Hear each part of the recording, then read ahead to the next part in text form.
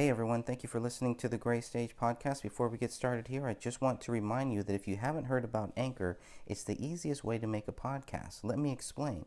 It's free. There's creation tools that allow you to record and edit your podcast right from your phone or computer. Anchor will distribute your podcast for you so it can be heard on Spotify, Apple Podcasts, and many more. You can make money from your podcast with no minimum listenership.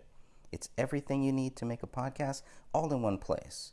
Download the free Anchor app or go to anchor.fm to get started. Within 24 hours of finding the bodies of David, Kamel, and Rania Crowley, the Apple Valley Police Department were treating the incident as a double murder-suicide. Authorities cannot prove David wrote Allahu Akbar in his wife's blood on the living room wall. Authorities cannot prove David wrote I have loved you all with all of my heart on a laptop in the kitchen. Authorities cannot prove David wrote Open the Rise most recent version Submit to Allah Now on a notepad in his office bedroom. Authorities cannot prove the dog trapped inside the house ate David's right hand, both of Kamel's hands, and their daughter's right arm since dog feces tests were never conducted.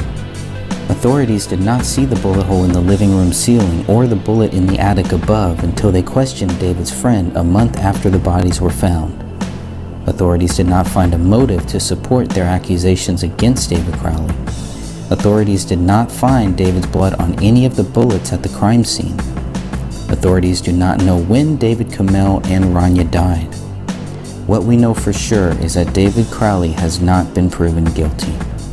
Hello, my name is Dan Hennon. Today is April 19th, 2020, and we'll be covering another podcast here on the book by Greg Fernandez Jr. called The Gray Stage. Today's episode is Chapter 3, Suspicious Deaths. And I think we've got 15 bullet points to go over in this chapter. If you're following along in the book, it's pages 19 through 24. And joining us today will be Sophia, Catherine, Stephanie, and Greg Fernandez Jr. himself. Hello, Greg. Hey there. Greetings from California. And hello, Sophia. Hello, greetings from South Texas. And hello, Catherine. Hi, everyone, and I'm here from Colorado. And Stephanie, how are you? I'm doing all right. I'm over here in Western New York. Oh, perfect. And I am here in Minnesota, 30 miles away from the Crowley crime scene, and here we are 5 years later going through the book. Glad to have everyone here with us. It's a very interesting chapter. It talks about who arrived at the scene, what time, what their actions were, and what they did. And we've got some good things to cover. Where should we start off today, Greg? Should we start off with?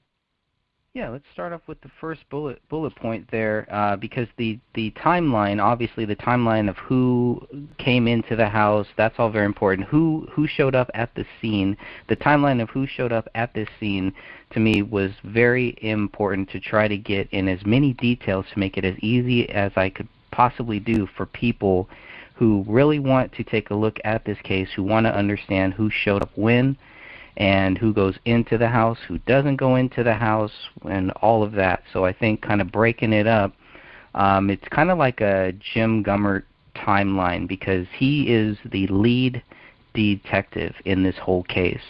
So I kind of started there where Jim Gummert was actually notified. Jim Gummert was notified at 2 p.m.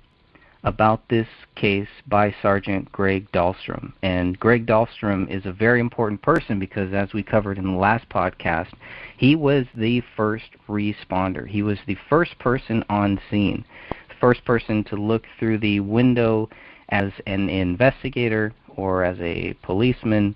And so I thought it was very interesting, and just that Greg Dahlstrom is kind of he's like the front man until Jim Gummert gets there. And I don't mean front man as in a bad way. I just mean he's out front. He's the first person there. Yeah, and he gets there. He's Sergeant Greg Dahlstrom. He's the first guy on the scene, and it looks like then they go on.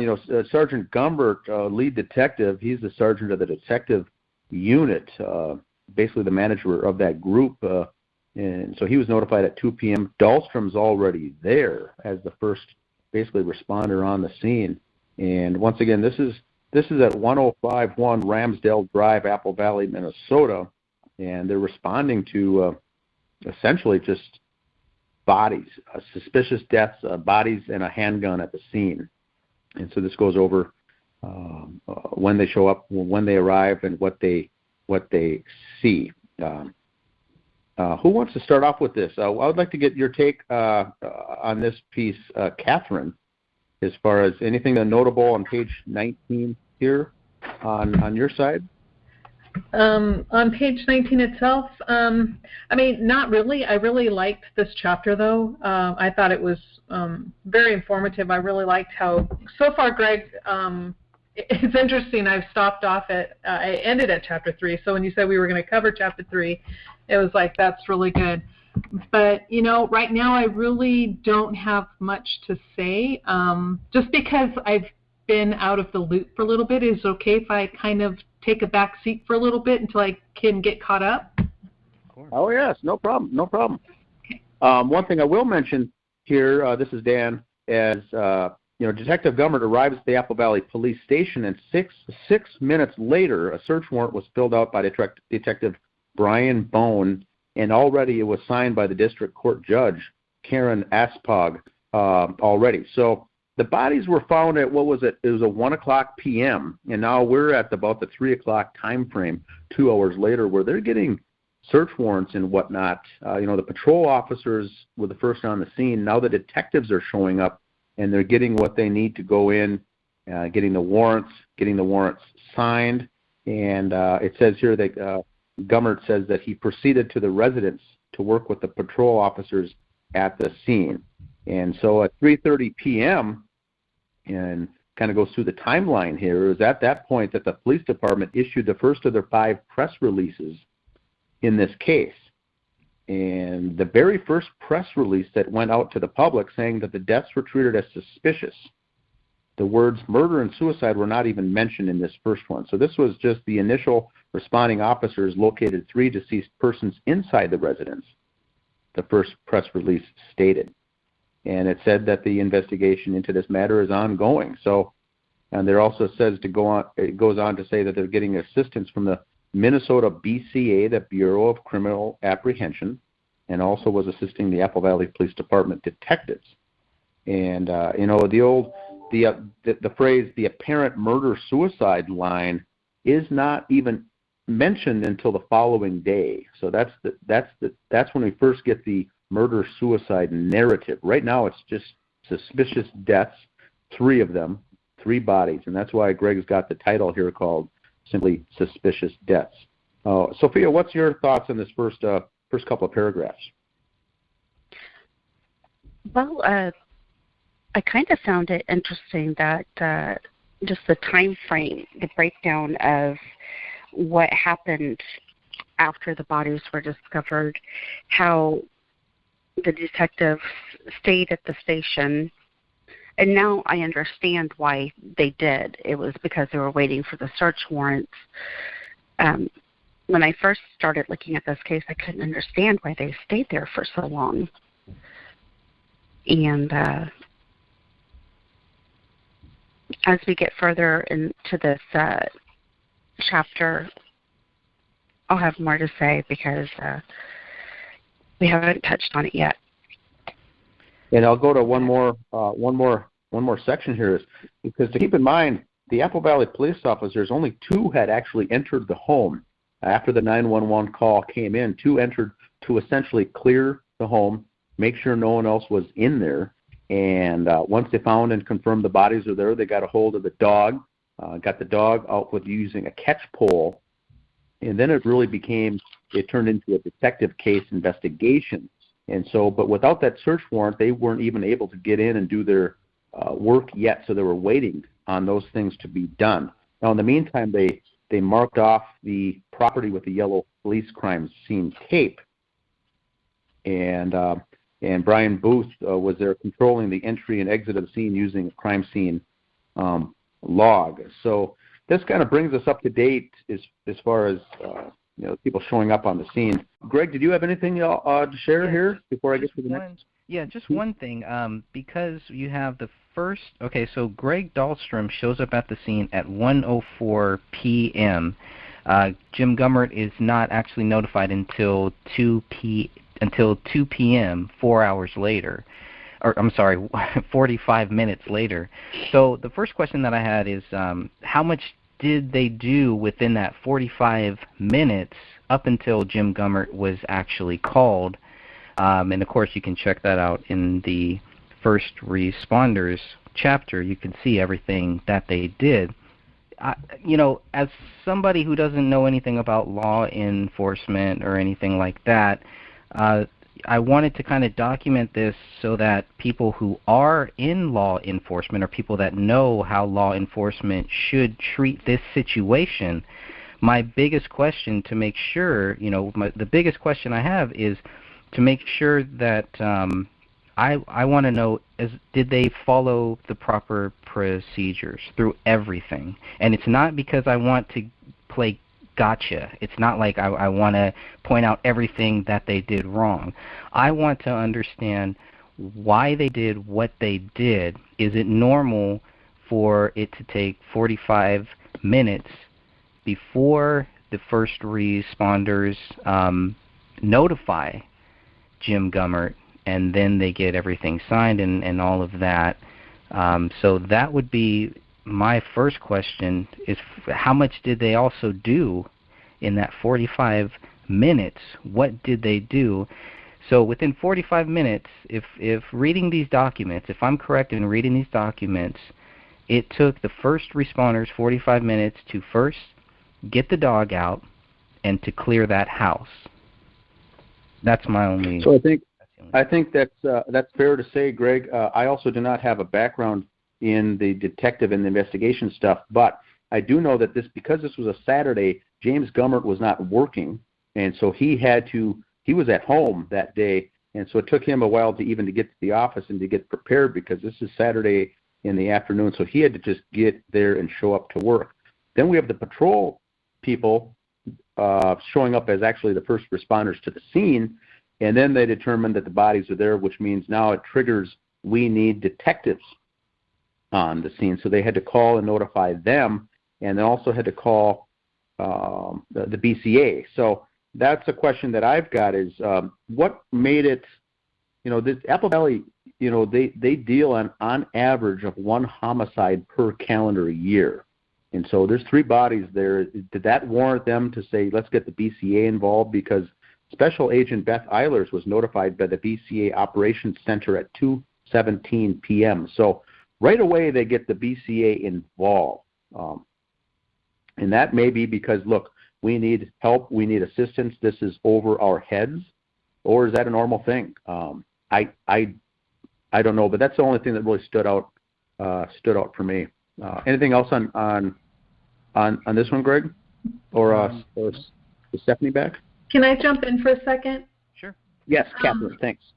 Yeah, it is normal for them to contact the BCA, which is similar to the FBI for that. I don't know if it's for the entire state of Minnesota, but yes, in this type of situation where you have a murder and then, obviously there's a murder of some sort. The suicide thing came later. So yes, it would be normal to contact BCA. But my question to you, Greg, is now, did it take them 45 minutes to call Gummert, or did it take 45 minutes for Gummert to show up? It took 45 minutes. It took 45 minutes for them to contact Gummert. If you look at the time from when the first responder was on scene at 1:04 p.m. up until the time that Jim Gummert was actually notified at 2 p.m. So maybe about 40 minutes. Okay.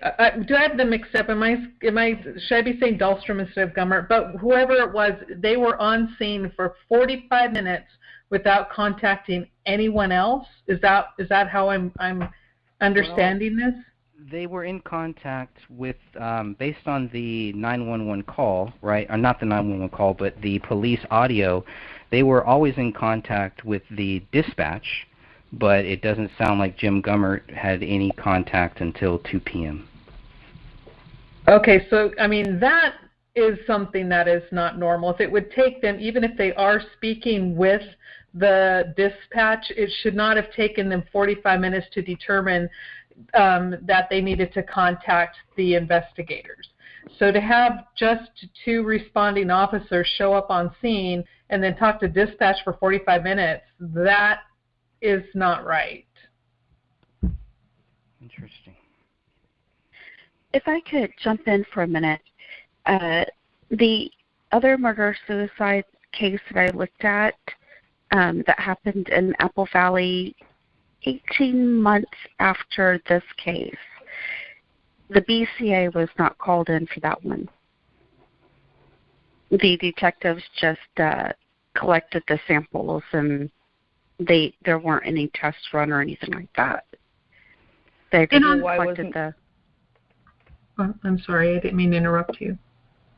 On that one, Sophia, was it obvious and not to say anything's really obvious, but was it more obvious or clearer that was a murder-suicide, or were there some questions? I can't remember how that case went. They came to that conclusion immediately. Okay, so almost as immediately as this case. Yeah, and I would honestly. Go ahead, Dan. This is Dan. I was just going to jump in and say that was more, Catherine, I would call it more straightforward.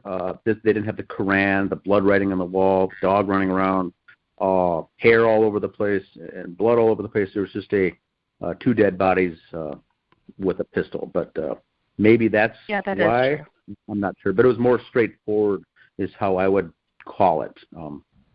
Yeah, that's a good way to word it. Yes, I agree. Thanks. That helps. Does the physical appearance of the bodies, would that have anything to do with it as well? Personally, I think it does, because the Crowley case, it was a pretty gruesome scene. Yeah. What was the decomp time for that other case? Good question. I was just thinking. Oh, it was just about 12 hours. Oh. Yeah, it was the same day, I believe.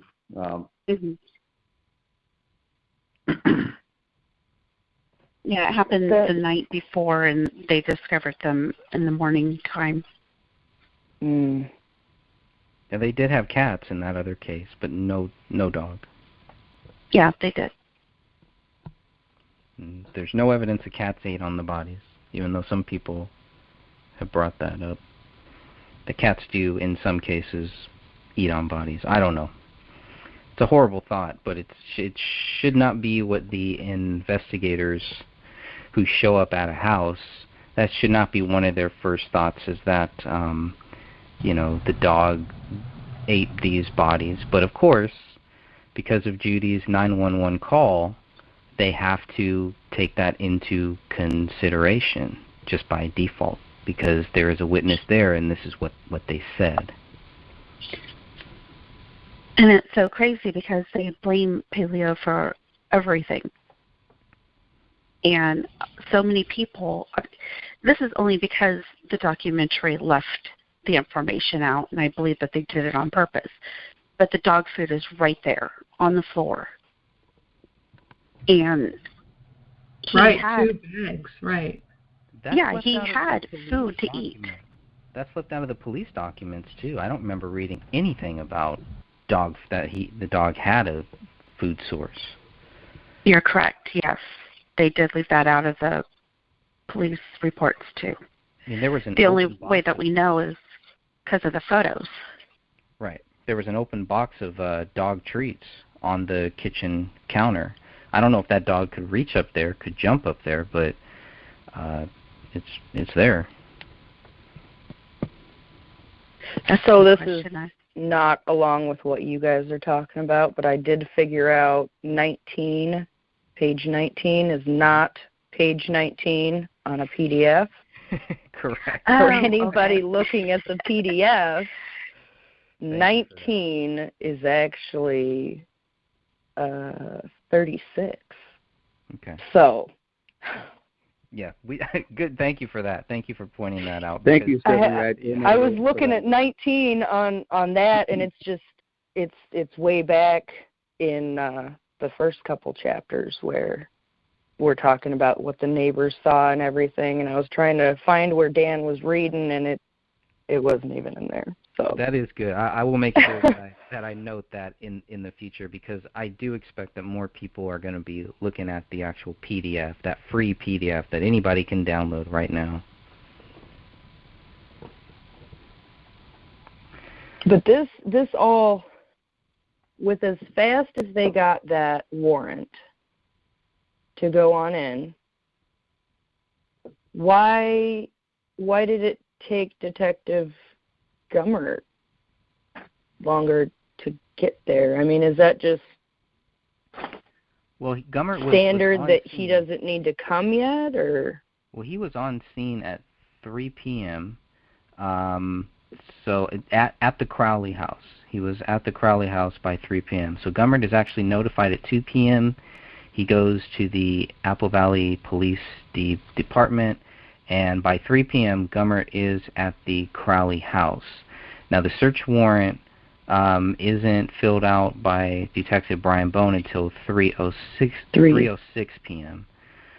So he's kind of there. They're kind of almost just like how Dan was saying, they're kind of like waiting for the right, until they have that, which is good. That shows me that they were following up until now. They standard are operating procedure. Thank you. Absolutely. That's the way that I read it, anyways, and that's very important, because we have people that do not want the investigators to talk to us. They want the investigators to think that we're just here to point out everything that they did wrong. We're here not being fair towards them, and they need to understand that that's not true. That there are some things, obviously, there's a lot of things that they could have, should have, and would have done, but when we're talking about just these basic things, so far, I don't know what everybody's view is on that, but so far everything looks SOP. And I agree with you, Greg. It's like Dan was saying earlier, the best explanation as to why it took them a while, at least until 3 o'clock, to get there, and even Detective Bone to even get to the judge. I mean, it's a weekend, and it takes time to get dressed and get in the shower and get to work and then get the warrants filled out and then wait for the judge to show up. All that takes time. Yeah, and I'm glad that was pointed out, that this is a weekend. I don't know if I pointed that out in the book either. I'll have to go back and check that, but that is a great point there. Now, the first, like Dan was saying, the first person from the BCA was notified at 2:17. So within 17 minutes, I don't know if it was Gummert that contacted the BCA to let them know that we need somebody there just in case. But we just know kind of who showed up when they were documented to show up when. So she's kind of she's the first BCA person. Jim Gummert is the first detective to be notified, and these two people are going to play a very key role in this chapter here, I think. Well, I was wondering if anyone has anyone ever spoken with Sergeant Dahlstrom. Reading his reports, he seemed to be very on point. He didn't seem to leave anything out, but I am curious as to why, because he seemed like he was one of the more senior, my take, could be totally wrong, but he seemed to be one of the more senior officers where he had a little bit more experience. So I'm curious as to what his explanation was for waiting 45 minutes to call the next person to say, hey, we need you down here. Right. And is that because it took them 45 minutes to clear the scene, because they first cleared the scene and then they got the dog out first and then cleared that scene? To me, that's the only thing that would make sense why at some point, Greg Dahlstrom must realize, okay, we need to let Jim Gummert know, but I don't know. I think that's a valid question. And this is Dan. I want to jump in too. I mentioned earlier that it was Dahlstrom that retired from the force. That is incorrect. It was Broughton. Officer Broughton later retired. So Dahlstrom is still there, I believe, to this day. But yeah, you're right, Greg. They get there. They do all the right steps. I believe they assign someone to do the log of people coming in and out. The BCA crime scene specialists both show up. That's Joe Cooksley and Beth Wolf. And then we've got Detective Tommy Booth on scene, Detective Brian Bone, and Special Agent from the BCA's Chris Olson. So they get in. Brian Bone smells this strong odor that he knew was decomposing bodies. Brian Bone, the detective, starts taking photographs of the crime scene. They see the Allahu Akbar written, which appeared to be in blood. They notice dog feces on the floor, and they go on to say that the front door was secure, no signs of forced entry. They check the doors and windows, all are locked, and they were intact. And they go out of their way to say the thermostat was set at 68 degrees in a hold position. And so this was January once again, so that would make sense. They noticed some Christmas tree lights were on, and they noticed an open laptop on the kitchen island. And so I think the steps that were taken when they show up all are legit in my belief. They're all doing their steps and not stepping on other things, and they're not overstepping their bounds. They're doing what they need to do, and they see the adult male lying on his back, and so we're getting some of those steps next. And I'm on to page 21 in the paperback. Okay. Yeah, because Catherine brought up a great point about Greg Dahlstrom, and that's the thing. Is the reason why Greg Dahlstrom was the guy who contacted Jim Gummert, is he because he was senior, like a senior officer, or is it also because he was the first person who was on scene, or is it just some other issue? And maybe to a lot of people these aren't questions that we have the right to ask, but these are questions that I would ask people who are in law enforcement. How does this work? How does all of this stuff work? Because I'm trying to understand these processes. This whole chapter is really just trying for me to try to understand these processes, to get people's feedback, people who are in law enforcement, people who have family, friends in law enforcement, to understand, to make sure that everything that they're doing here is proper. SOP. In the handwritten log of who was there, it says investigator Tommy Booth, investigator Brian Bone, and then Sergeant Greg Dahlstrom. So from that, I would take a very risky guess, because I don't know rank of police officers or investigators or things like that, but I would assume that he is higher than them, so they would have to ask him to come in with them, like to help them figure out how to deal with it, maybe, what to do. Right, because Gummert is also a sergeant. He's a detective, but he's also a sergeant.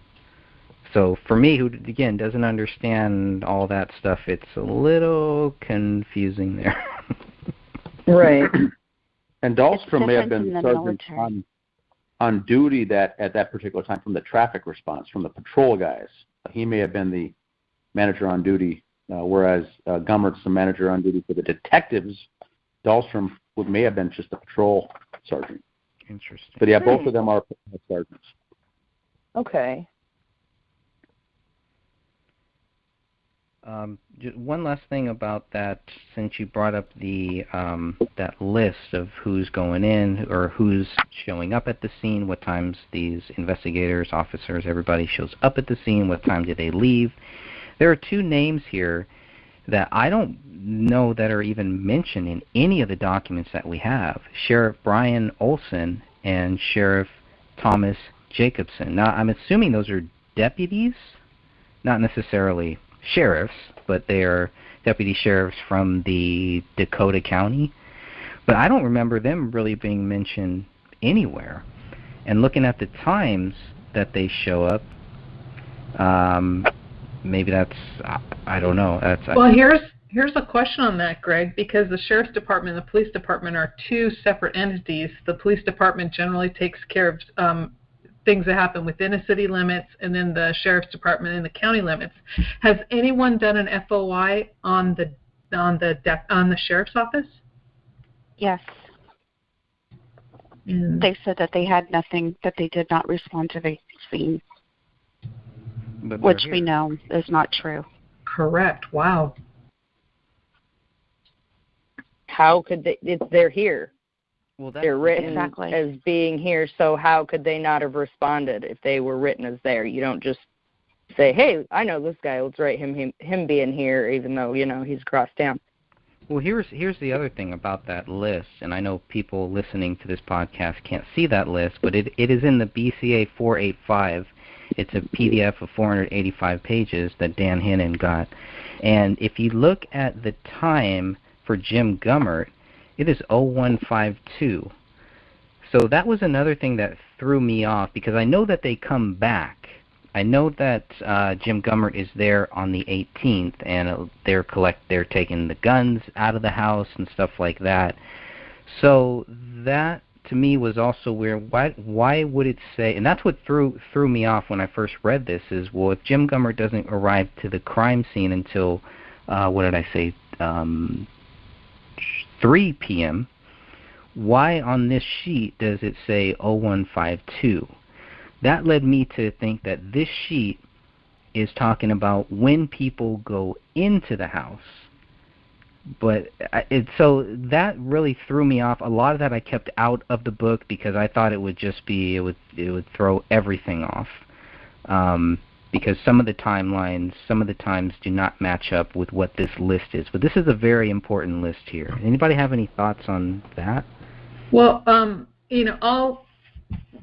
I'll give you, like, for an example, when we had to show up to scenes, or calls, whatever the case may be. I was an EMT, obviously not a police officer, but when it got to a point where they were actually writing down and we had to be logged in and out of a place, it was when we entered and when we left, not necessarily when we were on scene. So whenever we entered the place, we did what we needed to do, and then when we left, then we were logged out, but we were still on scene for the entire scene.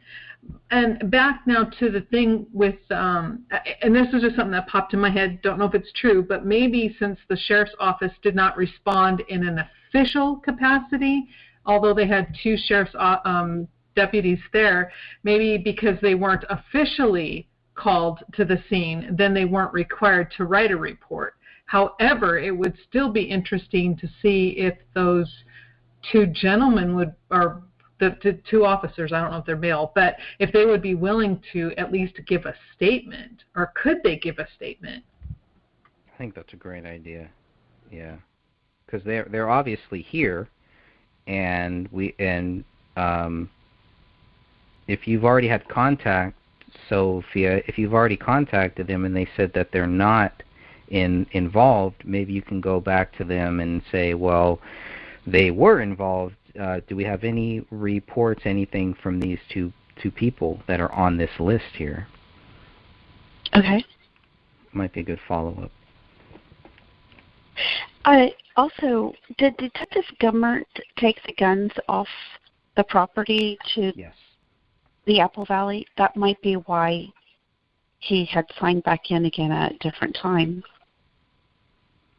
Right, but he's only here once, so he should be on here at 3 p.m. January 17th, and then definitely that makes sense. The 1:52 p.m. which would probably be the early morning after the bodies are taken out. That's when they start taking the guns and everything, and then they stay until the early morning of January 18th at 4:15 a.m. The last person, it looks like that's about 4:50 a.m. January 18th. That's the last time that they were there. But some people have dual dates. They have dual times. So like Adam Keeler has 1507 to 1532, and then slash 1552 to 1656. So looking at this, I can see why I kept a lot of this out of the book, because I don't understand it yet, and I don't understand why these times aren't necessarily matching with the times that I have in my head. There is a logical reason for it. I just have not been able to find it yet. Mm-hmm.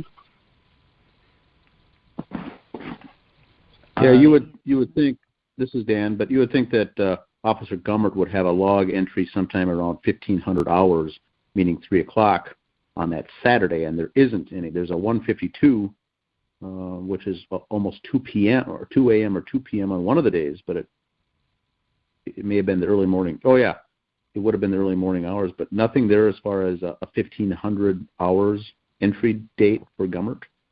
Yeah, which is a little odd. I think that's a little odd. And then, like that with Keeler, I think that would just be multiple times coming in and out. He would have multiple times logged. Now, Gummert is the lead detective. I'm sure he may not be wanting to log in and out every time he steps in and out of that house.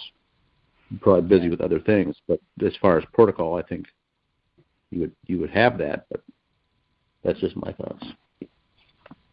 Yeah, maybe the guy who was taking this list, which was CSO Brian Booth, AVPD CSO Brian Booth, maybe he just didn't ask Jim Gummert for that.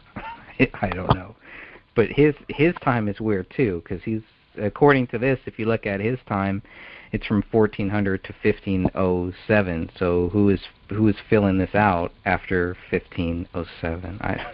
You can get lost with some of that stuff, just asking questions, and maybe it's not the most relevant thing, and I think that's another reason why I kept some of this out of the book. Just was trying to put as much just factual data in there as possible and leave out some of my speculation.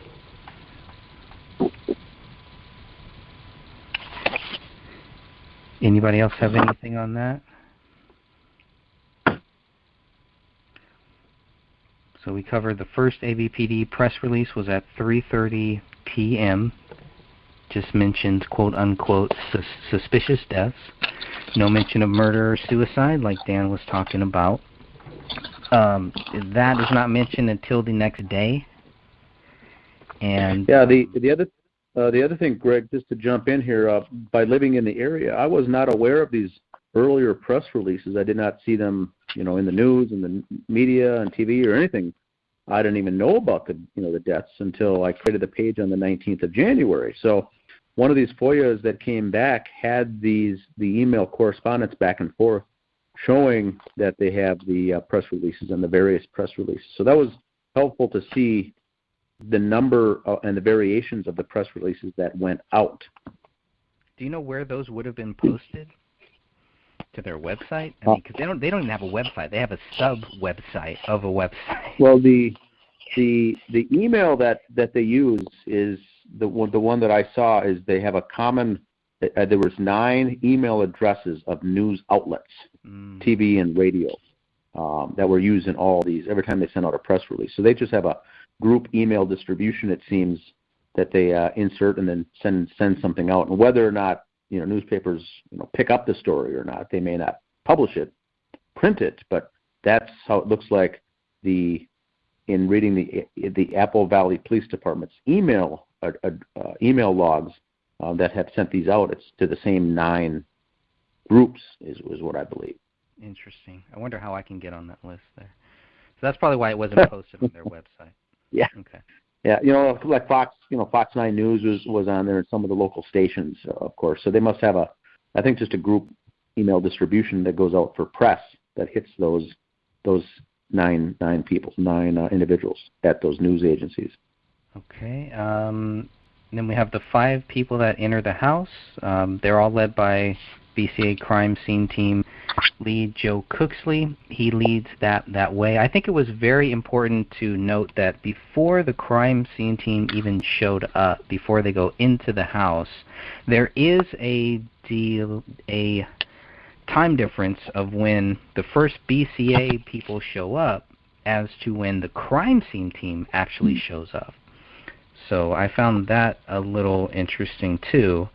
And then going back through that, it looks like the BCA, let's see, the BCA Beth Eilers, looks like she was there at 6:28 p.m.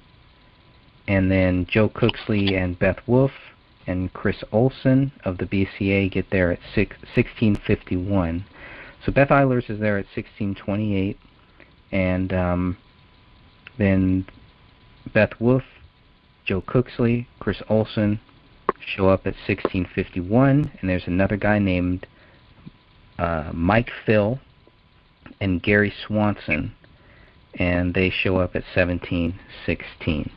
It's all over the place a little, and I was trying to understand that, why some BCA are showing up first and then nobody's going in yet. They're kind of prepping everything, and then all of a sudden these 5 people go in.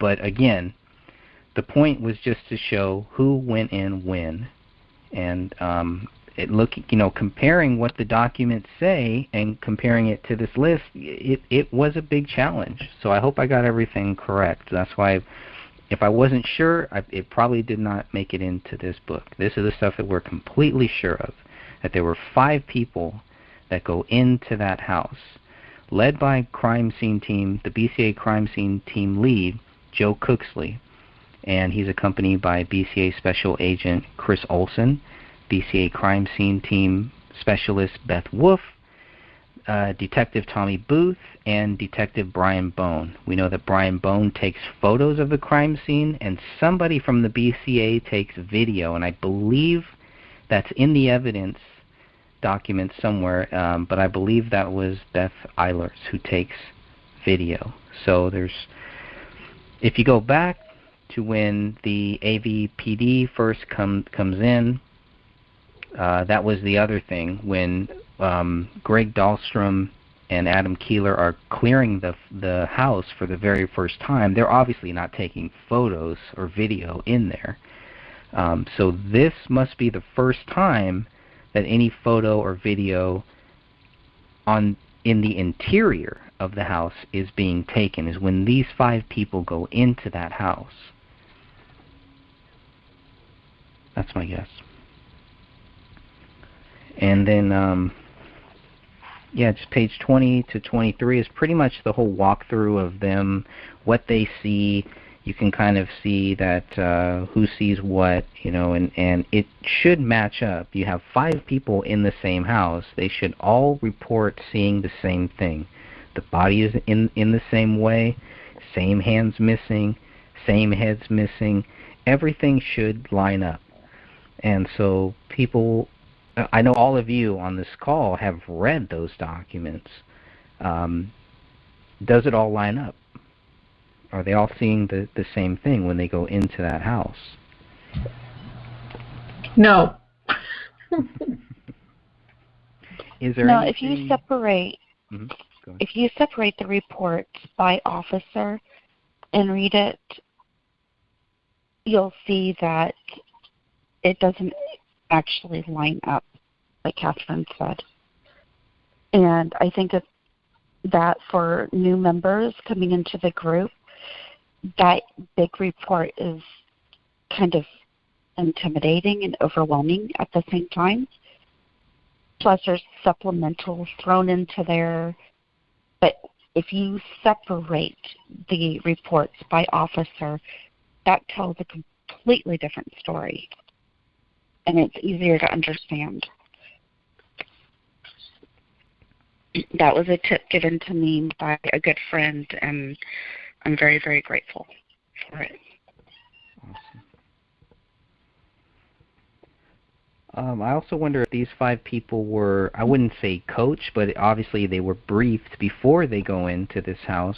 I wonder if they're briefed on what they are going to see, what they should expect, because Tommy Booth is talking about how the front door was fine, there were no signs of anybody forcing their way into this house, which again to me is a big, big deal because they're walking in through the back door that is open. Why is there so much effort put into showing that nobody forced their way into this house when we all know that wasn't even necessary? It's almost like a moot point. I don't know. Yeah, to me that was the first hint of a pre-ordained narrative, was that right there. Yeah. The fact that they kept going back and stating that there was no forced entry over and over when there was the back door or the backslider, that was a huge red flag. Stephanie, anything you want to add to that? I don't really understand why they go through the point of saying no forced entry here, no forced entry here, no forced entry here. You didn't have to force your way in. The back door was open. The sliding door was open. So there was no, I mean, they do point that out in their reports, that it wasn't secured with a lock or a bar. But you don't need to bust your way in the front door if you're going in the back. The gate wasn't locked. So, I mean, I just, that's one thing that's been bugging me since I started into all this. You wouldn't need to have forced entry into any residence if the back door and the back gate are open. Even if the back gate wasn't open, but the door is open, if you know that back door isn't going to be locked in any way, why would you break the front door? Well, and this to me is why I said that this part, like the rest of you, why this part is a huge red flag, because right here, for me, this is where the narrative began. And the reason why I see them pushing there's no forced entry, no notice of forced entry, is because they're starting now to put together and piece together the final decision that they're going to come up with. So see, there's no forced entry, so therefore David had to have done it. He was the only one there, the only one who had access. The front door was okay. But even though we'll all say, briefly mention the back door's open, but we're going to document the no forced entry. And again, that's right, to lay the foundation for their narrative of David was guilty. Yeah, and when you think about what is mentioned in there, like the Christmas tree lights are on, there's a single bulb from a chandelier by the rear. To me, those are things, especially the proof that they looked up, that they at some point looked up at the ceiling, the front, to find that there was a single bulb from a chandelier on. They looked at the Christmas tree. They looked at the Christmas lights. They looked at all of that stuff, but yet nobody is seeing a bullet hole in the living room ceiling. Exactly. Right. All of these people that are in that house, nobody sees it. They see everything else. They see what is not there, so they report that there wasn't any doors or windows open, even though Joe Cooksley does say that there was a kitchen window with an intact screen that was open. But again, no signs of anybody forcing their way into it, which is weird. I don't know why you would need... If somebody was to force your way into a kitchen window, I don't know what that would look like. If it's unlocked, you just open it and close it. I don't, it's, yeah, so anyways. Well, they did point out that the screen was intact in the kitchen window. Right. But it was unlocked. Yeah, so I mean, what they would be looking for would be anything knocked over from the windowsill, and was anything, that's what they're looking for. So if there would be something displaced, then they could say, okay, somebody came through the window in the kitchen. But yeah, like you were stating, I find that absolutely crazy or ludicrous that they would note all of these things that they would absolutely have to specifically look at, and then they're looking up to see things, but they don't look up above the door right where they're at to see things on the tree, and then they don't see this hole. None of that makes sense at all. Sure doesn't. It says David's hands were fully extended, almost in a crucifix position. His right hand was missing. His right forearm was purple and black. David's mummified left hand was purple with a leathery textured appearance.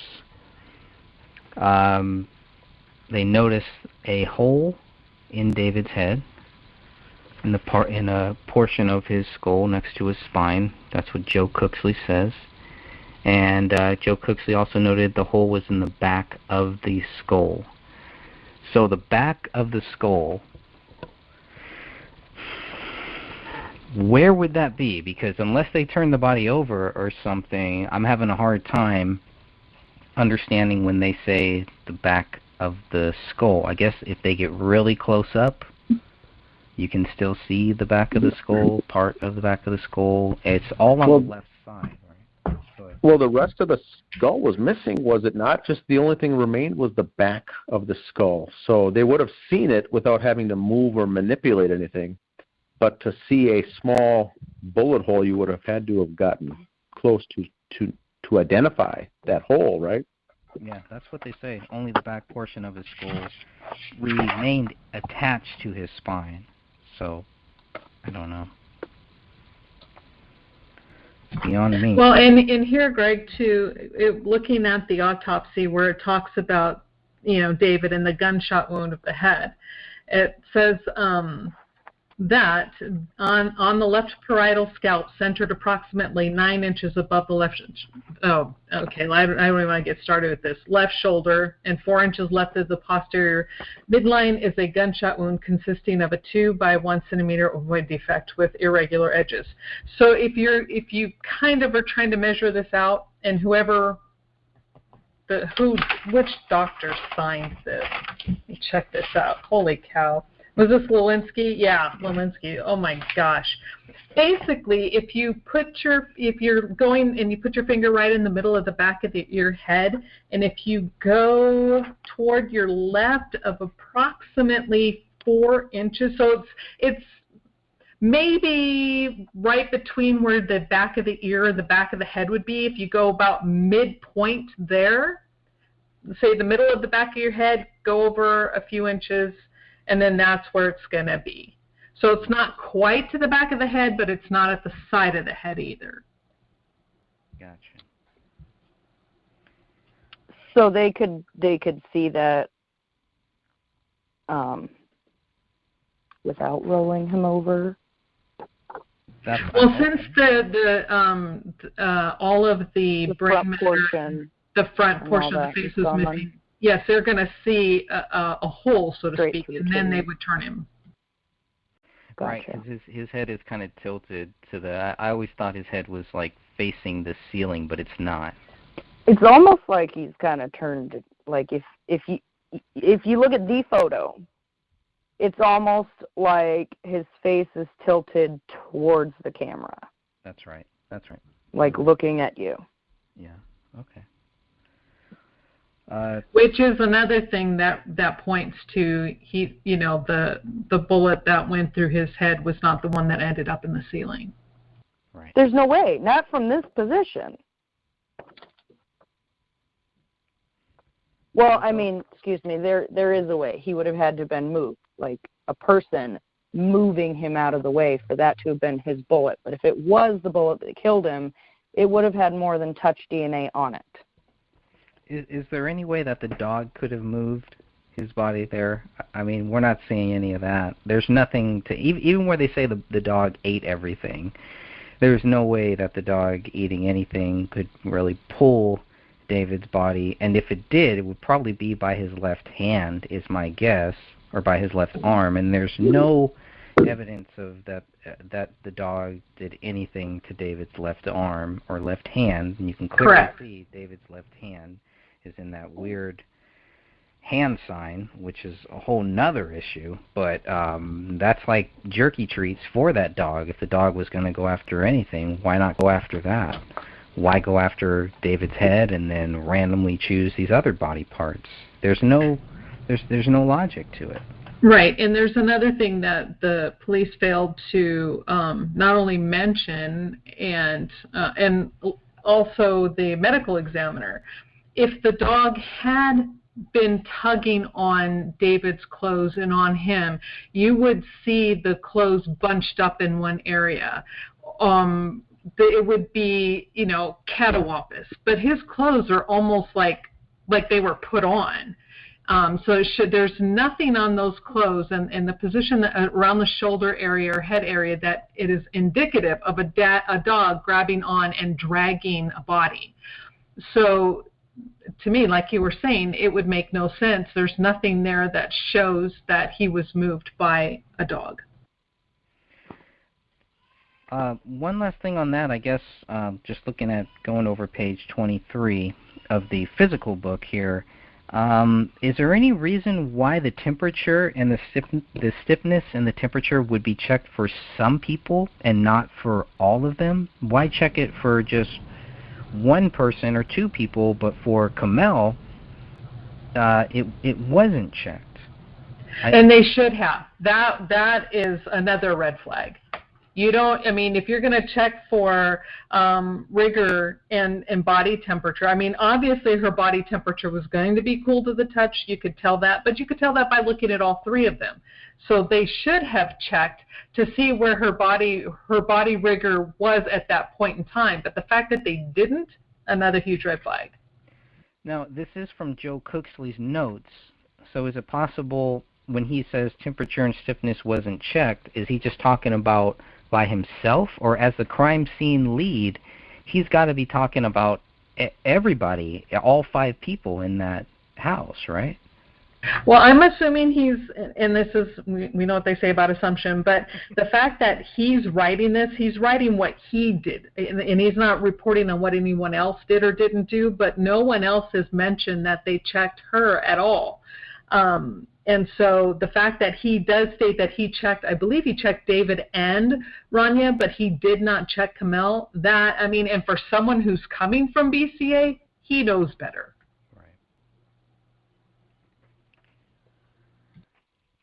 Right. We know that there was what Joe Cooksley also says, that there was a great deal of blood in the kitchen, the living room, and the hallway. That it can be disputed if you look at the photo evidence. He also notes that there's human hair and dog feces in the basement. There's no indication of how human hair or dog feces, or no indication of how human hair would get into that basement unless you assume that it comes from the dog. And that's in the suspicious death chapter. That's the source number 29. So I thought that was very interesting that he would say that there was a great deal of blood in the kitchen, which there isn't.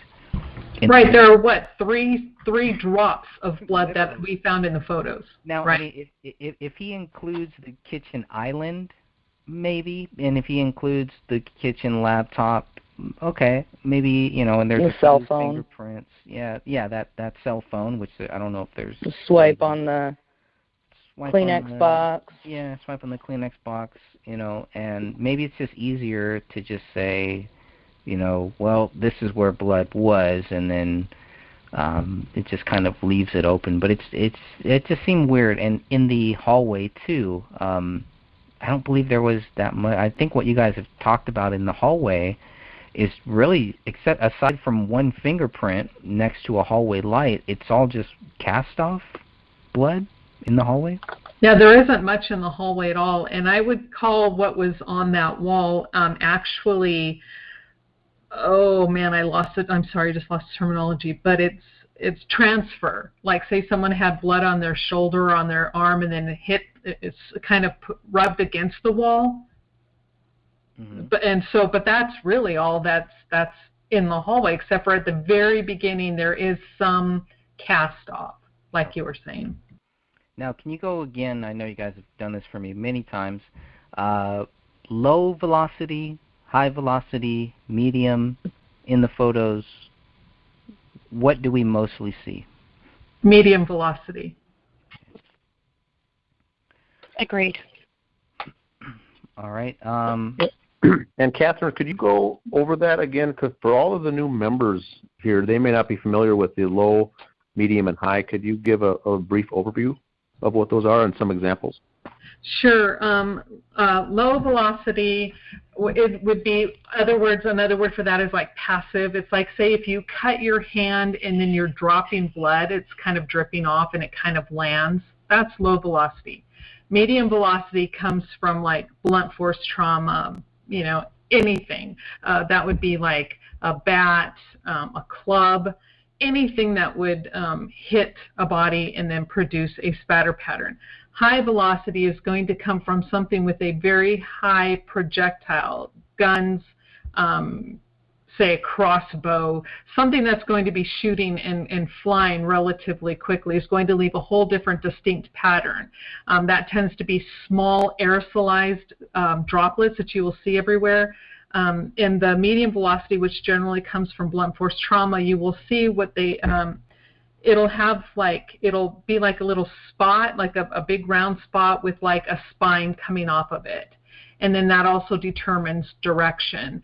So they are very distinct patterns. And I do not see, there may be one area that could be questionable, that it could maybe be high velocity, but I've never called it high velocity. I've always said medium because it's in with the rest of the blood in the same pattern coming from medium velocity. So a spray, an initial spray from, say, a second or third impact may produce some smaller drops, but they're not going to be aerosolized like you would see in a true high velocity impact.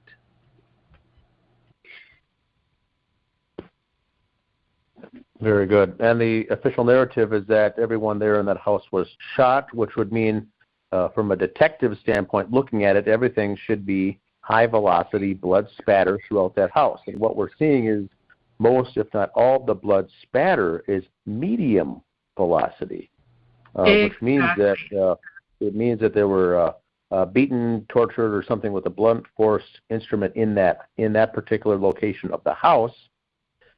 Doesn't mean that it does not mean to say that they were not killed by use of a gunshot, but just not in that location. So that's where we get a discrepancy from. Exactly. And then since you also said that, this is where I also see some what they call void patterns, because there is a lack of high velocity blood spatter in that house. They're saying that at least 4 gunshot wounds to the head occurred in that living room. And where is that blood spatter? And yet there are big, huge vacant areas. The only pooling of blood really is on the chair. And that's at the base of a chair. It's not even on the rug. And there's no pooling of blood whatsoever on the rug. And so, yes, so how can these so-called seasoned detectives, walk in and see that there are 4 holes in what's the remainder of heads, and then not realize they aren't seeing the blood pattern that goes along with those? Any other thoughts on that, or else we're getting towards the end here, but I do want to make sure that we bring up, that we talk about these last 1, 2, 3, 4 points here really quickly. But the main one here is Joe Cooksley, is the medical examiners. The medical examiner, Dr. Jessica Lelinski, and the medical examiner investigator, Greg Spandl.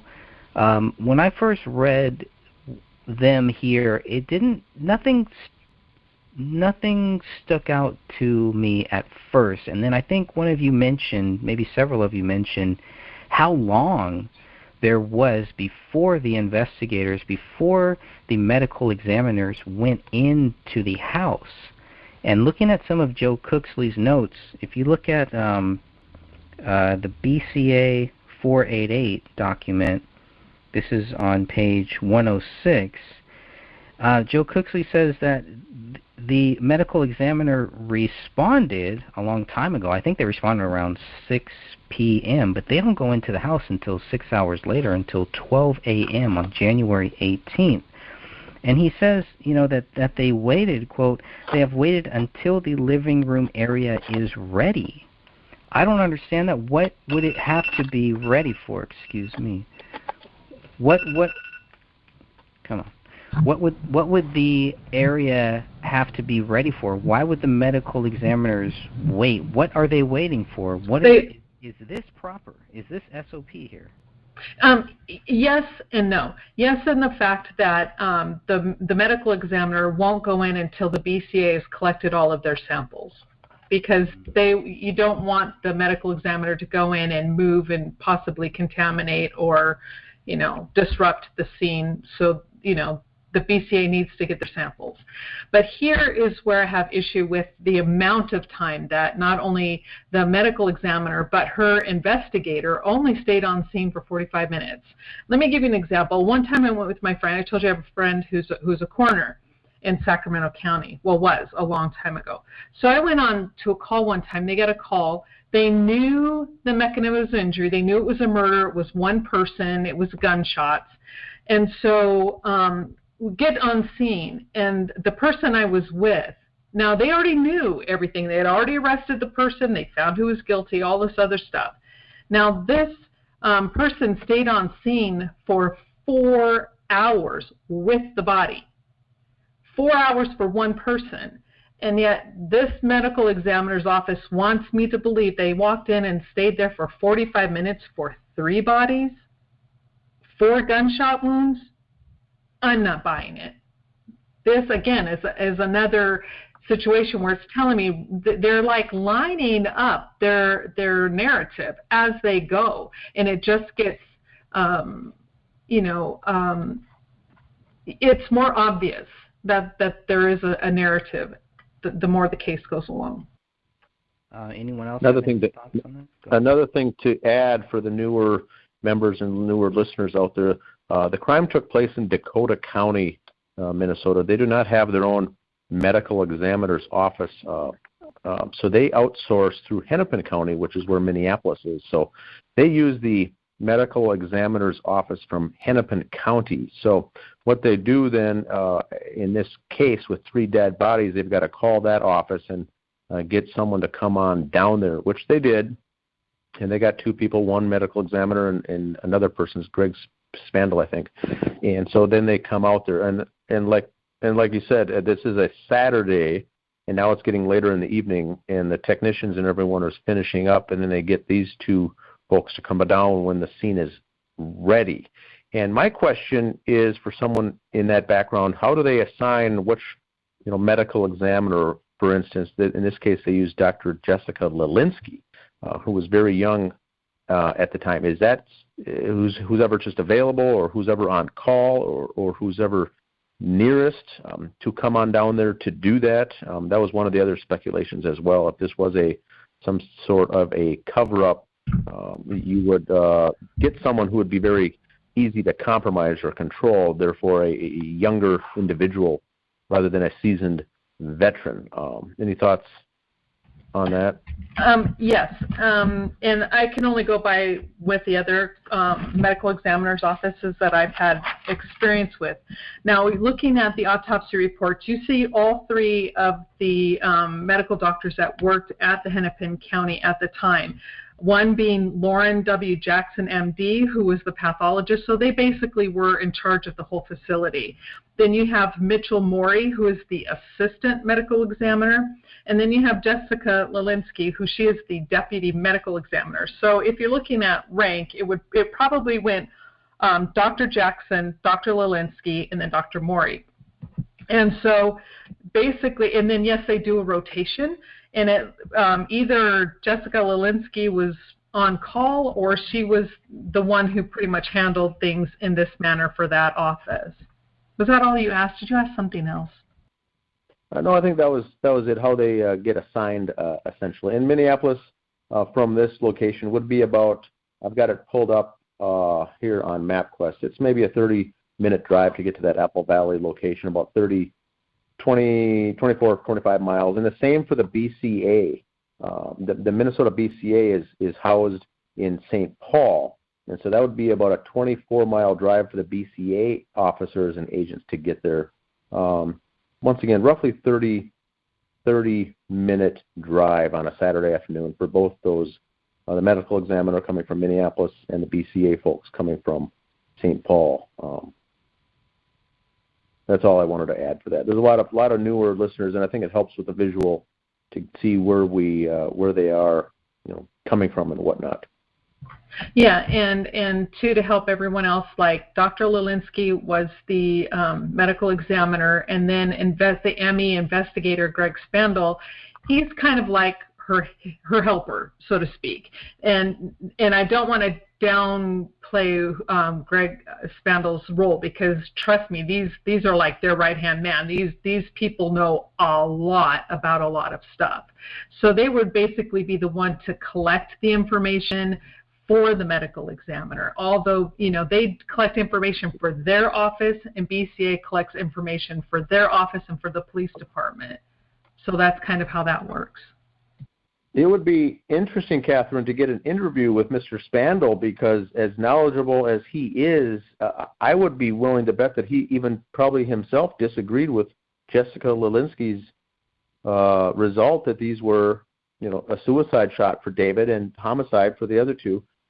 That fast. They were only there for 45 minutes. I'm wondering what his thoughts were to this day on this case. Would be very interesting. We've never brought that up, but wouldn't that be an interesting scenario to get his perspective, because he was there, he was collecting, he was on site along with her. But any thoughts on that?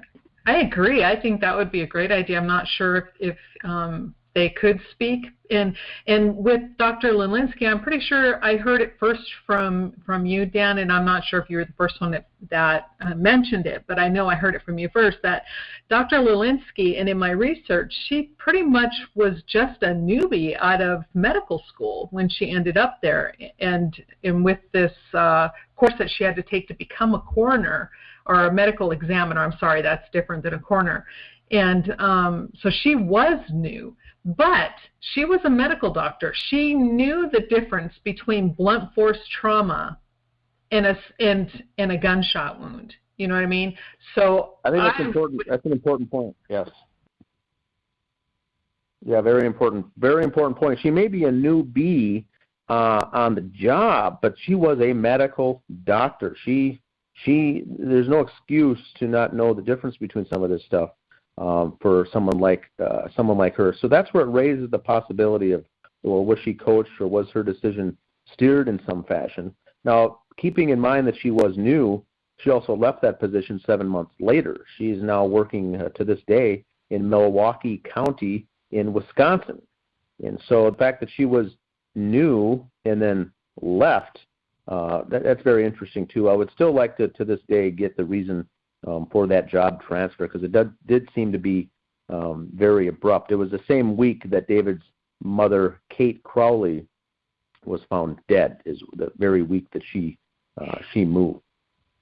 Yeah, because she was like right up in there. She had a great position with Hennepin County, and so to leave that, I just don't understand, to go from there to Milwaukee. But I don't know, maybe it was a personal choice, but it is very suspect. It's like, well, why? Why would you do that? And like I've said before, it is so commonplace when it comes to crime scenes that a narrative is come to, depending, and not everybody does this, and I'm not saying it happens in every single department, but it is more common than people are probably comfortable understanding and accepting. But to have the police and a medical examiner say, hey, what do you guys want to call this? Okay, let's call it suicide, because geez, this is just going to be crazy. We probably won't be able to figure this out anyway. This happens far more often than people realize. And that's kind of what has struck me reading these case files and looking at these reports all along, And it leads me down that path. I can't say for 100%, but that's why I've always leaned toward this was all predetermined. They came up with an agenda. They came up with a scenario and said, okay, we're all going to stick to it. Come hell or high water, nobody deviate from this because this is the official outcome. And, try to get that undone would have to be, that's a whole nother rabbit hole. I'm sorry, I'm going off topic. But yeah, it would be very interesting. I'm not sure, would you or Greg or somebody be able to contact Spandl and see if maybe you can get him to talk? It would be worthwhile to reach out. I've got no problem doing that, just to see, because I think he's still there. But it would answer the fact if they were there for only 45 minutes. If this was a predetermined thing, and she got the directive from higher up somewhere to say, here's what it is, that's not going to. She's not going to have a need or a desire to stay there for hours upon hours. Look it over, and that'd be it. But a typical, if there was nothing handed down from above for a triple 3 bodies there, you would think that this person would spend multiple hours just reviewing everything. That's what stands out to me is the 45 minutes in and out. Exactly, because Spandl himself would have to take his own photos, would have to do the measurements, would have to do all of that, okay, kind of like similar to what a blood spatter analyst would do. He's got a whole lot of work himself he has to do. It's almost like doing double work, again, because BCA and Spandl are totally different. They have to have their own stuff for each place. Yes, they can switch information, but they don't want to have to wait. So Spandl himself should have been there for a long time just gathering information and, again, measuring how far was the gunshot wound from from where was the weapon found to where's the blood spatter patterns. And then it takes time to bag these bodies. You just don't throw up in a bag, throw them in, and throw them on a gurney. I mean, it takes time to do this stuff, and yet where was this time spent? 45 minutes, not enough. And they also go on to say in the very last section of this chapter of Greg's book is that they do think the bodies were there between December 24th and January 17th.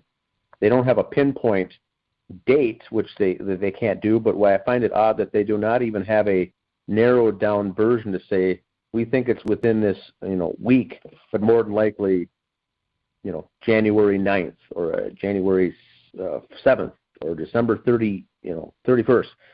They just say it's wide open, 3 weeks, this is when they could have happened. So they would also, she's a medical doctor, would also know from the decomp, wouldn't she have a very good idea, as this being her profession, that the bodies were there 1 week, or she could have said, 10 days, or yes, obviously this was 3 weeks.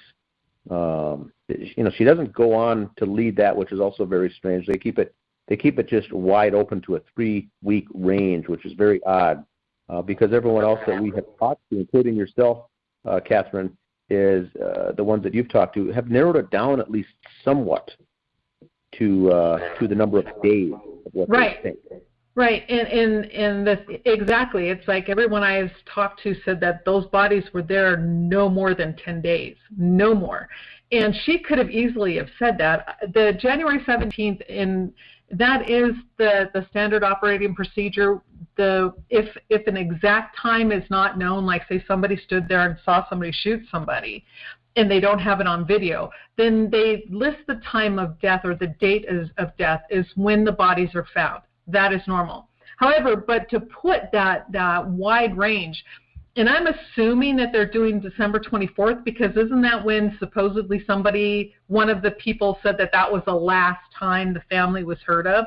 So they're going to do it between December 24th and January 17th, when, her being a medical doctor, and she's worked in a medical examiner capacity, she knows decomp. And so she should have a far better time frame. And when I showed this to, the Dr. Kelly here, right away, without batting an eye, I'm like, have those bodies been there 3 weeks? And he's like, no way. He said 47 days, 10 days at most. straight out of his mouth. And that's by, so if he, and I'm, yes, he has a far more experience than she did at the time, but she should have been able to narrow that down a little better. Probably not precisely, but a little far better than what they did. Correct. I would even be willing to go as far as to say that someone in medical school, not even graduated yet, should be able to give a narrower window than that on with their schooling. Not even to be in the profession, but rather than a 3-week window, it's that's what I think was strange. Agreed. So I wanted to point out one of the differences between reading the book and reading the actual ginormous 485-page report. The biggest thing is you actually get to see what the police reports say word for word. And on Ryan Bones' report, it's 6 pages, but on page 4, he says, in regards to the kitchen island, he is talking about things on it, and then he says, below the iPhone on the floor were what appeared to be bloody footprints from bare feet. The only body on scene that was barefooted was the male body. Wasn't Randy barefoot? Yes. Yes, she was. So, I mean, this is his official report he's putting in here. Yeah. So that's wrong. There's no way that he could have not seen that. Because Right. It's the. He was there. He was in there. It's the first feed that anybody would see. Like that, just as an example of how they're different. Because a lot of the information they do say, if you just kind of skim it, it does seem to be relatively the same. But if you actually sit here and read it word for word, they don't match up. It's almost like these guys are talking about a different scene because, some of them are like, well, yeah, both the male body and the child were barefoot, but the female adult was wearing, like, heavy socks. Like, they explain it, and, that lines up with somebody else's, but then there will be something else that the person it lines up with didn't say, but this person said. And if they were all there, they all saw the same thing, there should be minor differences. Like,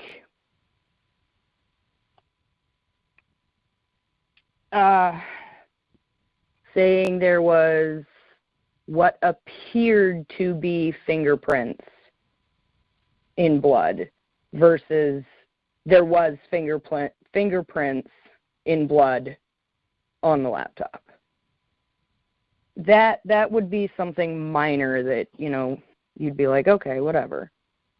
But to have the big difference of, the kid was not wearing socks, the father was not wearing socks, the wife was wearing socks, but we're going to say because these look like bloody footprints on the floor, well, he's barefoot, so it's him. In doing that to me takes away the whole investigation part. Because yes, there are what seem to be bloody footprints on the floor. There is a male body there who, it does relatively look like his foot size, but his feet are clean. Did he do that and then go take a shower before he shot himself with his non-existent right hand? It doesn't really match up. A good point, Stephanie, and I think that's, to put it in a visual once again, I would think that the patrol officers that show up in looking at the scene would say, oh, I'm guessing it's his footprints. But the detectives whose job it is to arrive at this answer, it's odd that there's no testing or forensics done to prove that it was his footprint, that it was right. David's. that's what we're getting at. I think the frustration here is with the police reports is this is their job. Now, what they're doing is deducing. 3 people in the house, 2 adults, one has socks, one isn't, bloody footprints, bingo, it's got to be his. Well, any one of us could have come to that conclusion. What we're expecting more is people who do this for their career. What was the test done to prove that it was David's footprint in there? Or was it even a footprint? And so that's the question we have. Any one of us can come up with the assumption of these types of things, but that's why we have the frustration we do, because these simple tests were not done and performed to back it up or to support their theory. You've got cases from 20, 30 years ago where they just flat didn't have the testing and the resources that we have now. They didn't understand the importance of not contaminating a crime scene way back then. So, anybody and everybody could have walked through there. So they couldn't figure out whose footprints were there because everybody went and tromped through there. Whereas now, even back in 2015, we have so much literally at our fingertips to solve these crimes. This is their job. This is what they're being paid for. This is their life's work, supposedly, that they're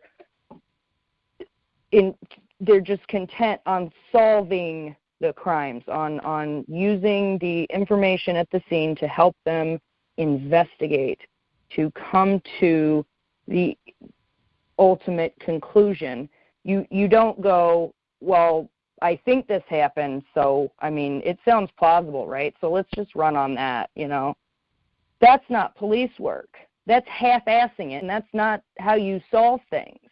And that's what is so frustrating is they had the capability of testing dog feces, as gross as it is. They had that. They have the capability of going through hair by hair and testing every single piece of hair they found at that crime scene and figuring out where it came from and how it came off. And they didn't. And I can't even begin to understand what they thought, walking into this, because I personally have never walked into a situation like that. But being that they are investigators and they did start out so strong with standard operating procedure of, okay, well, we can't go in until we get a warrant, we got to wait for this, we got to do that. So they are just kind of standing around. But then once they finally get that warrant and they get in there, it's like everybody just lost their shit and was like, oh, well, let's hurry up and get out. Now, at least I would have been happy with it if it said, we were contemplating doing the testing on the feet, but it would have cost X amount of dollars, or it would have taken 2 hours to do that, and we felt we didn't have the need to do that. At least the question was asked. That came up on some of the latent fingerprints and I think the handwriting maybe analysis, where they did some of it and then came back to the Apple Valley Police and said, we can do these additional tests. Would you like us to pursue those? And they said, no, we're good for now. At least the question was asked, and then they turned it down. Here, I don't think it was even, it doesn't appear in the police reports that it was even suggested or even brought up, to look further into it. And so, which, if you're going to say a dog ate all these things, you've got to have. If David was alive, and he was in jail right now, I guarantee you that test would have been done. Every single test available to do on an animal or feces would have been done to prove David did this. So the fact that he's dead, it's almost like, well, why waste our time? There's other people that are alive to prosecute. And it's sad because that shouldn't be the case. It shouldn't be, well, he's dead, so, who cares? It should be, yes, he died. He possibly did this. Let's investigate and make sure he is the one who did it, not just say, well, yes, he did it, and that's it.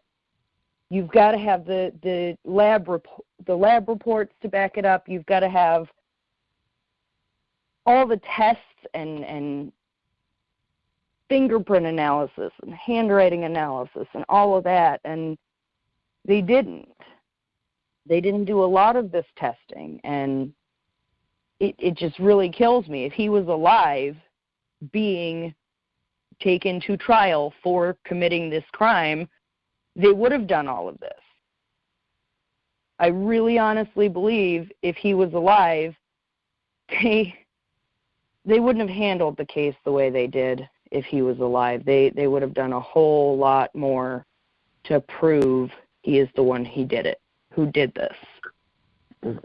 Correct. And that's a good point to bring up, too, with the newer members here joining and the newer people following this case. If David was alive and survived this, and this was taken to a court of law, this would be thrown out in 5 minutes due to all the reasonable doubt. Right. So what makes it different is that he's dead and he can't defend himself, and no one can bring up these things except for various groups like ours here to say that to look into this, assuming he is alive, what case would you bring, what evidence would you show he'd be there's no way that Dave would be charged on any of these things. This case would be thrown out as far as he doing anything here. So that's what the difference is. In order to prove David did this, they would have had to show more than a bloody middle fingerprint on a notebook and a gun being found by his left hand. Our feelings do not give us justice. Things aren't so just because we think it's so. And the family and friends have got to understand that. We're people that are just looking at this from a distance. I want to thank you all again for listening to this podcast. I really appreciate it. This is the monthly podcast, the Gray Stage Podcast. Thank you so much. We will be back next month. Thank you.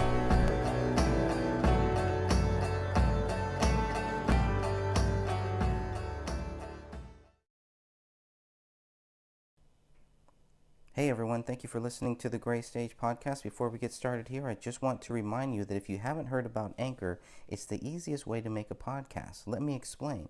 It's free.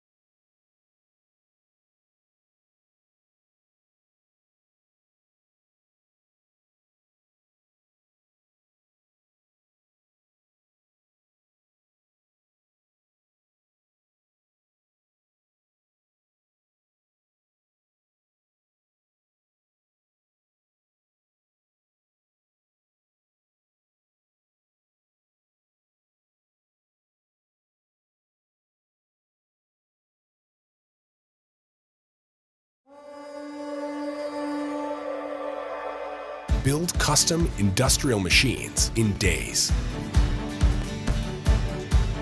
Design your machine in the simplest online CAD. Get inspired by our public designs, or build your own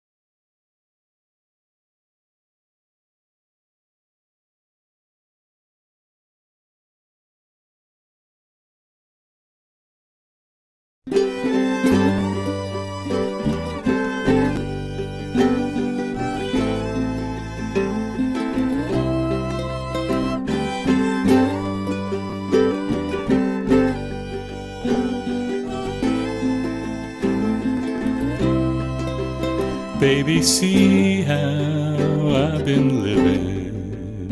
Velvet curtains on the windows too. Keep the bright and unforgiving light from shining through. Baby, I remember all the things we did when we slept together in the blue behind your eyelids, baby. Sweet baby,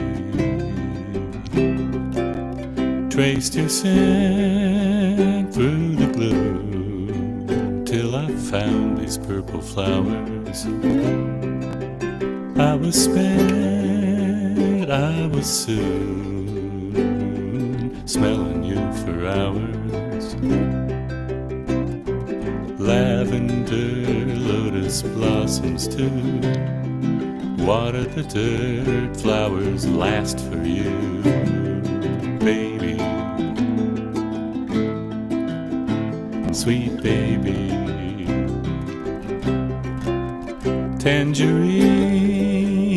and persimmons and sugar cane. Grapes and honeydew melon, enough fit for a queen.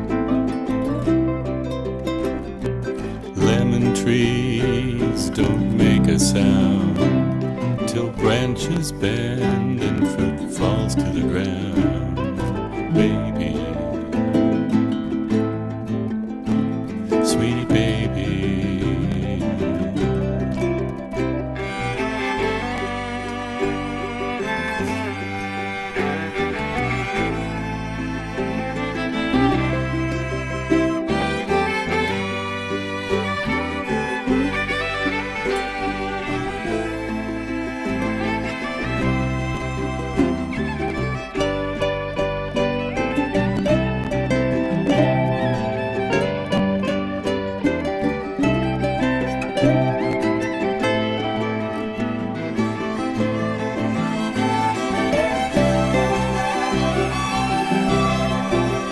Come to my world and witness the way things have changed. Yes, I finally did it, babe. I got out of LaGrange. Got in my Mercury and drove out west. Pedal to the metal and my love to the test, baby. Sweet baby, I've been trying to enjoy all the fruits of my labor. I've been crying for you, girl, but truth is my savior. Baby, sweet baby, if it's all the same, take the glory any day over the fame, baby. Sweet baby, I've been trying to enjoy all the fruits of my labor. I've been crying for you, girl, but truth is my savior. Baby, sweet baby, if it's all the same, take the glory any day over the fame, baby. Sweet baby.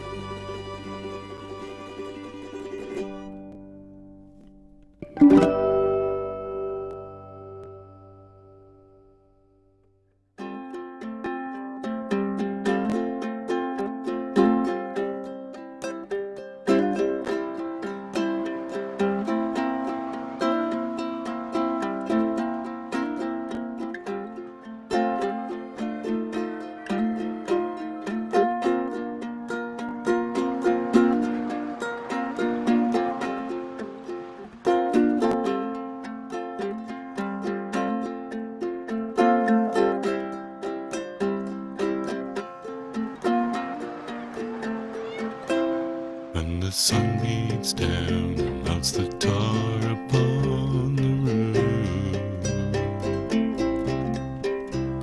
And your shoes get so hot, you wish your tired feet were fireproof.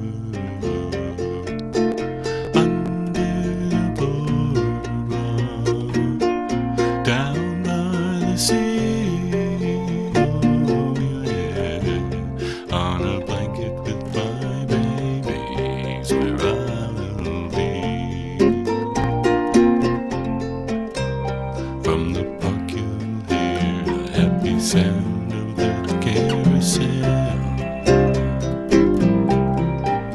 and you can almost taste those hot dogs and French fries they sell under the boardwalk down by the sea. Oh yeah, on a blanket with my babies where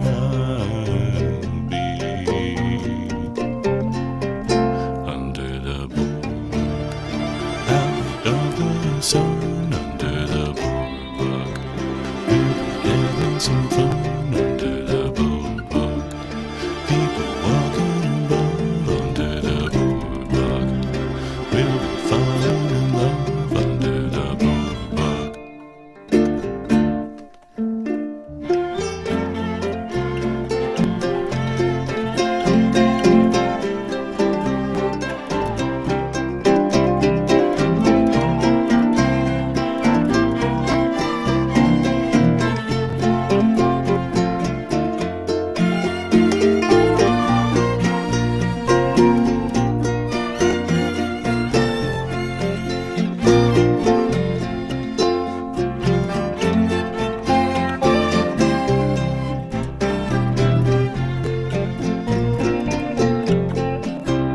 From the park you'll hear the happy sound of the carousel,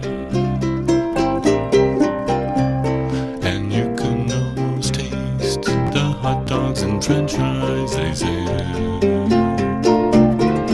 under the boardwalk down by the sea.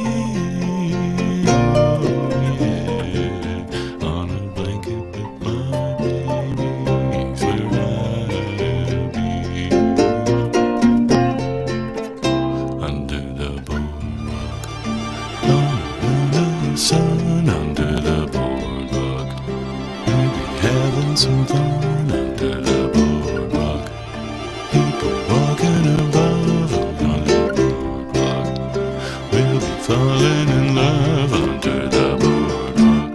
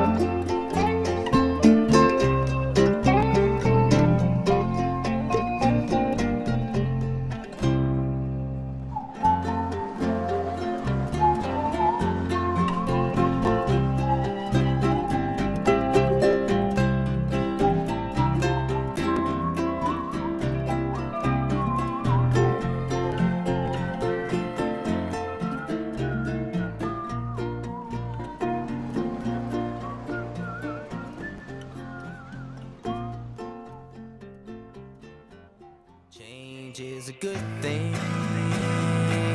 Change is a good thing. Don't stop believing. Don't stop believing. Change is a good thing. Change is a good thing. Don't stop believing.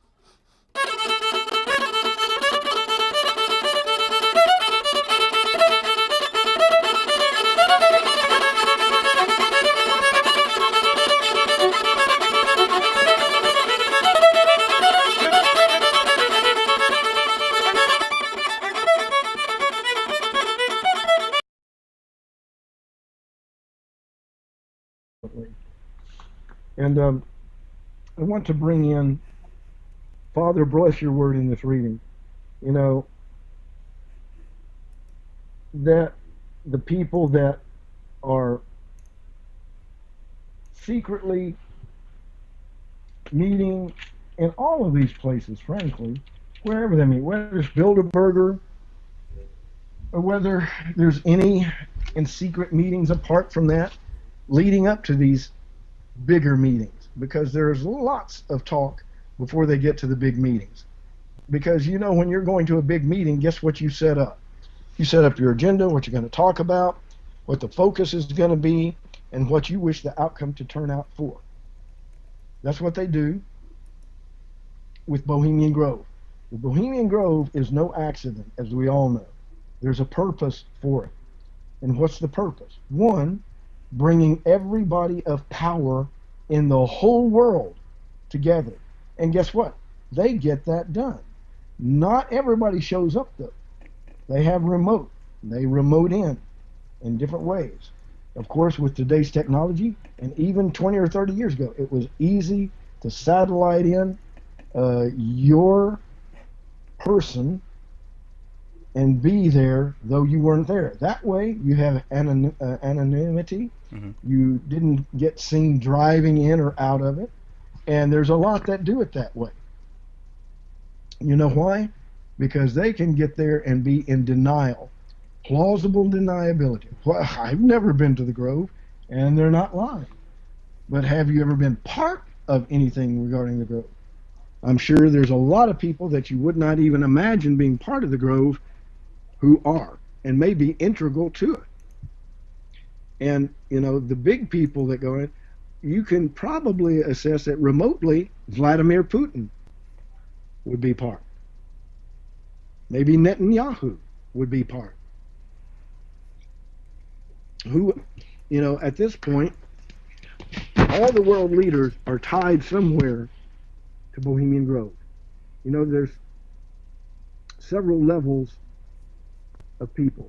There's the ones that go to the Grove, and then there are the levels that are outside that remotely come in. And they may do it in teleconferencing, or they may do it, who knows, maybe they use free conference call. Who knows? Hey, for people who don't know about the Grove, we got the YouTube stream going back up, and Shannon's VIP wants to know. You know, she said this person says they know nothing about the Grove. And this is a big thing, because even the people that work at the Grove know nothing. They know nothing about what's going on in there.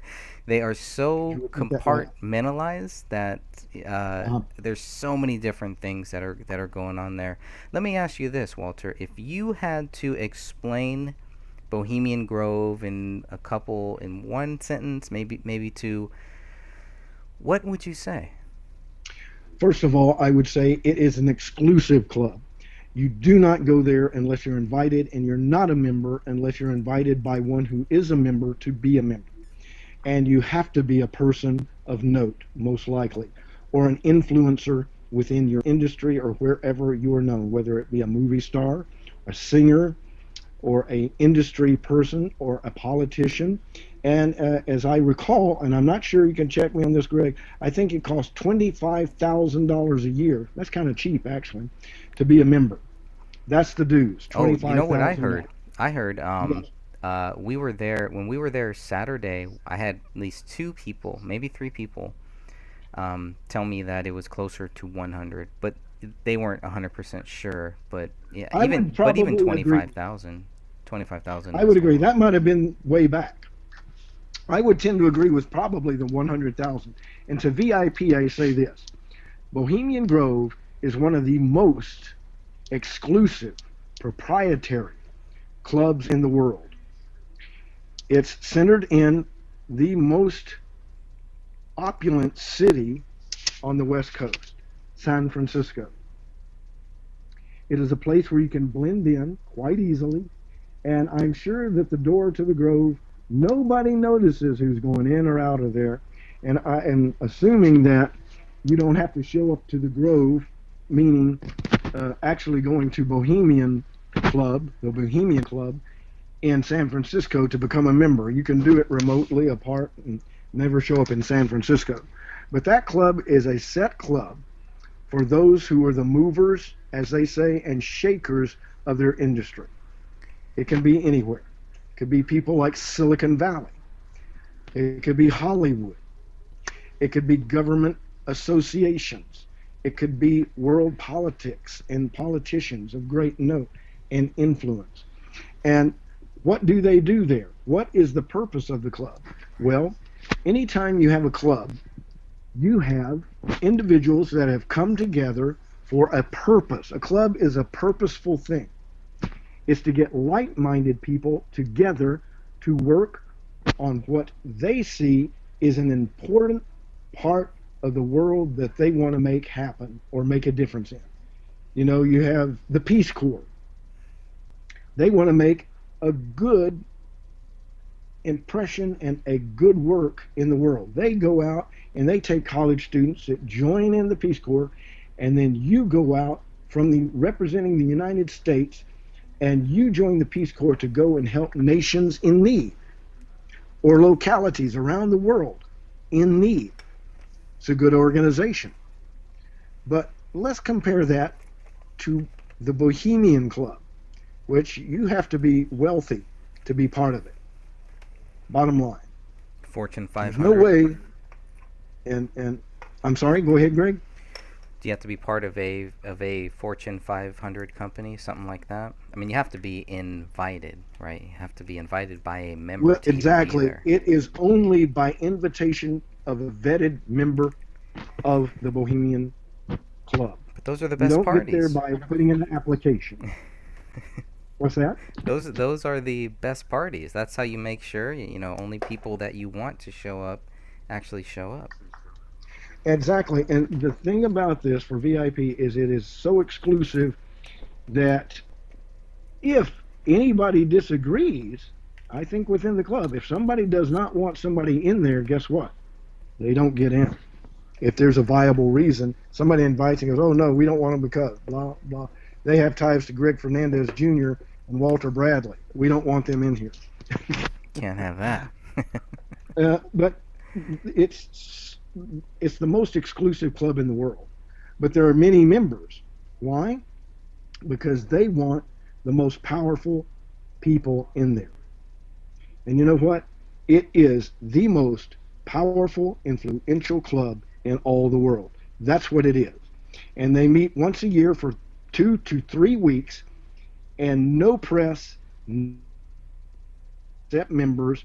And it is, as Greg will tell you, it is highly guarded, highly kept from public view. Nobody, no cameras, except Alex Jones did that one time. Have to say he got through. I don't know how he got through. I don't know what his connections were, but he had to have. Well, he's a Texan, yes. Yeah. I don't know how much that would help me. But well, we can always try. Well, possibilities are there. No. I'm game. I know you are, but we're not doing. We're not. I'm not going to do that. No, of course. Really, I won't. But it's interesting to note that this club slowly climbed into power and became what it is today. And I want to look at its evolution and growth, because it did not start out like it is today. And I don't know if the original members who formed the Bohemian Club ever envisioned that it would be infiltrated to the point that it became the most powerful and earth-altering club in all the world, that all the other clubs come under, in my opinion. And that's just my opinion, but I think it is the lead, and that all the other clubs, whether it be Masonics, and you ought to come to Waco, Greg, and see the Masonic temple here. For a small town, you ought to see it. Really? It is glorious. I'm going to take pictures and send it to you. You should see it. It is magnanimous. Tell me why. I need to know more about because Waco it's for so got many the reasons. almost like sphinx-like creatures sitting on the outside of it, made in white. It's a white building, tall, big, and for a small town like Waco, and it's been here for a long time. That's why I thought, oh my gosh, Texas is the Masonic center of the world, maybe. I looked at that and went, whoa, there's a lot in here. And who did, we had Lyndon B. Johnson, the Bushes. Where did they come from? Texas. A lot of presidents. Eisenhower, guess where he was from? Texas. Texas. Where was Kennedy killed again? Texas. Wow. Do you see the pattern I see? George W. Bush. Yeah, there you go. And I go, wow. And I wonder how many from Texas go to Bohemian Grove? Well, I'm sure there's quite a few. And maybe a few mayors.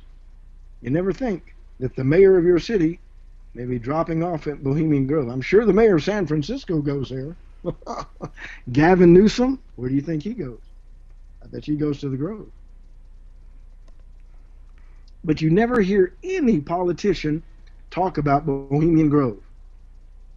No, or and the Bohemian Club. Well, here's what's even worse. And Shannon's just brought up something about our buddy Alex Jones, right? So Alex Hi, Jones Shannon. isn't talking about this. I haven't heard him talk about this in years, and he was there and he did all this stuff. I mean, that should be. I don't know. I mean, I don't want to tell him It's what notable. he should do or It is anything, notable. but Why doesn't he beat the drum each year? Come out to the Grove. We need to protest. But the point being, now many consider him, and I consider it a suspicion, that he's part of the CIA. A lot of people think that. It could. Now that's what I've heard said. Yeah. Now whether it's true or not, I don't know. I don't know either. But there's a lot of people that are CIA that are in the public eye protesting. True. Very true. The CIA protests with you all along, and the reason they want to protest with you is they want to see where the heart of that is going. They always will want to be in the heart of every movement. They infiltrate. The Tea Party. They try, yeah. That's true. And if you're wise, you can see them. And I was in the military, and I was taught how to see. And I won't say anything about how that works. But they can be spotted. But you don't trip yourself by telegraphing. You never telegraph. You just act like oh, and you just keep playing along. That's what they do. The CIA is one of the best infiltration and assimilation groups in the world. One of them. Screw up sometimes, and when they screw up big. That's true also. But when they don't, they are good. And they groom. They can actually groom a group, and they sometimes get in there and try to manipulate people into leadership positions. Of course, that's the way to do it. So you have to be wise when you have a group, whether it's ours, Heart Talk, or anything that's there. Is this like the old-fashioned thing where it's like, you know what, like there's like a group that's getting very popular, so we're going to come in and we're going to take this group over? The old-fashioned, that type of thing, right? Where they see, it starts out as good, and then all of a sudden, boom, it's like We Are Change. Doesn't look like how We Are Change started now. It looks like it was taken over. And the thing is, it starts going a different direction than what its inception and heart was about. In other words, they lose their heart. They, like the Tea Party, what happened to them? Well, they were taken to some degree, and it didn't become a viable third party. No, so they don't have a convention. Yeah, and there's some that are taken over, and there's some that are purposely started, so that they can gather intelligence on people, on real people. That's what this is for. All of these fake clubs, all these trolls, all the fake news, all this stuff is targeted at real people. It's targeted at people who really care. People who don't want to throw away care, who don't have dull care, who have real care. We're the ones that are targeted. So that's why I think it's very important to keep talking about things like the Bohemian Grove and 911, Federal Reserve. People have forgotten John about Kennedy. 911. They You hear have. memoriams on 911, but talk about during the year who really did it. Most people, a lot of people don't believe that it was done on the inside. That's right. John would have been one who mentioned, you mentioned, former bosses there, who did not accept that and would he was almost actually crying. He was almost crying when he realized that, you know what, there's something wrong here. But he could not admit that what he was told was wrong. He couldn't. And I think it was a belief in the United States and the military and everything, not realizing there's a dark side to that, and to our government. You know, you look at Epstein. Okay, I don't want to bring current news into this right now with that direction, but and the pedophilia, and who had ties with that? 2 presidents, and that kind of shows you the state of the government right now. It's really strange that you're going to have 2 presidents that are tied to a businessman that seemed to traffic, maybe not traffic, but involved himself with young girls, and it seemed like when they were around presidents that these young girls would be around the presidents, and it would be around the people involved with him. Like there was a kind of a known factor that Epstein could give you a good time. And I don't know anything about that, although I've seen the photos and the contrivances of the media and people saying it's true, which, frankly, it could all be contrived and all be a lie. Right. Because the media is hawking this, and they say he's been arrested, but frankly, just because someone's arrested doesn't mean that they're actually guilty, because they have to prove they're guilty. And they say certain things and paint him a certain way in the media. He had 14-year-old girls over. Okay, guess what? I've had 14-year-old girls over. I've had children over. Guilty. I'm a father. I've had children. Nope. You know, guilty. you could say that. Like, I saw Brad with 2 6-packs and 2 women running down the road just driving free. You know, that could, 2 6-packs of beer. Oh, He's running down with some wild women instead of his wife. That's and I have 2 6-packs of Coke, and I'm with my wife and maybe my daughter. He was with a young girl and an older one. And however you say it paints a picture to the people who are hearing it. Correct. And they just let their imagination take it to where it should not go, but that's where they want it to go, so that they can get a media reaction. People say, oh my gosh. And that's people who are uneducated, who are not thinking. It's called the sleeping sheeple. They hear the media, they believe the media, they react to the media. We've got to help them.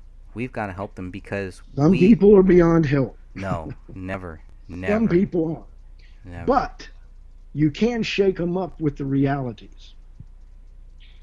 People, you know, let me put it like this. Sheeple are sheeple until the wolf appears in their midst.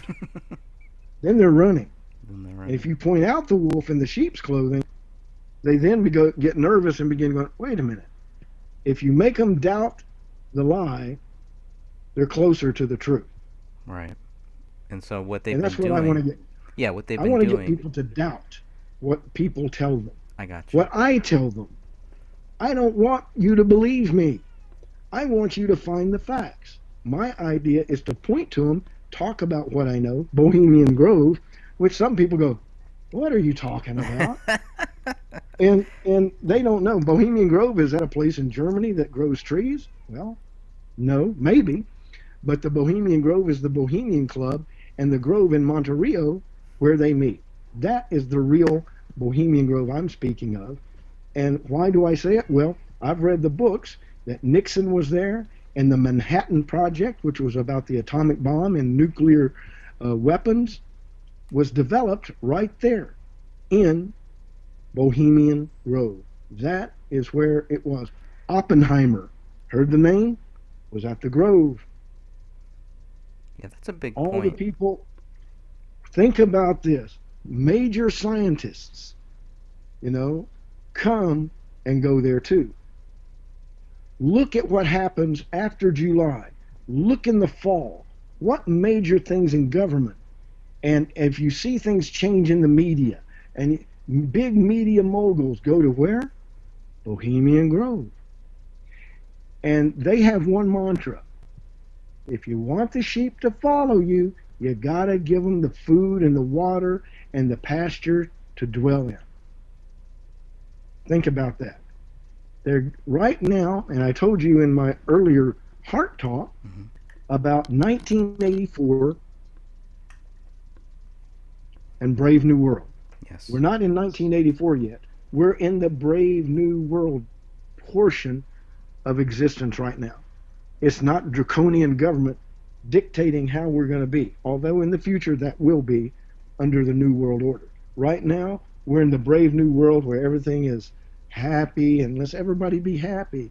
Can't we just love one another? Can't we just get along, even though this person may do wrong, and promote it?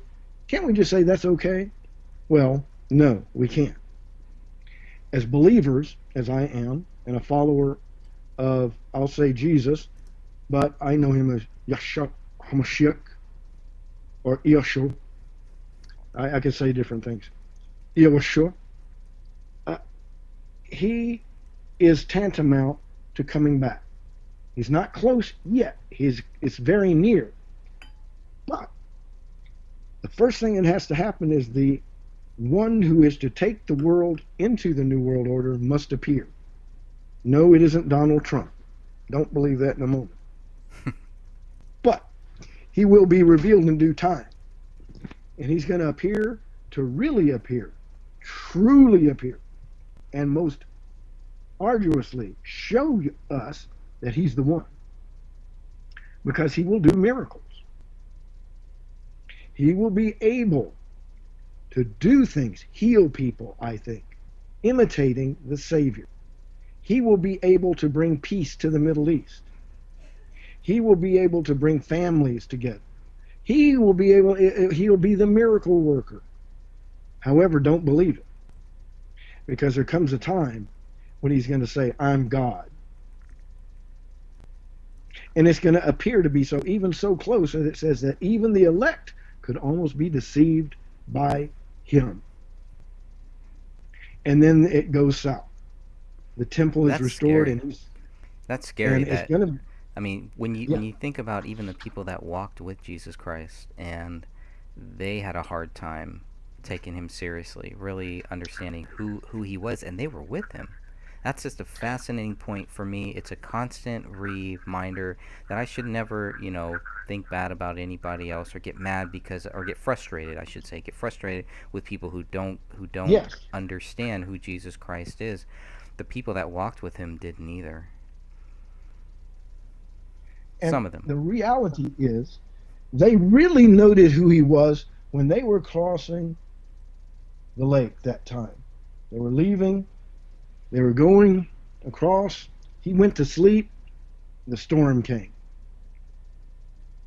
The Son of the Most High was asleep in a major storm. Water was splashing in the boat. They were sinking. And they woke him up and says, don't you want to know? Get up. We're perishing. And he woke up, kind of probably shrugged a little bit and goes, what? Oh, you have little faith. What? And then he says, peace, be still. And the storm stopped immediately. And then they were stunned, because in the scriptures it says he commands, meaning Yahweh commands the seas, the wind, the storm, and he can quiet them. And what happened? They said, who is this? They began to realize that they were sitting in a boat with the creator of the universe. They began to think, wait, this is the one that spoke to Moses then. And I bet you they couldn't say it. This is Yadevave, this is him. This is the one who chose Israel, the one who, they were in stunned shock when he quieted the storm, because they knew the only one who could do that. And all he said is, peace, be still. Imagine if you're with a man, you're in a tornado's coming around you, the storm, the hail is pounding, and he stands up and says, peace, be still, and then it just stopped immediately. What would you feel about that at that moment? If you would have been in that boat with him, I would have been the same way. I'd be going, what? I'd say, he's a man, a prophet, but he can't be. But no man commands the storm unless he's, wow. And that was the realization in that boat that day that probably stunned the apostles into almost silence. They probably withdrew from him and were going, It just got real. Things just got real it stunned at them. that point. And guess what? You know, in the beginning it says Adam and Eve were cast out of the garden because they were once righteous and they turned from the word. Mm-hmm. What's happened is that representation, Adam being the elite and Eve being the world that they draw after them, will also be cast out of this Garden of Eden. They're creating their Garden of Eden, the New World Order, and they shall be cast out from it by the same one who cast out Adam and Eve. And they don't want to deal with that. Some know the reality of the Creator and that the Son came. And they've rejected him and chosen darkness over light. Why? It isn't because Satan led them. It is because their hearts are evil, desperately evil. They don't even know how evil. And yet, they hunger to do the bidding of the Dark One. Why? Adam and Eve did it. They did his bidding. But he fooled Eve. He didn't fool Adam. Adam just followed after Eve. And if you got a righteous guy, the way to get to him is get to him through his woman. Always remember that. That's always true. If evil wants to get to you and you're doing the right thing, and you got a woman in your life, Satan will try to use her. Guaranteed. May not be major, may be subtle. May be, you might not even be aware, hardly. But always be on guard. It's not that your loved one is trying to ditch you or lead you astray, but sometimes, even unaware, they can do that. And true for women with men. We have to be on guard. And getting back to the business of the Grove. Mm-hmm. The Grove is still meeting right now. In fact, you could go there 3 weekends when they first start, the next weekend, and then the next, and it would be going, ongoing. The wind down is when they're relaxed. Because how many people go to the Grove when it's the 3rd week? And they know this. Why not show up then? They know. They watch things. But for those who are not understanding where we go, like 9/11, 9/11, many engineers across the nation said those buildings could not fall like they did unless it was what? A controlled demolition. That is what happened to the World Trade Centers. They were brought down not by 2 aeroplanes, not by Muslims, but by those who are here that want to bring it down, to start a movement and to start a war. Hitler did it in Germany by dressing Germans in Polish uniforms and attacking German installations. False flag. Your books, Greg. False flag. We are in a false flag world, and it happens nearly daily, and we're unaware of it. Every day, there's a lie and wool being pulled over the people's eyes who are not watching and thinking that it's all a ruse to get them as a group to move a certain direction. They look at people as sheep and cattle. When you have sheep and cattle, you know how to move them if you are the rancher who's working with cattle. The one thing that works is noise, or making them fear, and cattle will run away from the fearful event, and get away from it. And if the rancher wants an area clear, he knows what to do. So those in government can look at us like cattle and say, we need to cull the herd, cut it down a little bit. We need to do this. We need an event to get their attention so we can tell them what to do and what to believe. Do you think that 911 got America's attention? Yes. It did. Oh, yeah. And then who immediately started saying it was who? Oh, it was Muslims that came over here attacking us here in America. And they knew all the names. They knew everybody that was on, where they came from, what they did, what their organization was. And how many times in a situation like that, in any event such as that, do you just happen to know everything right up front? Yeah. Ever. That, and then Building 7 went down too. Oops, but it wasn't hit by a plane. No, they should have just blamed it on Trump, and then, everybody would just take it seriously. I'm still waiting for that to come. It's coming. It may. But the thing is, this thing about Russia and a collusion with Russia was all the Democrats' idea, in my opinion. And it seems like Dianne Feinstein quieted down quite a bit, as she should. And this ruse of American politics that tries to beguile the people with all the bull that they're putting out there right now. They are passing stuff, and when they want to get something through Congress quick and clean, they do something major to distract. They don't want anything, the media, and the media leads the way so that Congress can do what they do, whatever it may be. And Congress gets their marching orders not from the president or the people. Otherwise, this would be a different United States. They do not answer to the people except in public arenas in a way, and then they have the scapegoats that they throw out there to show, oh, we're standing for good. But a lot of times, it's not really the way it is in Washington, the way they portray themselves and show themselves, in my opinion, because of the biggest example I can say is, what changes after the election year?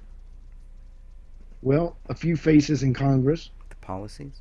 It'll go to the Democrats, or it goes to the Republican way.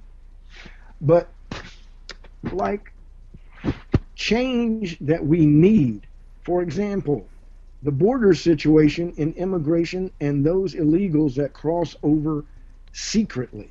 How long has that been a policy and they say they're going to work on it? That's been since I was a kid. And my nephew was on the border as a border patrol agent. It's not a pretty place. That's tough. Because a lot of times it's not just immigrants and people poor trying to just get in here and make a good living.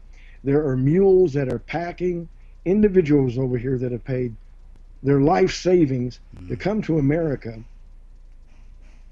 and they come through cartels, drug cartels, and they're packing drugs to help pay their freight to come in here and get in this country. And a lot of them die.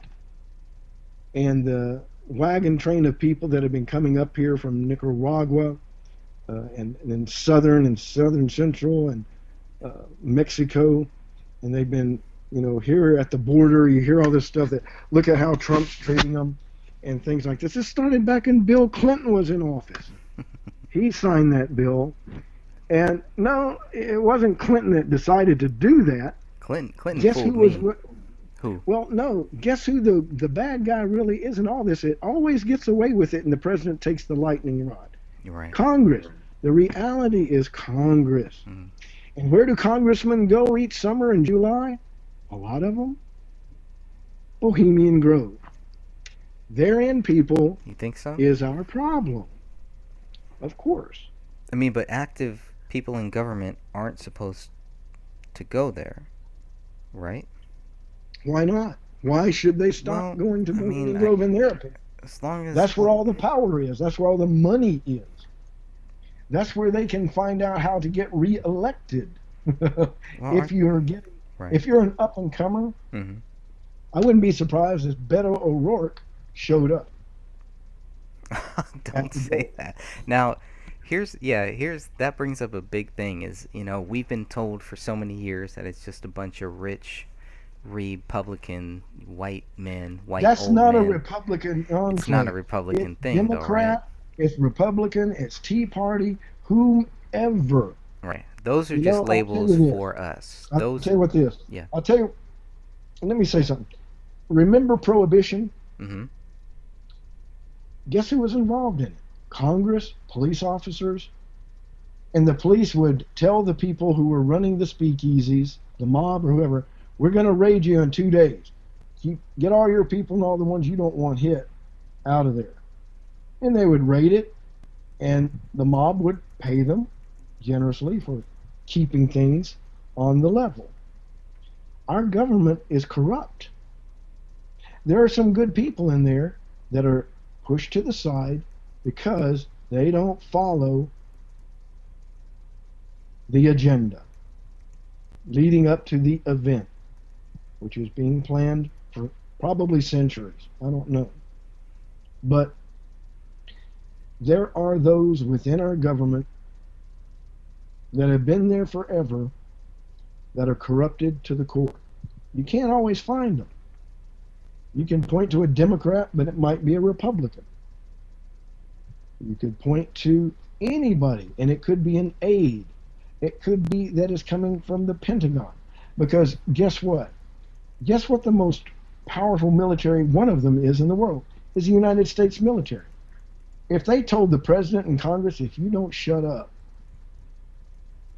we're gonna take some actions y'all are going to regret. And all they'd have to say is something just like that.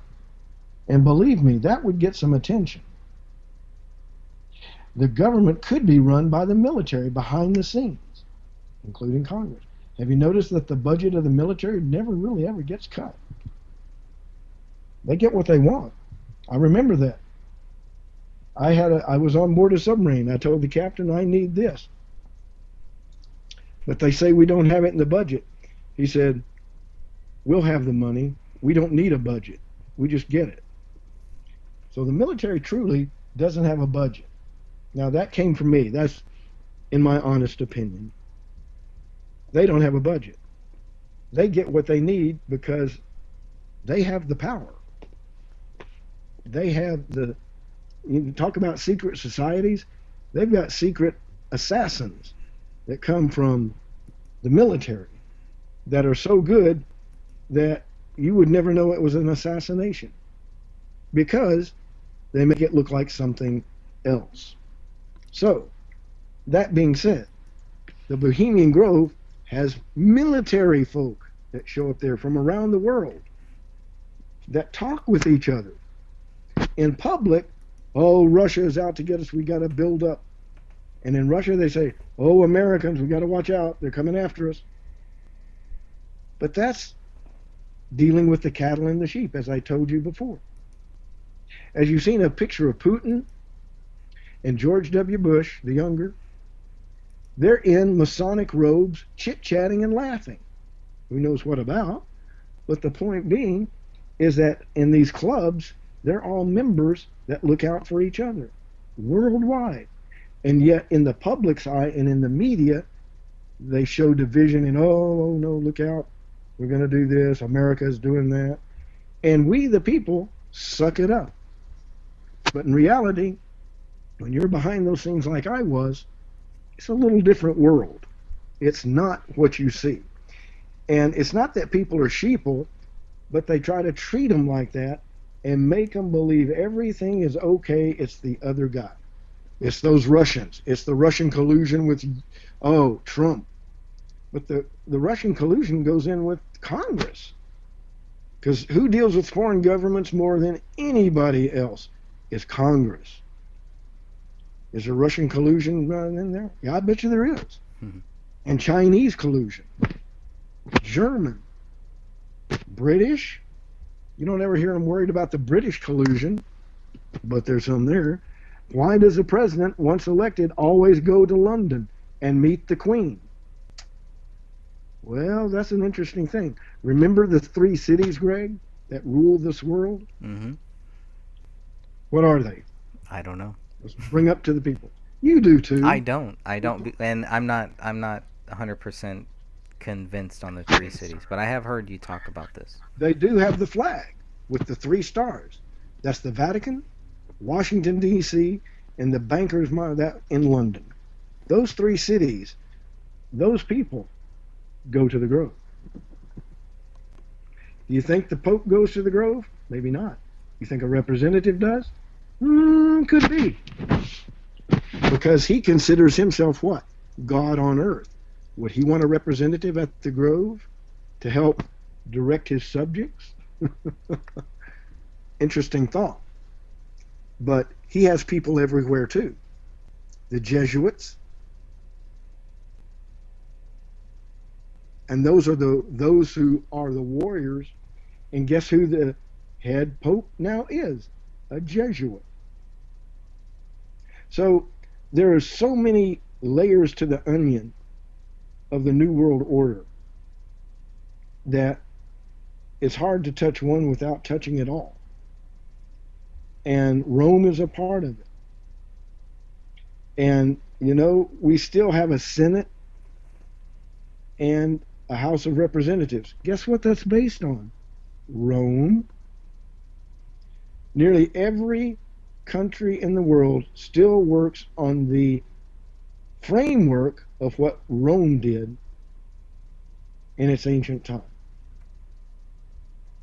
And you have to realize that when the Bible speaks about these things, it's speaking about reality.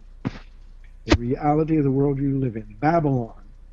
Well, where's Babylon? That's dealing with Iraq and Iran. And what's the center? In Israel. How come the whole world is always concerned about Israel, Iraq, and Iran? Persians, and all of this? It's because they have input. Where are the 4 angels judged and bound? In the Euphrates. Even Ronald Reagan wanted to go find them. Couldn't do that because they are hidden from the sight of men. But they are there. What is in Antarctica?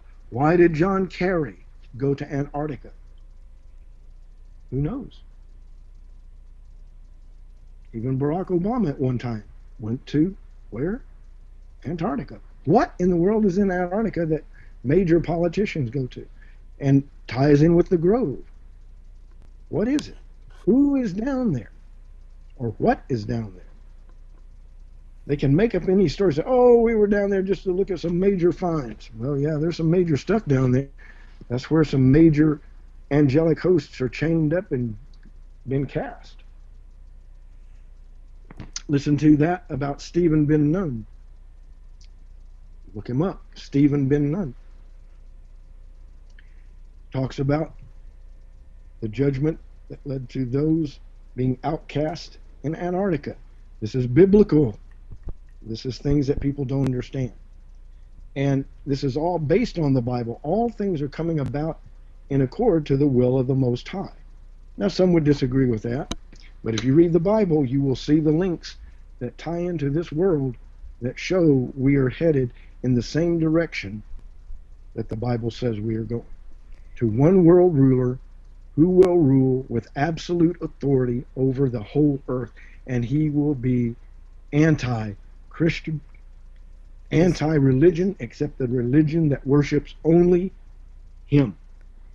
Is that what brought you out to the Bohemian Grove? Was it knowing all of this stuff? Like, what really got you thinking, not only that, okay, this is real, but hey, why not go out there with a couple of crazy guys? Well, what really got me out there, in being honest, I didn't like poking the lion. Meaning, that's a representation of evil there. And even the Indians, as you recall, said the area where the grove is was really a place they avoided, from what I have heard in the lore of California. Why is that? It was an evil, dark wood that many of the Native Americans there would not go. Why? What is in the grove? But get it now. They wouldn't go there because of the evil there, but now the whole world is meeting there. Do you see a connection? I do. And that's kind of what drove me to go out with you that summer in 2012. I'm saying I'm going to the heart of earthly evil. And here, I would not go in there and celebrate with them anything. Why? Because it is an evil place that draws unto itself what? Evil. So those who go there and congregate are the congregation of the anti. Oh, yes. That which is against the Most High, who want to run the world their way and not the Father. They want to take it away from Him and take control of it and make it theirs. And they want to be not just men, they want to be gods. They want to be living forever. That's why the science is going about tracing out the genome. It's not just to find out how life is. They want to create people that live forever, create a superhuman race. Even if it means making them part cyborg, meaning part machine, part human. Yikes. This world is being directed from Bohemian Grove. A lot of it, a major part of it, is coming right through there. When you talk from China, how they act, Russia, how they act, it's all, to some degree, either minorly or majorly, orchestrated to reach a certain end.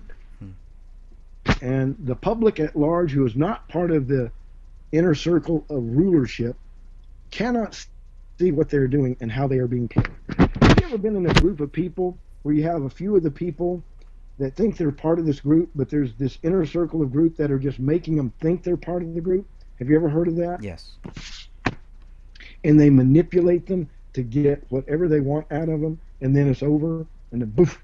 You know, well, whatever, man. Nothing's wrong, man. We're just not hanging today. You know, we'll see you later. And all of a sudden, you're out. Once you've met the quota of what they want, then you're gone. And there are some girls and some guys who know exactly what I'm talking about. Mm-hmm. You thought you were part of the, quote, in-group, and then they played you for a reason that they wanted to get out of you, maybe to get somebody else in the group or something, and they do that, and then you're out. Gone. So that's the New World Order. And several people who are forming it don't know, but soon they will be out. They won't be in like they thought they were, whether it be the bankers of London, Rome, or Washington, D.C. The three city-states, Washington, D.C., Rome, or the Vatican, and London. They have a flag. Flies in Washington, D.C., flies in Rome at the Vatican, and flies in London. The three-star, yellow star, red flag. Look it up, people. Look it up. It's real. I met a man in the clinic in Waco here. He started talking to me. It made me very, very wary, because he started talking about stuff like we talk about, but he was leading me with his blah, blah, and he was saying, and he said, we think like an blah, you know this and that. And I would mention something, he says, yes. And I thought, there's a plant if I ever saw one. Trying to get you on record to say something. And I thought, wow, I didn't think, you know, I'd be meeting somebody that would start talking my talk like I do on Heart Talk. Everything, every note. I talked about, well, you know about the three cities? Yes, yes. And the three, I went, whoa. He knows everything I know. You know, at least four of these, oh, pardon me. It's okay. That was looking at the gasifier and have it on video here. Accidentally hit the play on that. But anyway, gasifier. What is that? Gasifier is using wood to burn off to get certain fumes, and then using that to run your engines. You can do that. You can store that. No, and it's just using wood pellets or wood. They used them in World War II when fuel ran out. You could use wood and process it, and the fumes from burning wood could be then channeled off and used to run your vehicle. Don't need gas. Well, I don't think they're burning wood at the Bohemian Grove. They are peeing on wood. If they peed on wood and then burned it, would that make any difference? Would that be better? Would that give you more fuel? Or would they give you less fuel if it's wood that has been peed on? Well, I would just say that it would make it probably something that would be good for fertilizer. Oh, okay. But I'm sure they have a lot of beer and a lot of liquor flowing out there, and a lot of the best food in the world. We heard so many just bottles, bottles. It was raining bottles, basically.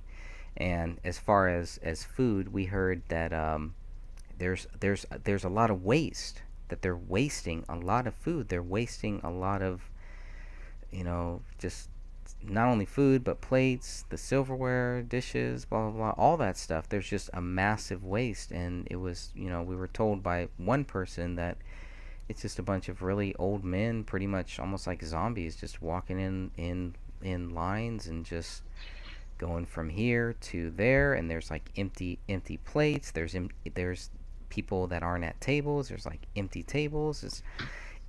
From what they were saying, yes, it's dying down, and these old white men are dying down with them. Now, I don't believe that, and I don't believe that it's about old people. I don't believe that it's about white people. I don't believe that it's about anything like that. I think it is a power structure. There is some type of a power structure that maybe even the club members don't even know about.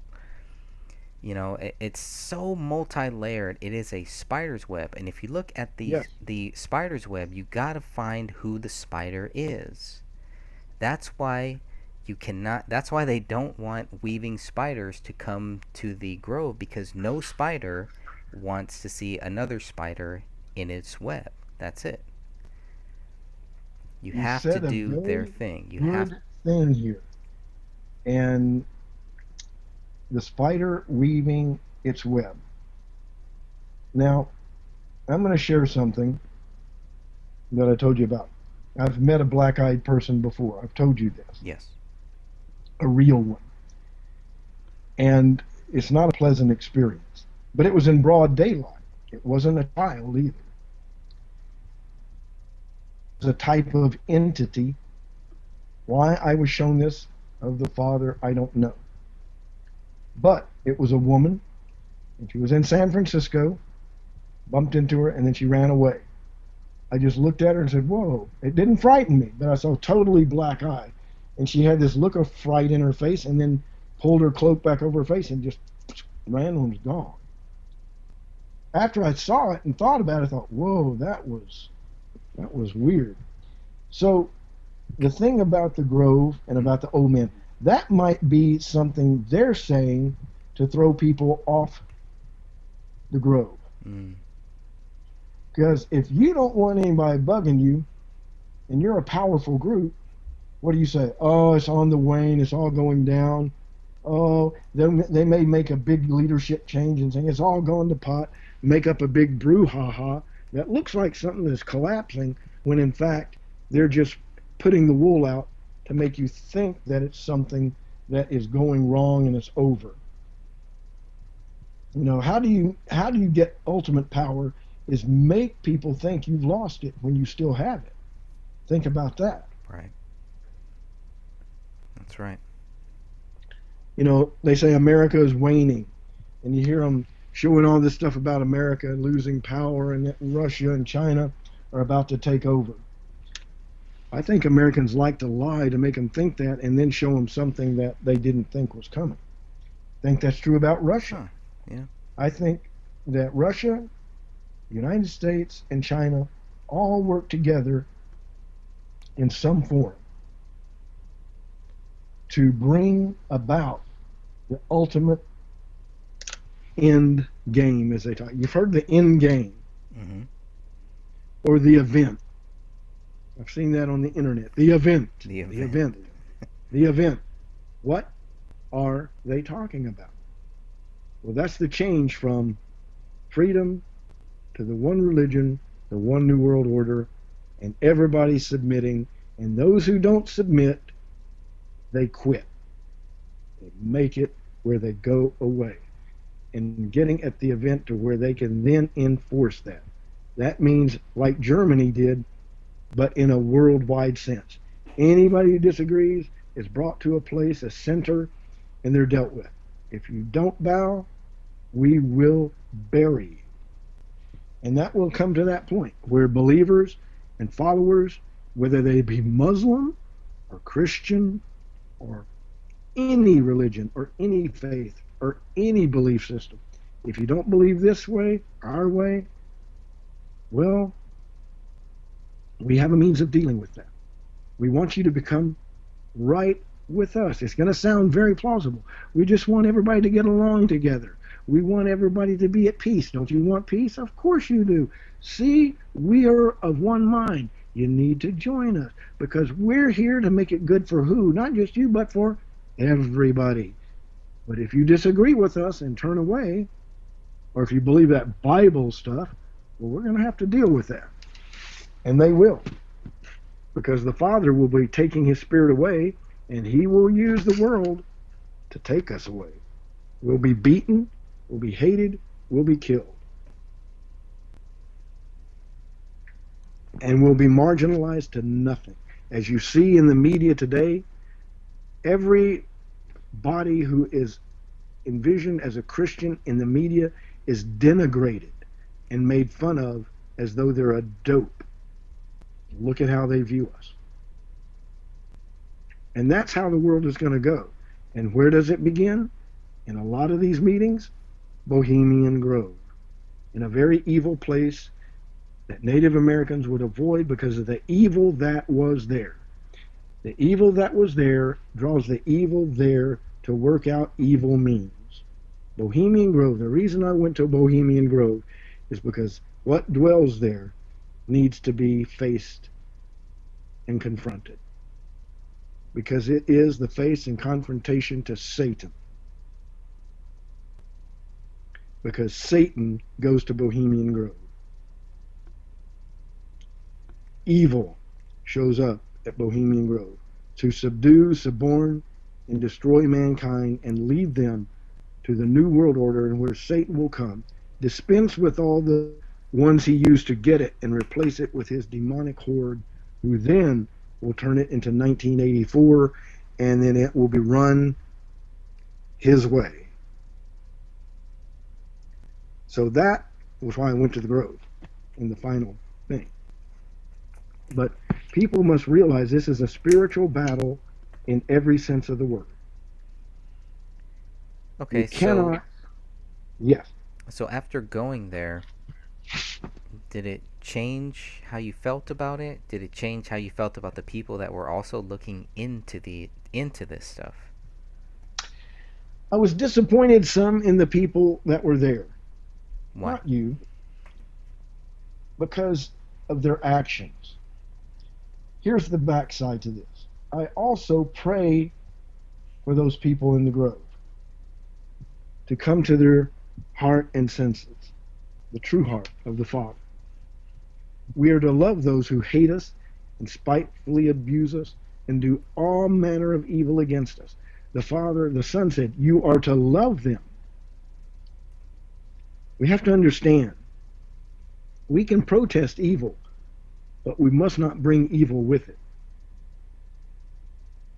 Because when you're mocking them, or when you're actually denigrating them, you're denigrating yourself. Even though, yes, what is coming there and what they're doing is evil, you don't want to act evil to confront evil, because the Father will not bless that. We are to love them that are in the Grove. That sounds counter to what we're doing, but it is not. If we're of the faith, we are to love them, because the Father blesses them with good, even though they're evil. How much more we who are amongst them and from this world should do good unto them who are evil. No, we don't join their evil and join in it. And no, I'm not telling people you should go out there and party with them and do that. No, but we are to love them. How? We bring them the truth. We protest because we're bringing truth to them. That's what this protest was about to me.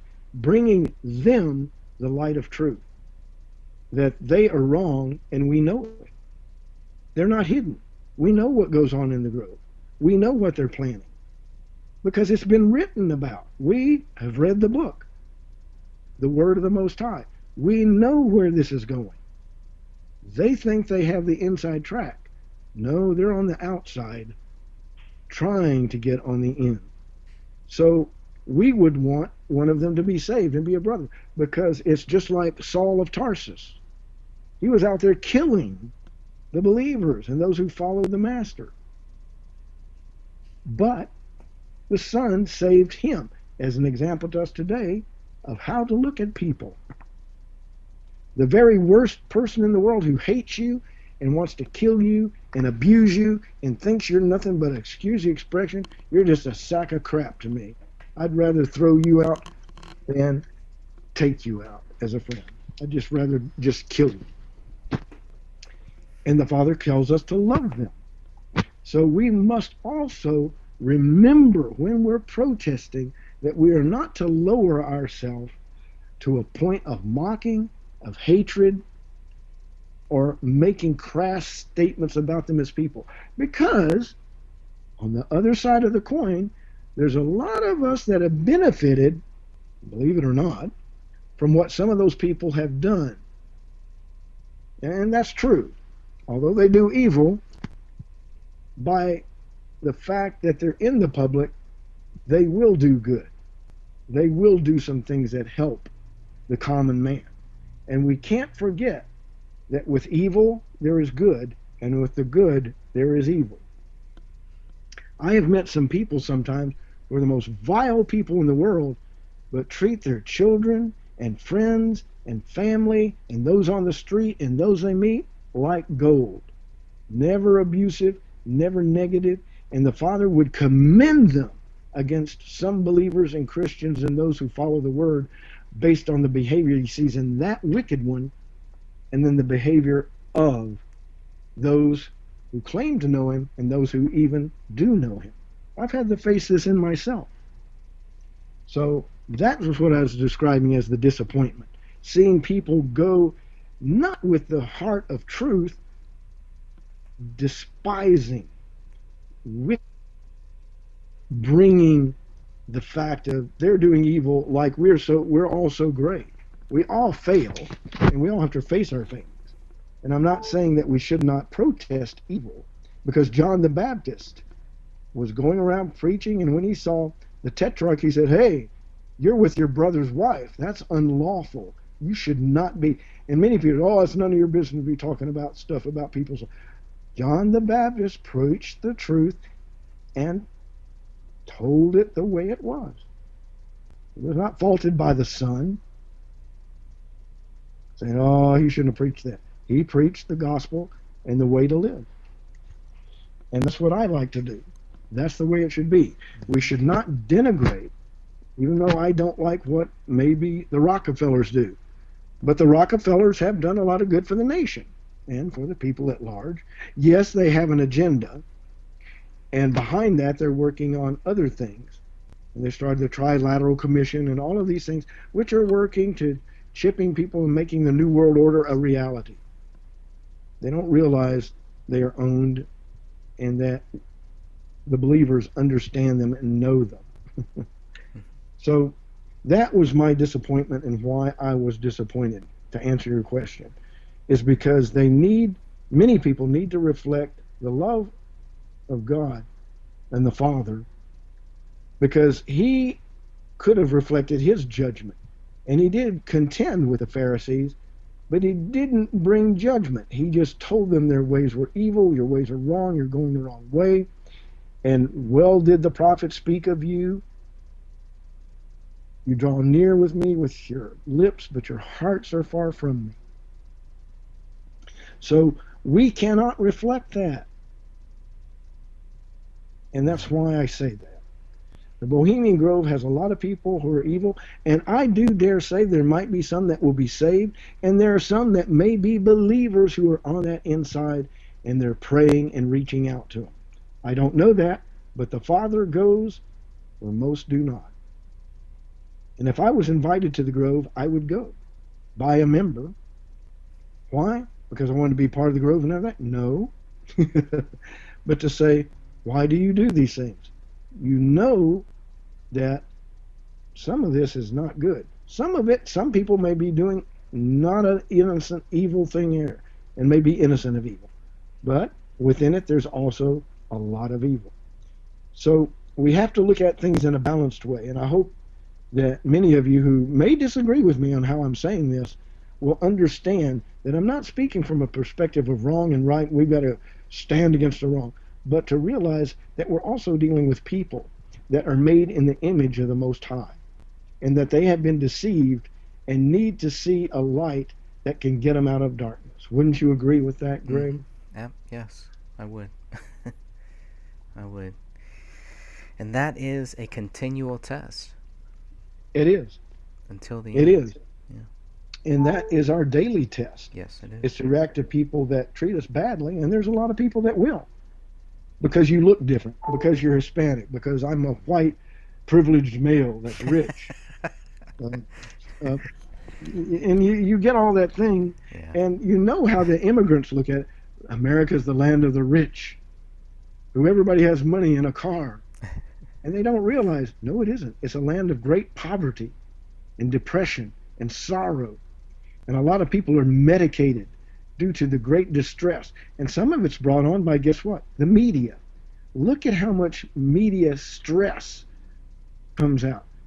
If you ever want to de-stress, get away from a radio, Amen, the iPhone, the YouTube, and get out in nature and turn off your mind to the news. Because come out to the Bohemian Grove. Yeah, well, sometimes you got to. But realize, have you ever been listening to something about what's going on, and immediately you're feeling anger just build like steam, and you just want to hit something, or you wish death upon them. You are just, and that's not, anger. And where can you put that anger? Where's it going to go? To everybody well, the else. only place it can go is it's going to affect the people around you, right? Your loved ones.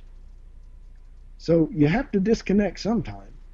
The way the Son did it, he was the Almighty, but yet he would run off and pray. And he had the most important job in all the world. He had to bear the sins and testify of the evil and tell us the right way to go. And yet he would get away, and he would get away and be gone in prayer all night, would be gone, and would get off to himself and the Father and would say, what do I do? Because he was yet a man, and he had to ask like us daily, Father, what is your will? So people out there, you may not believe in the Savior, but you do believe in right, and that's good. And I'm thankful for VIP and all of those out there who know good and question these things, question more. Do not believe me or Greg. It is not what we teach to believe, and follow us in this program and our thoughts and ways.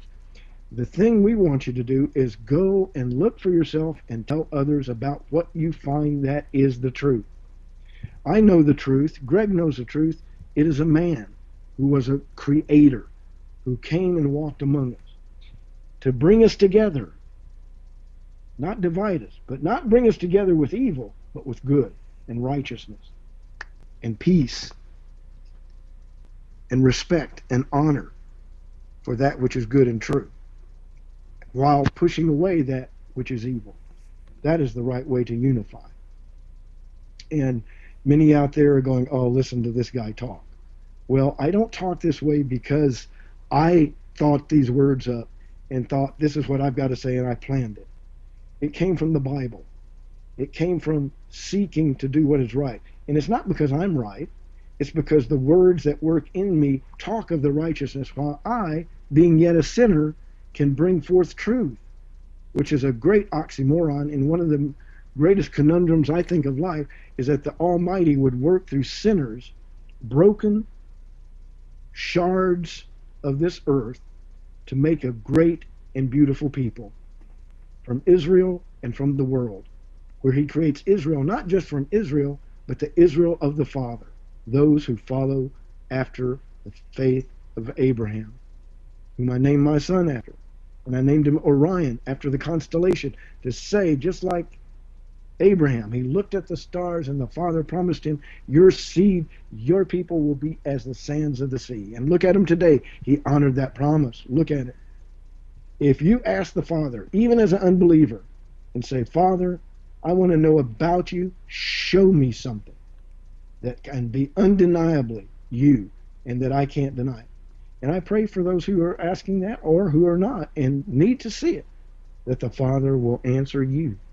Because my love extends to the point that even if you hate me, I cannot hate you. Nor those of even of the grove, or those who oppose us. We are to love them. It isn't easy, and we as human beings can't do that. But with the power of the Most High in the Word, we're empowered in truth, just like the Son was, by the Father, to carry out the mission we are sent to do. And I'm thankful for that.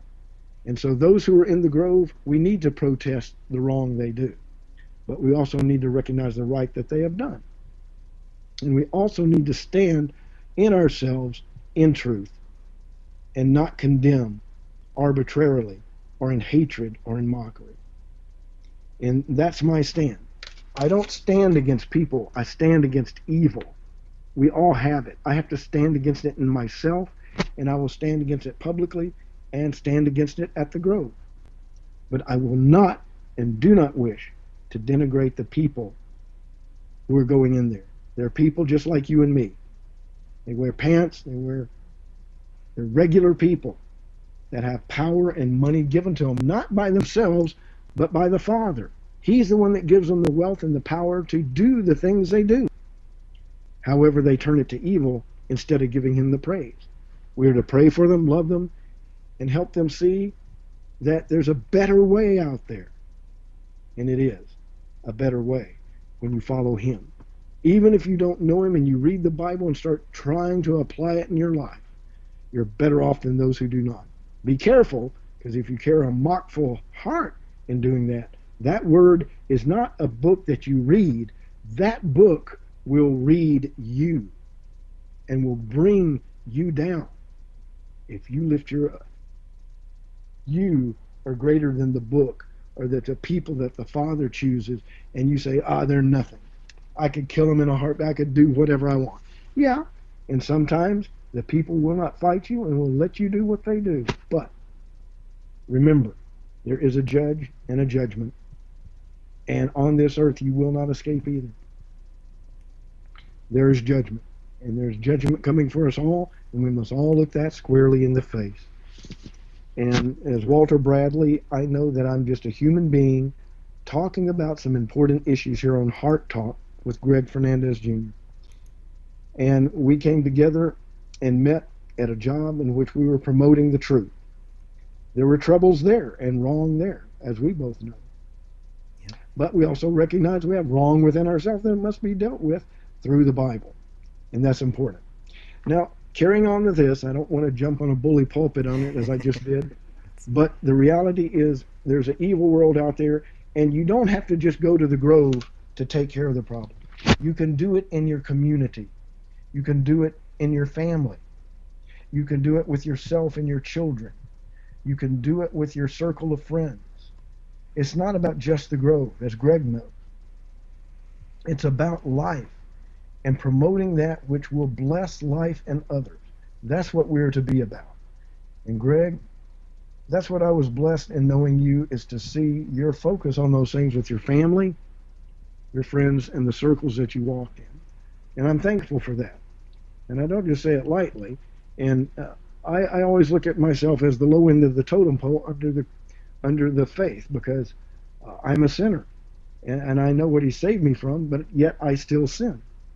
And as Paul said, who shall save me from this body of death? Thanks be unto who? The Savior, who is sitting on the throne right now. He hears our conversation. He knows where we are. He knows our thoughts. He knows our end, and He knows the end of the New World Order. It will not prevail.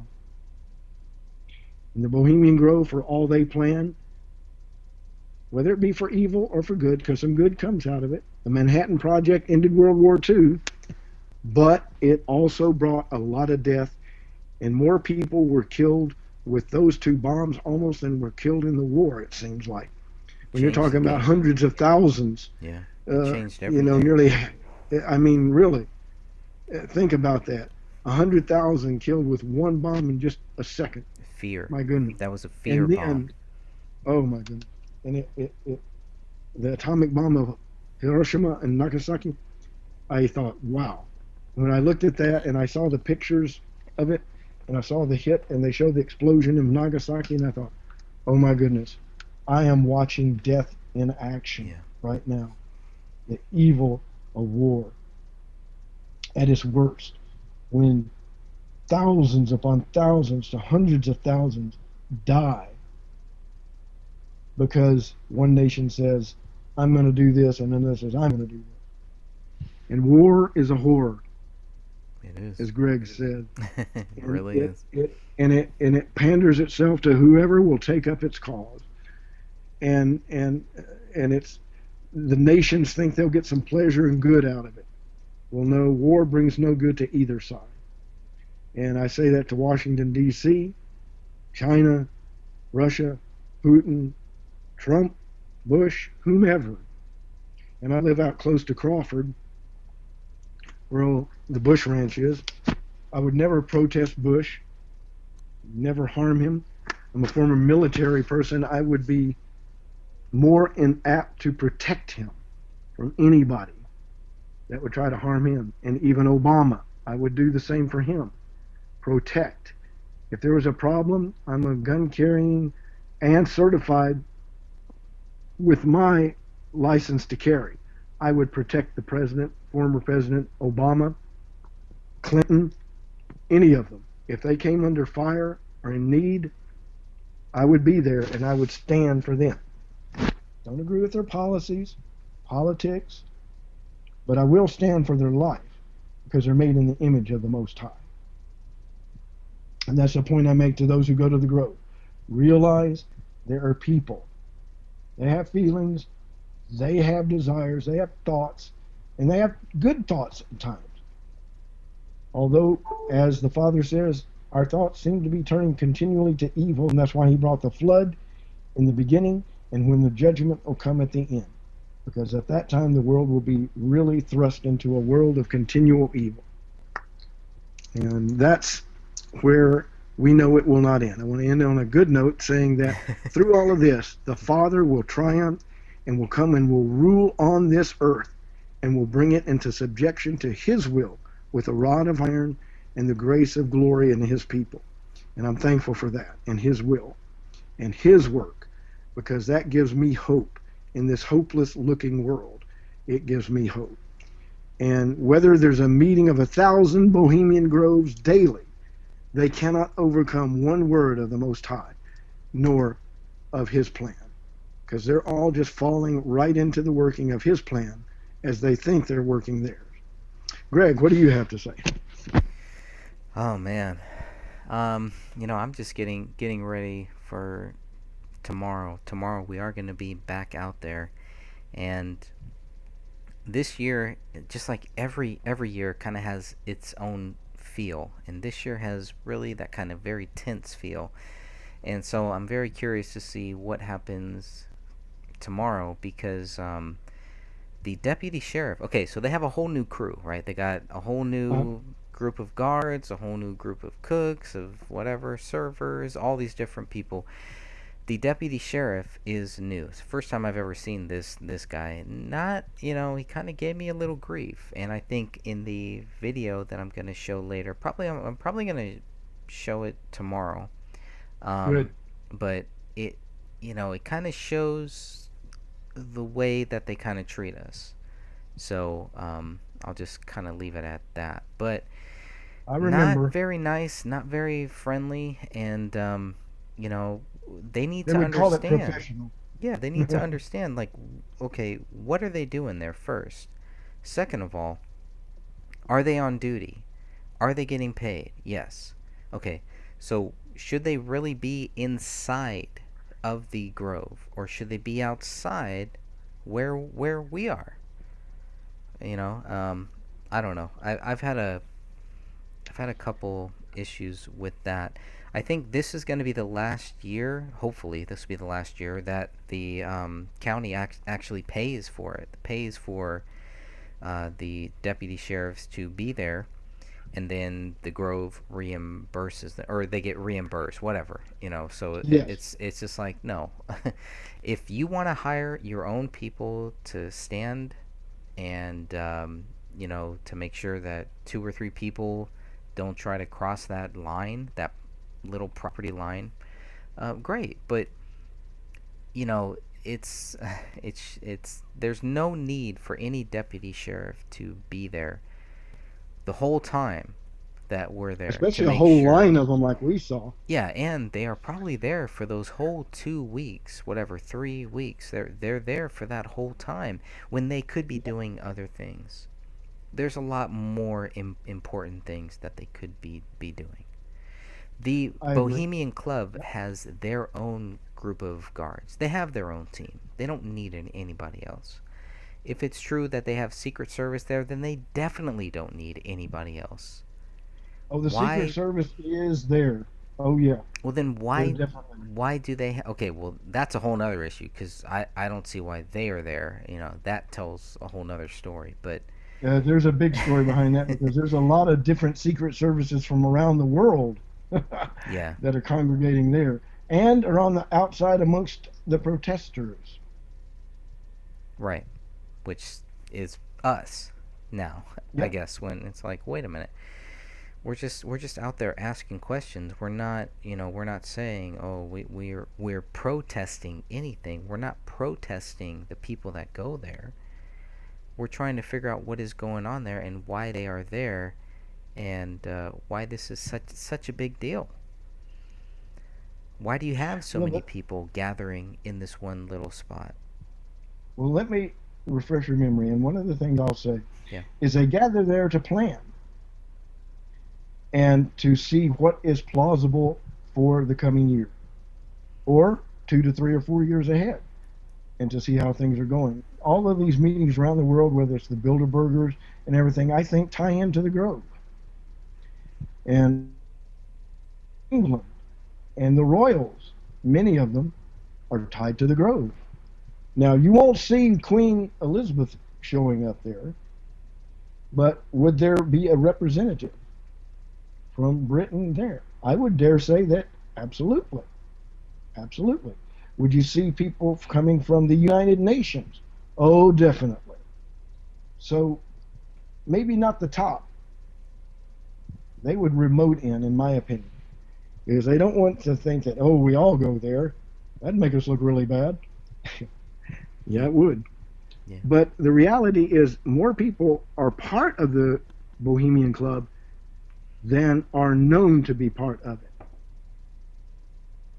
That's the part that we need to look at. Who is not seen or known of that is part of?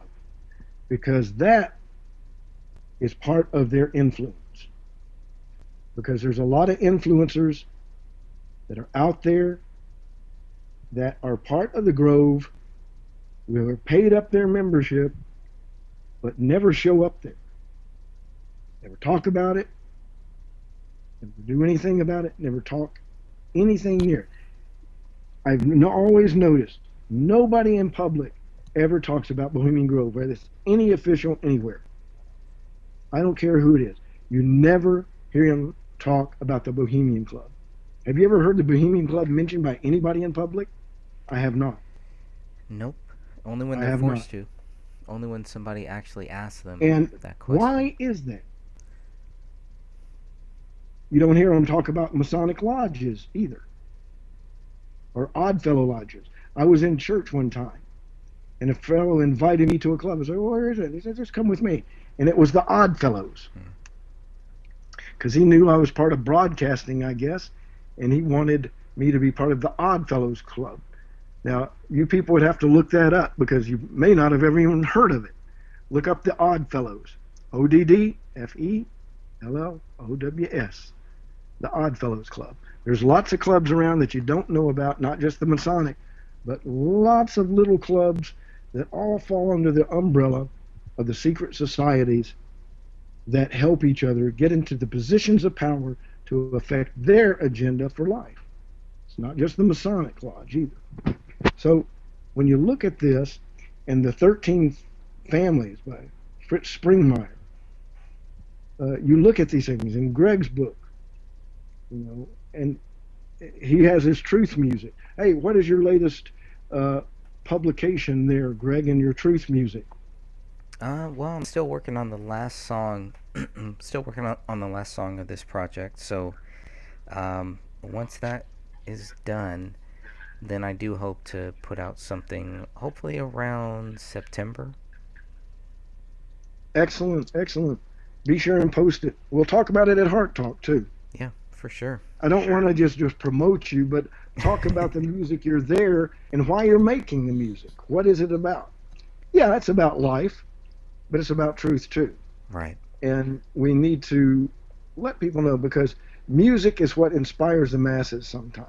It takes a little music. And a movement without music is pretty silent. Yeah, that's true. Well, speaking of I'm going to challenge you here. Yeah, go ahead. Let me challenge you. Okay.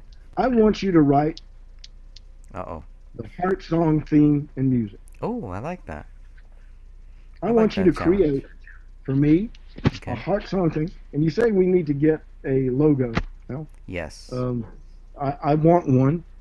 I did one time set up to be with my face and a microphone, which I thought was good. Yeah, I thought that was good. If you want to do it that way, we can do it, and I can send you a pic. If you still have that pic, yeah. Well, if you want to, I don't know if I still have it. Many computers ago. But I might have it somewhere. Maybe. If you still have it, let's put it together and put that on the corner of all our Heart Talk. Yeah, because that was a good one. Videos. Yeah.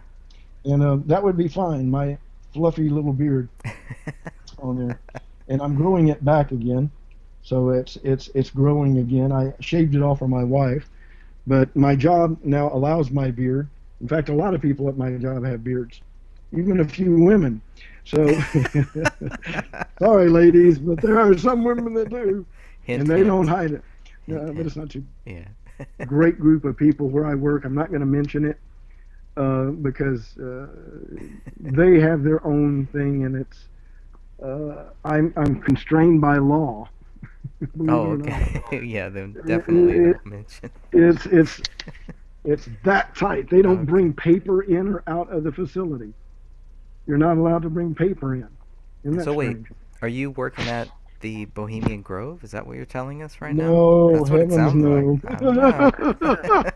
No, not at all. All right. Not at all. I'd love to work there, but not promote them. People told us that it's not that difficult to get a job there, but I mean, you have to treat it like a real job. You can't. Oh yeah, it is a real job. But there's like thumbprints, there's like background, there's all this different stuff. Of course, and I've already had all that. I've been checked so many times. And I got a very high clearance in the government. I was checked out to the ins and outs. They want to figure out if you're going to lie to them. They said, you ever smoke pot? I said, sure, I have. I tested it. I did. It's not my kind of thing, but I've smoked pot and bought it and smoked it with friends. Would you do it in the military? Heavens no. You got to have a brain to work in the military or you're dead. And so that, I didn't believe how many, I've gone through so many background checks, military-wise. That's where the FBI goes out. And so I'll tell you might something. Fit in perfectly with the Bohemian Grove. Well, I'm military, and I've been highly vetted, top secret, and anything above that. If you get top secret, you can go above top secret if they need you to be. But you've got to be vetted, and they vetted me. And they vet everybody when in my position. And I won't tell you the position, but it was enough. I'm going to talk about it because they debriefed me and said, can't talk about it. So, you know what I did? What? It's what I did.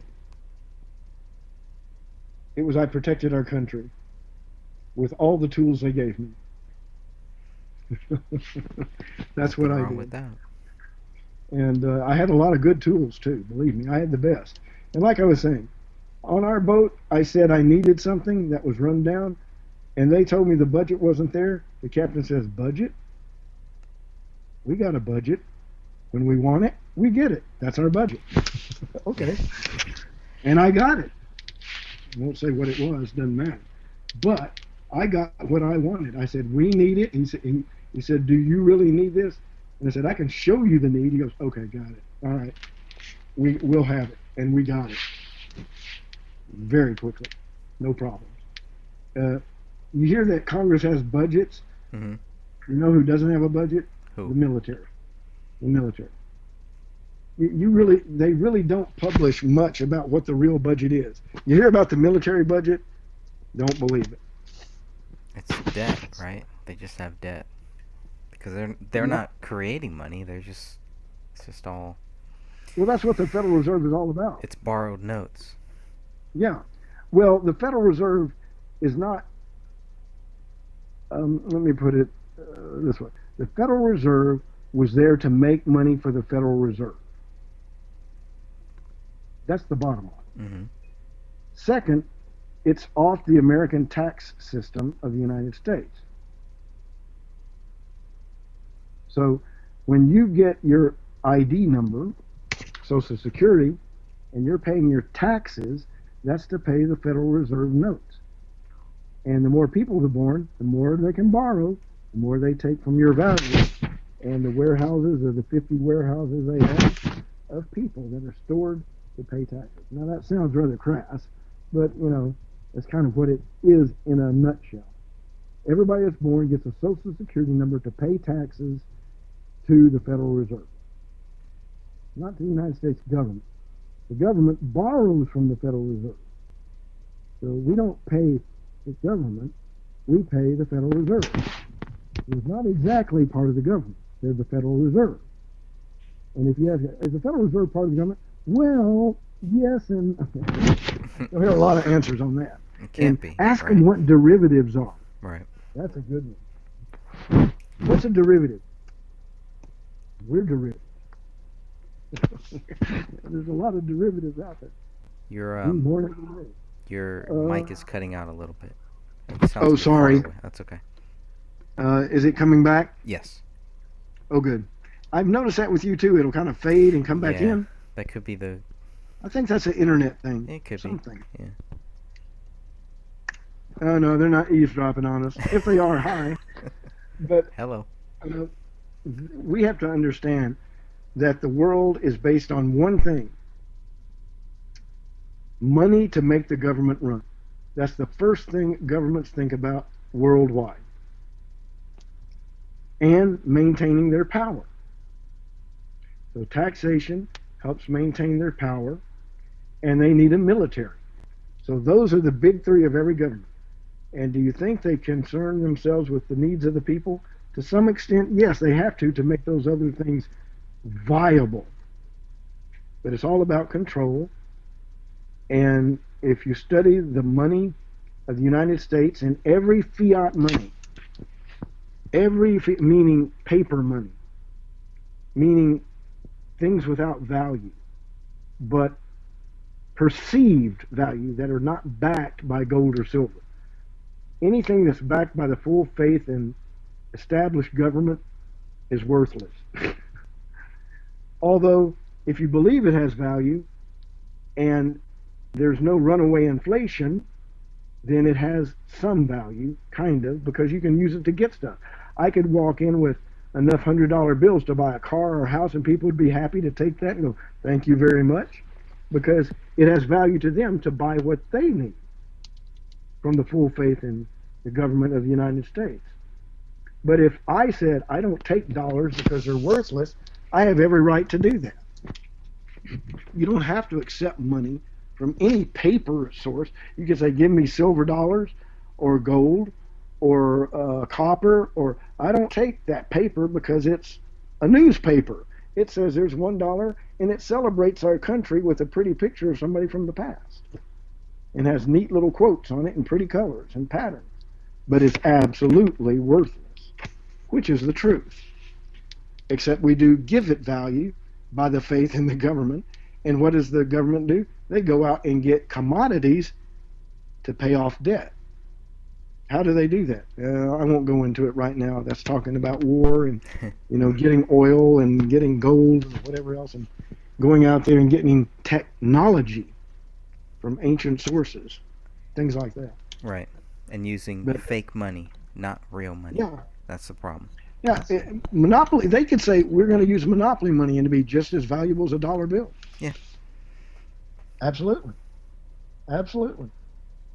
It's just printed pictures and a value placed on it. It's 1, 2, 3. It's a promise. Just like children do and make dollar bills and draw and put on pretty pictures and say, this is $100. The government is doing that. They print $100 bills and make them pretty and give all those security features to make sure nobody can reprint that worthless piece of paper. Yep.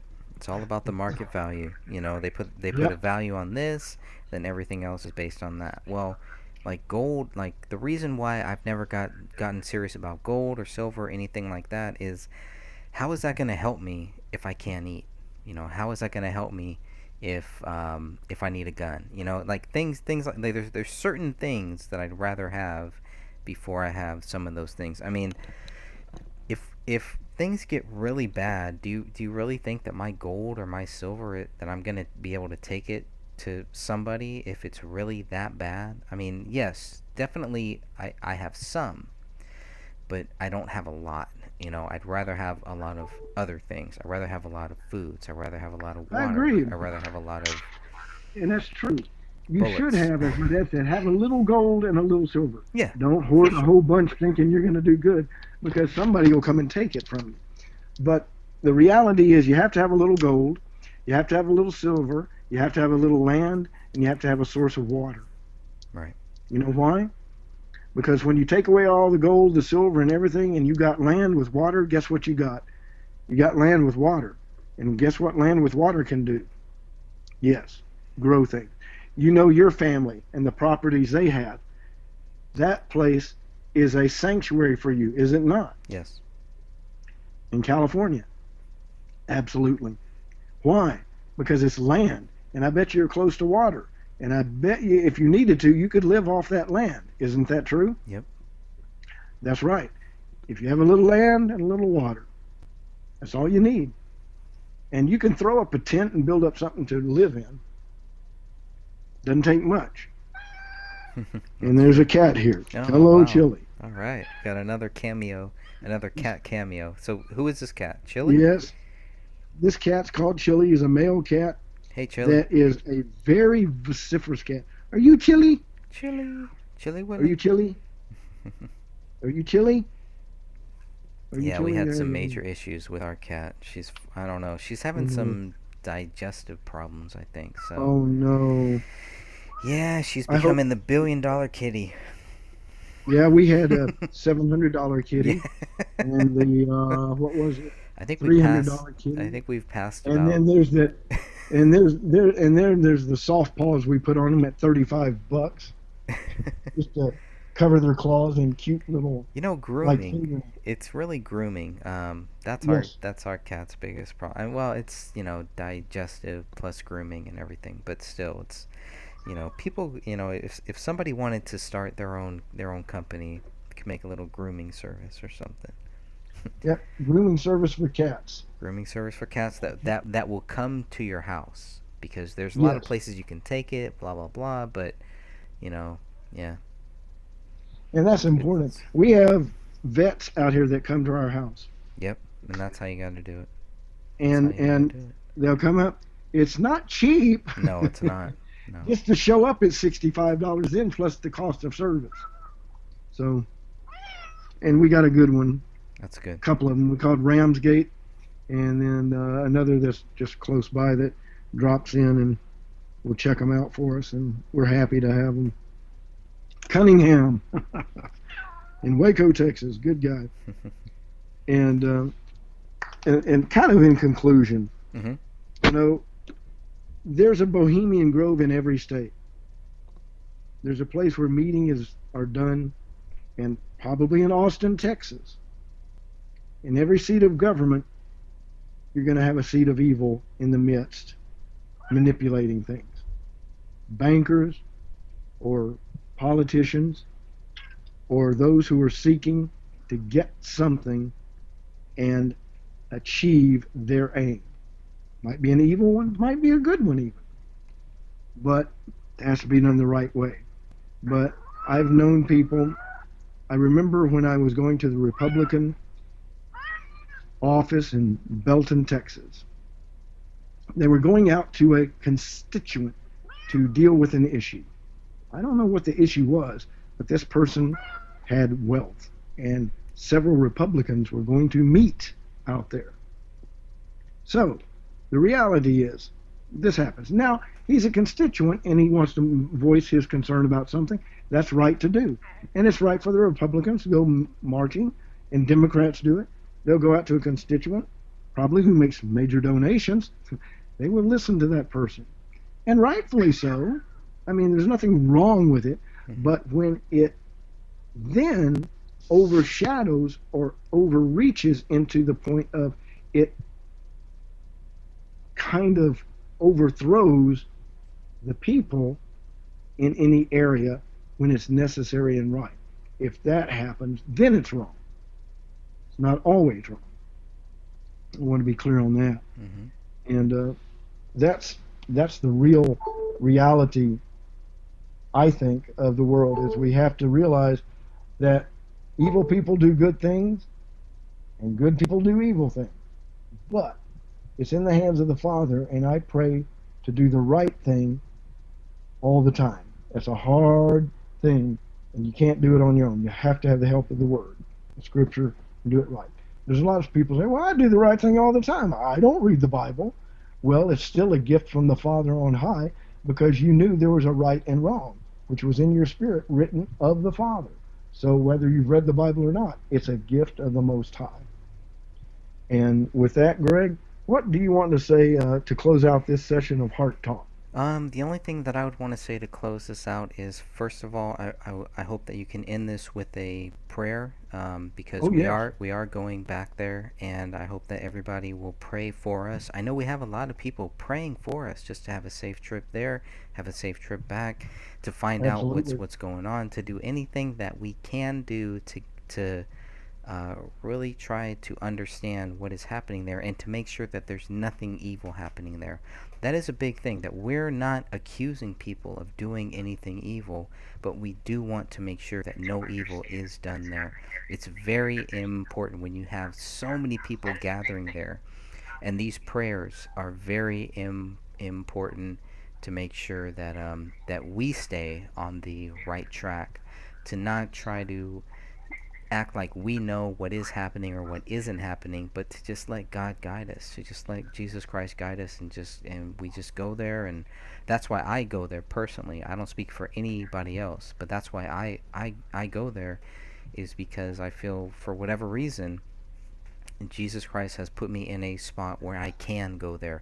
Not many people can, and I know that there are hundreds, probably thousands, maybe even millions of people that would love to go stand outside with us. And every time that we're out there, I feel it. It doesn't feel like it's just us out there. You know, it's a very powerful presence. It's a very spiritual presence, because I know that God is with us out there, because we're not out there to try to tell everybody that we think what is going on.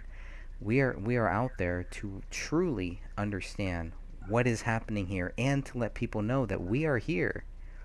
That if there is evil going on in there, people are going to know. God is going to know. You know, that is the most important thing. Everybody is going to have to stand before God and confess their sins, and that is correct. Absolutely. Nobody hides from God, so they can lie to us, and usually, you know, if they lie or if they play games, things happen. that show them, don't do that. Don't be like that. There's nothing wrong with just being honest, with just saying, hey, you know what, guys, there's nothing weird going on here. And those are usually the people that we end up having a good talk with, is the club members or the guests that are like, hey, it's just a bunch of guys hanging out, blah blah blah.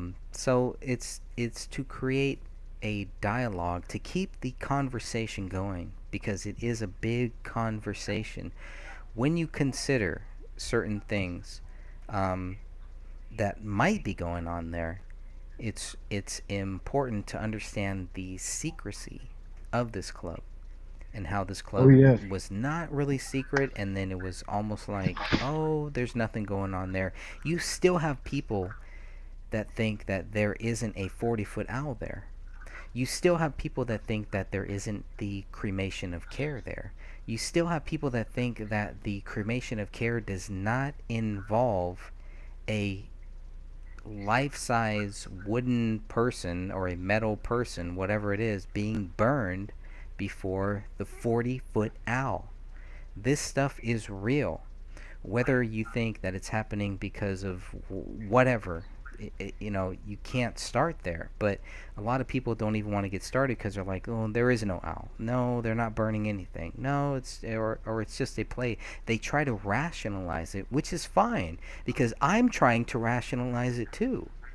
Because to me, it does not make sense. And when I watch Alex Jones's film, what they were doing there struck me on a spiritual level. I was at Family Radio, and I was watching Alex Jones's movie. That's where I first watched it, and it changed my whole view. Now, I mean, they probably would have fired me now if they knew that I was watching Alex Jones while I was supposed to be working, making sure that the radio stations were on and everything. But, that's where God brought me. God brought me to a place where he wanted me to see certain things.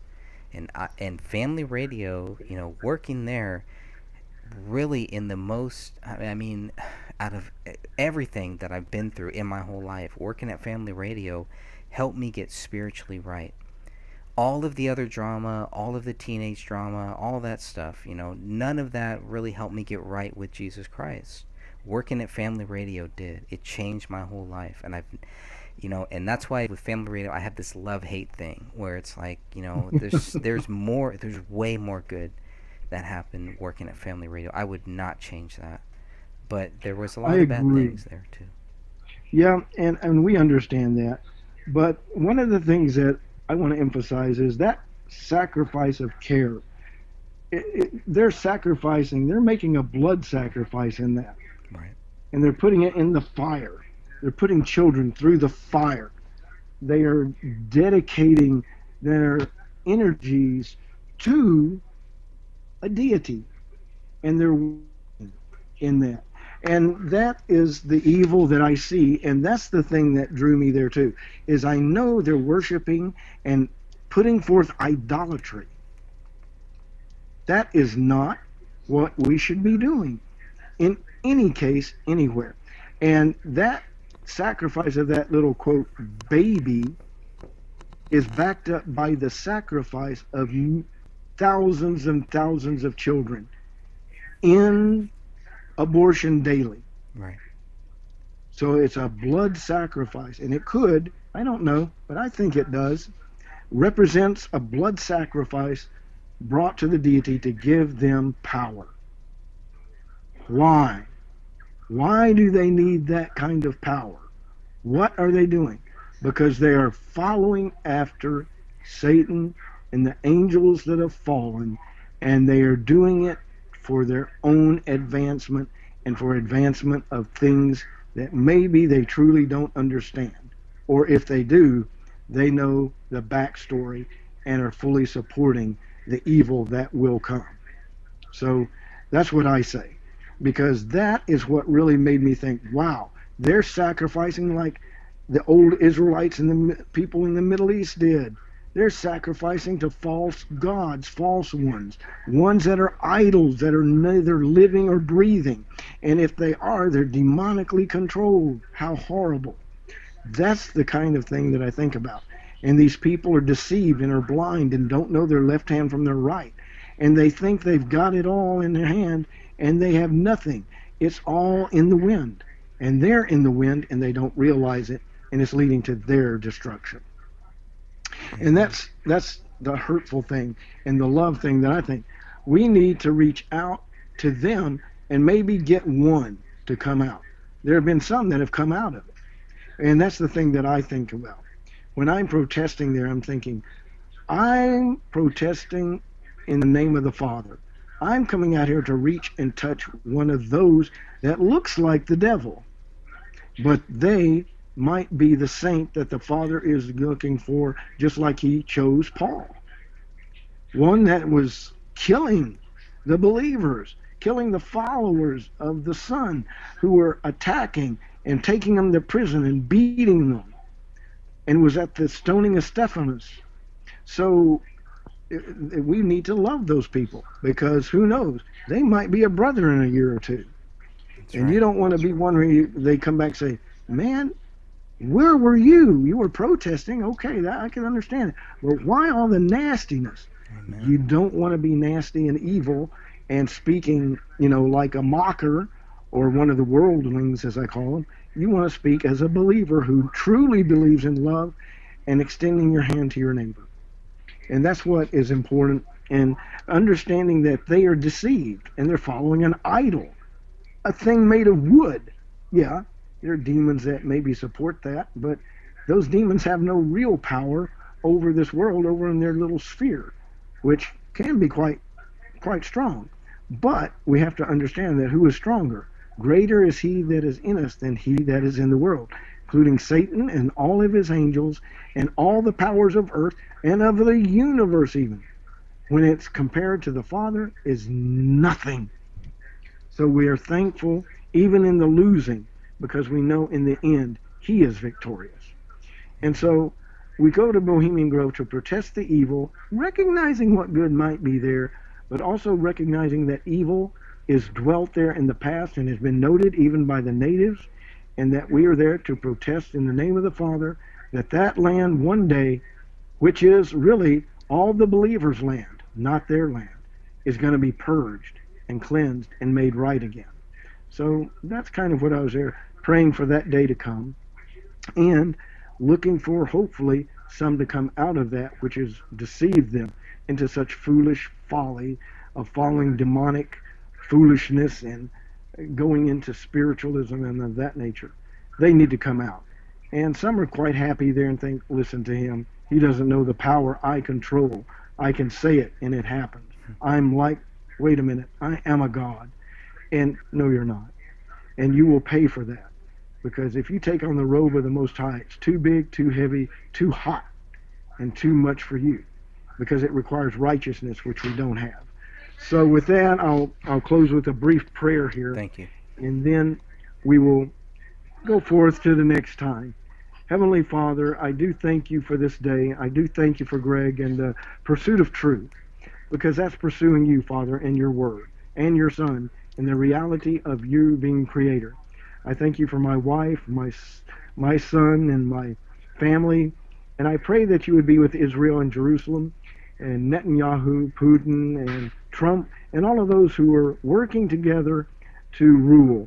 Father, give them to rule in righteousness and truth, and be blessed in choosing to follow your word rather than counselors of evil. We ask you this in your name, Father, for thy glory and in all things for your plan to be accomplished. Thank you, and let it be done in your time. Amen. Amen.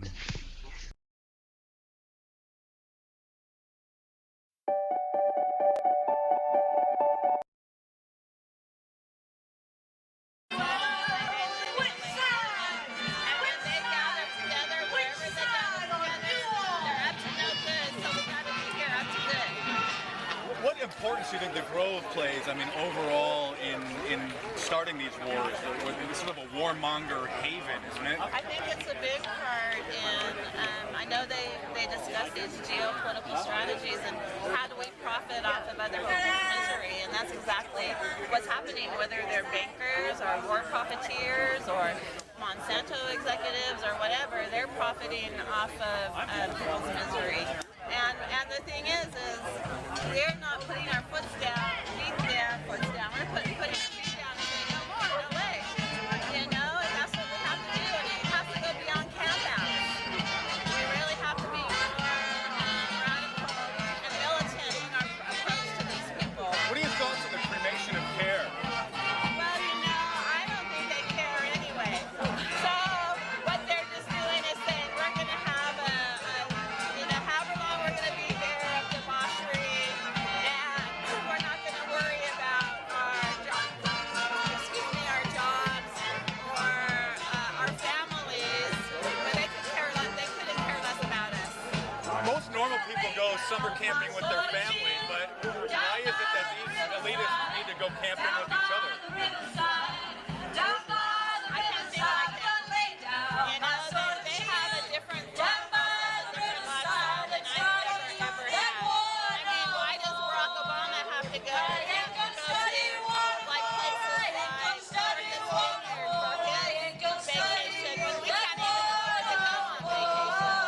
So that's what we have to say. There's a widening income gap in this country, and it only exists because we allow it to exist. We have to stop worshiping rich people.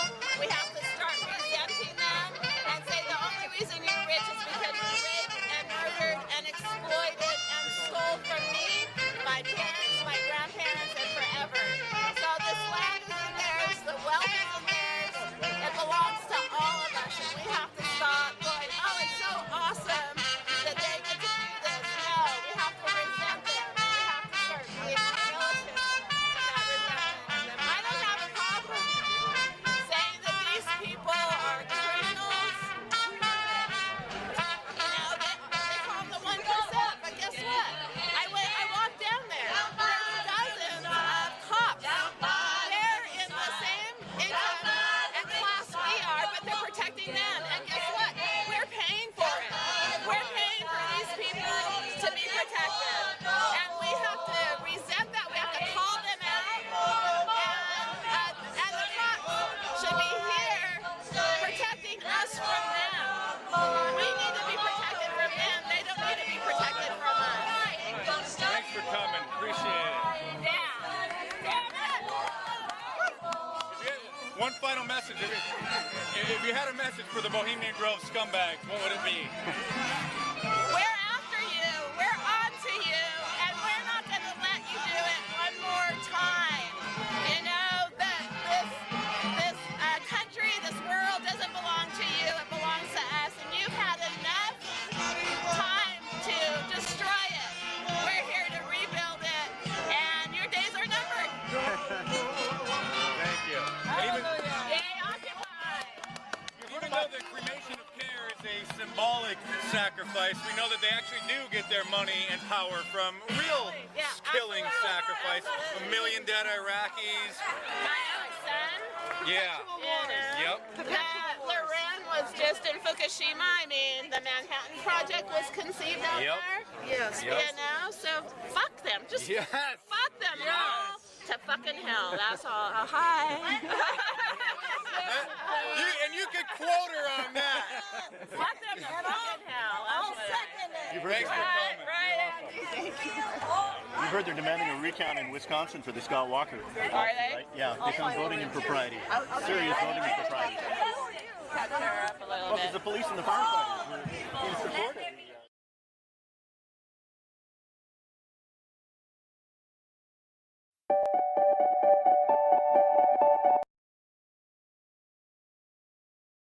The cremation of care has really touched me personally because it really brings right in front of my eyes, right in front of my face, the physical evil that we face now. And there is a very strong evil presence that would love for us to join evil, join with evil, and to become part of the New World Order, what they call the shadow government. Of course, only certain people are going to be invited, and even less people are going to be accepted into the Bohemian Grove and into the Bohemian Club, and also into various groups that have taken control over our country and have in many ways taken control over the whole world.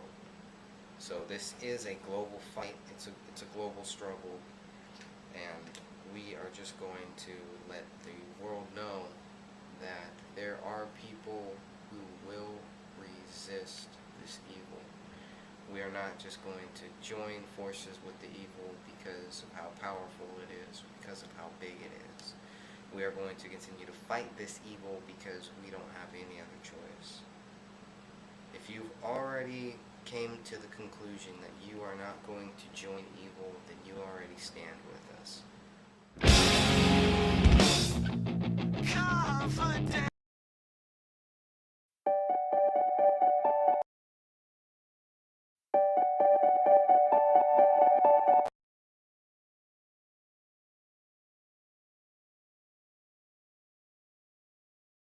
Club, man.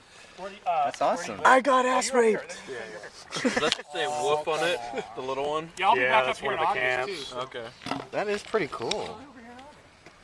Wow. No, I'm gonna come up and I'm gonna go over. Got crazy. They're taking shots and. How did you get this one? Maybe I shouldn't ask.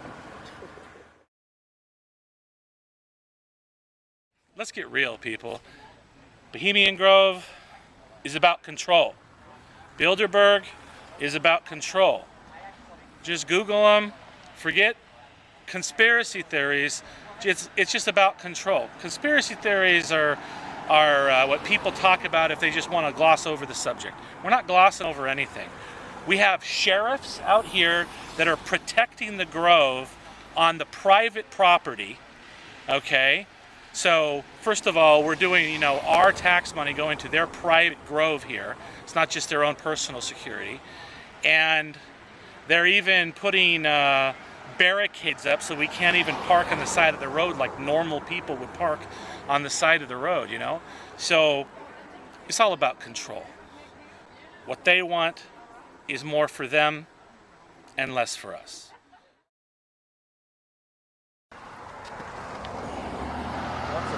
Today. You got that? Okay, I'm gonna get in there, Greg, and oh, you know what? I have to check my seat. I'll hang on a second here. I'm at dusk dawn right now. Let's see. I think I could just do normal portrait right now. Okay, there we go. Ready? Mean anything when there's. Okay, so there's my 720p. Nah, dude, here's one of my favorites right here. Okay, then I better get a couple of the.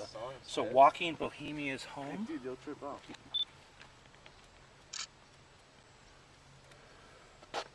So Lookout Mountain. Huh. Yeah, Lookout Mountain. Actually, let's get this piece down here because I can actually. Yep, there you go. Look that up for public records, right? I'm just going to kind of get on your side over there. Huh. And you want to do the other one too, or? Yeah, absolutely. I mean. It was his 21st.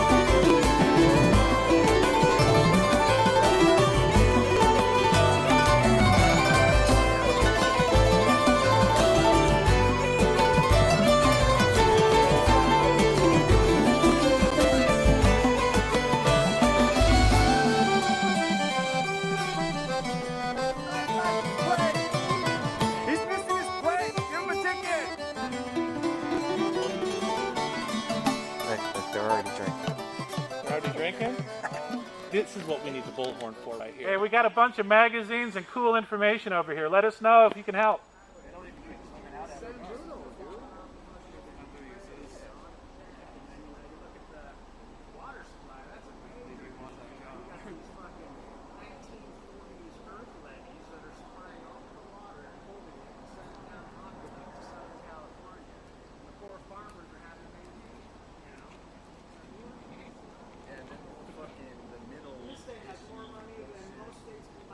Dude, we're the fucking world's third largest economy, dude. We were. We got flyers that we hand out. The third world's largest. Yeah, like China was number one or some shit. Yeah, that's, So when it comes to the Democrats, we got a mailing list to sign up on.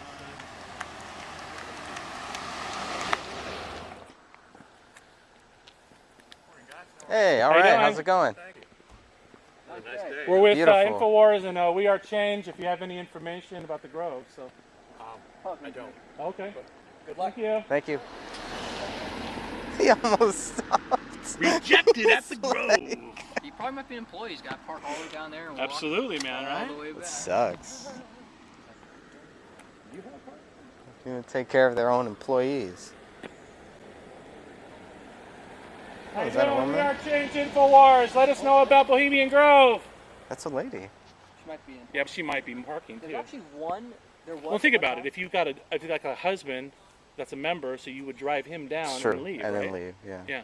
Well, there was actually one member who was actually a female at Bohemian Grove. I think Yeah. in the 20s or 30s. Yeah, yeah. One time, and that was it. yeah, I've heard about that. So what does it take for conservative Republicans to worship in front of an owl? Thank you. The global elite plan for a global takeover. Yes, this is Bilderberg West, summer camp at Bohemian Grove. Come on down, weaving spiders.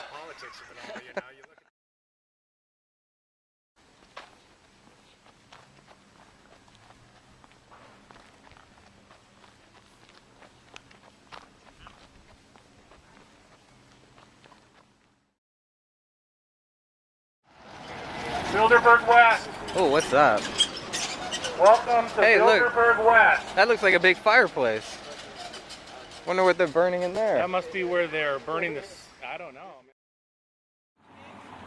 Billy Bob from Texas. That's it, Billy Bob from Texas. See, everybody wants to have a photo op. Billy Bob. Okay. Somebody that was inside the group. And you too, come on. Are you coming back for tonight? I'm going to come back about an hour. And then they're going to call 911. Get a picture. You going to be here for the cremation of care tonight? Yeah. And Tim, get over here and get a I lined picture, up for a job. I did have a green card. Gotta love Billy. You know, Billy, you're one of the rebels. I can tell already. Billy, nice meeting you, man. My name's Dave. You know where town is, Billy. I don't gotta tell you. That's right. Town drunks gotta know that. Yeah, all right, whatever, Billy.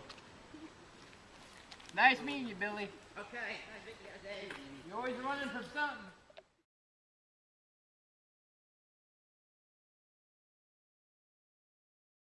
Billy, nice meeting you, man. My name's Dave. You know where town is, Billy. I don't gotta tell you. That's right. Town drunks gotta know that. Yeah, all right, whatever, Billy. Nice meeting you, Billy. Okay. You're always running from something. Tell us a story.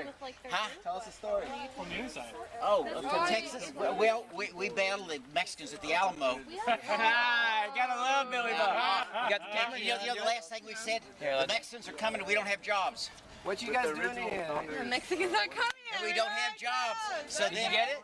So then they came down to Houston. No, there's no picture. I don't know. We're roasting marshmallows, and we're playing with Ouija boards, and we're practicing hook slides. Hook slides are very important as you get older. I'm 72, and you got to learn how to hook slide, which means you go on the butt like this, to lift your feet up, and you come up like this. And therefore, all your lifting's done from here. It's not done from here. Well, Billy Bob, I'm curious. I'm Doug Millar. Billy Burge, nice to meet you. And so you're from Texas? Houston. And so you just came in for this Hey special Billy, you got an email address? I do, but I don't know it. Of course I you promise don't. you don't know. I just had to ask. No, will it be on here? My email? Or something? No. When I get messages, people email me, and it shows that they email me on that. Okay, Billy Bob. Yeah. Here is I put together on Bohemian Grove. Okay. Okay. And I know that 95% of you have food goes on the top, just like a Mason. Are you a Mason? No, I'm Baptist. Okay. Well, Masons, only about 5% of the top know about the human sacrifice that the 33rd degree Masons do. Okay. And here I give you a background on what the Bohemian crowd leaders, the Druids. All right, hey, nice to meet you too. Yeah. Do human sacrifices of children. Who is he? I'm going to give you a copy of a report. We have 3 written reports now from 3 guys from 3 states who've never met each other, and all 3 of them have been at human sacrifices at Bohemian Grove as children. Huh. Okay. Well, I've donated my body to Baylor Medical School. Wear glass. But I gotta die first. Okay. That's what they told me. Yeah, I know. We had a big discussion. My ex-wife tried to poison me. Ever tell you about that? No? Yeah, she did. Okay, here's 2 written Like, I'm gonna ask him and he's gonna say no. Here's 2 written reports that were submitted in court in San Francisco, August the 1st, last year, August 2012. Okay, 2 guys, one from here in San Francisco, one from Iowa, and the other one's from San Francisco. But these guys have all been at human sacrifices. And so there's more than you want to know Put about. your arm around this young lady here. Okay. All about 1, Bohemian Grove. 2, 3. Hey, Bill Bob, can I ask you a question? Yes, sir. Are you a Freemason? Too far in the throat, My boy. Are you a Here, Freemason? one more picture. One more free picture. agent? Yeah. A Freemason? Here, one more No, I picture. know what that is. No? One more picture. You don't? No, what's a Freemason? I don't know. I was just asking. Press Democrat? I'm Irish. Press Democrat, yeah. Yeah. Oh, you're Irish. That's enough right there, Billy. That means I can drink. That's right. Well, you guys are great. I'll come to your club in Houston. Do you have a club in Houston? I'll come to your house. Okay, I live with my ex-wife. That's great. Yeah. She puts me on the 3rd floor. See, you have 3 floors then? Yeah, The 3rd floor is an attic with no air conditioning. Dave here said you're gay? Gay? Well, I used to be. Okay. And I got on hormones. And after I got on hormones, then I figured out being gay was... I love Billy. If that didn't work? I love it, Billy. Billy. I love you Hey, too, Dave. Billy. Okay, you guys... I'll see you tonight at the cremation. Okay, and then I'll be... How many children do you have? I'm 2. Okay. Son and a daughter and 2 granddaughters, 13 and 15. Here's my book cover of my releasing next week. So there you go. Share it inside, all right? Yeah. They won't bring you out alive. Well, I got Obamacare. Don't worry. Okay. Obamacare says it's cradle to grave. He takes care of me. Right. That's what he said. And so I Free signed health up care. on my job and his job fair, and I got a job. Passing out brochures at the ballot box. You gotta do a passing out. Okay, gang. Okay, you will be. I'll go in the morning. Before it gets Yeah, a little too warm today. Me either. Yeah, what is it?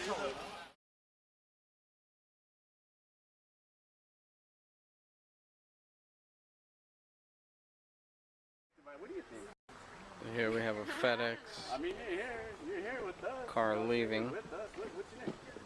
Anna? Anna, what do you think, Anna? I think that you can do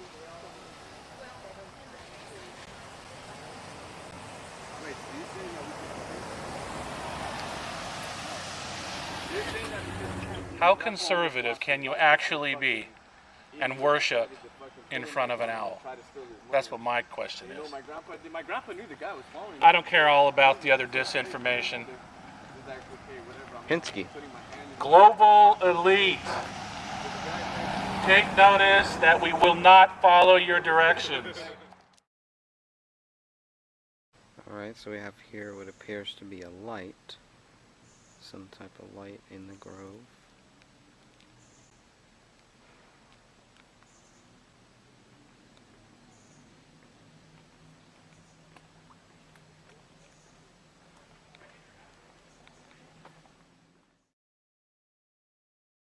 How you doing? Very well.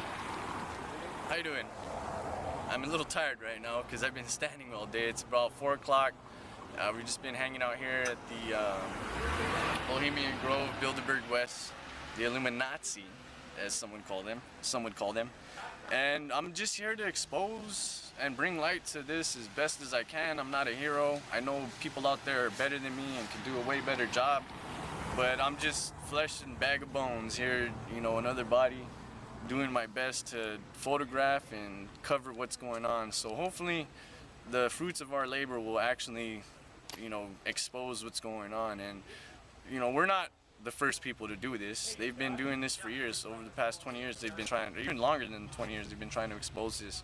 But now, being at an understanding of where I'm at in life, in terms of how political decisions are made, who's in control of things, the men behind the curtain, the political elite, throughout my own personal research and reading other people's research and coming to the conclusion, I've come to the conclusion that yes, a lot of policies are being made here.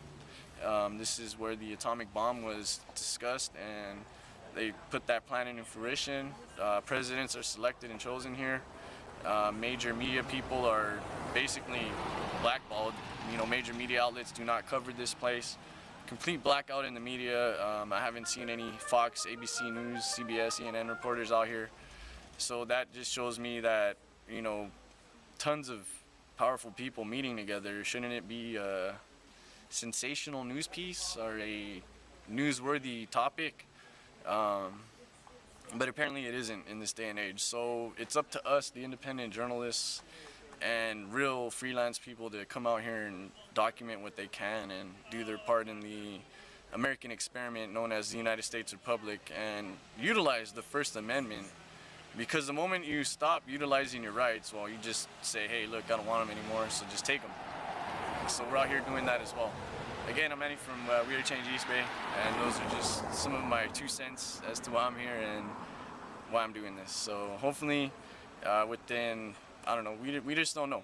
We don't know when we're going to defeat them, but I feel it coming pretty soon. It's a long time coming. These people have been doing these things for over 100 years. I believe the first meeting was in 1872, if I'm not mistaken.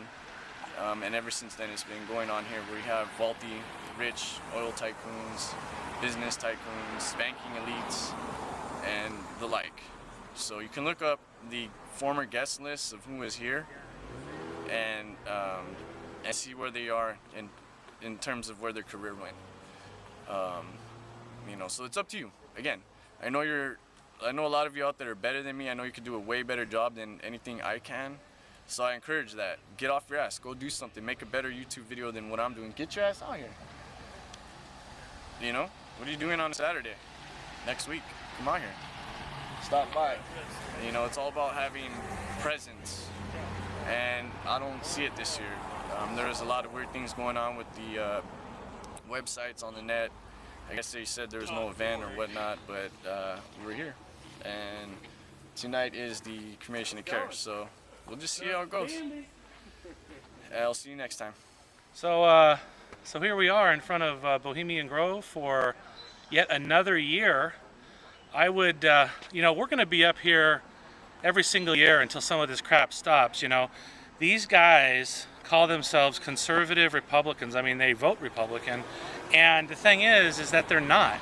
I mean, they're worshiping Canaanite idols up here, and they're doing God knows what. But the worst thing that they're doing is they're weaving little plans and everything of public policy statements outside the venue of, the public.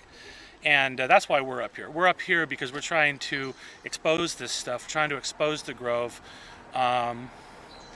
or resist the Grove, as my Facebook page says. And Bohemian Grove is something that's going to attract a lot of people over this 2-week period.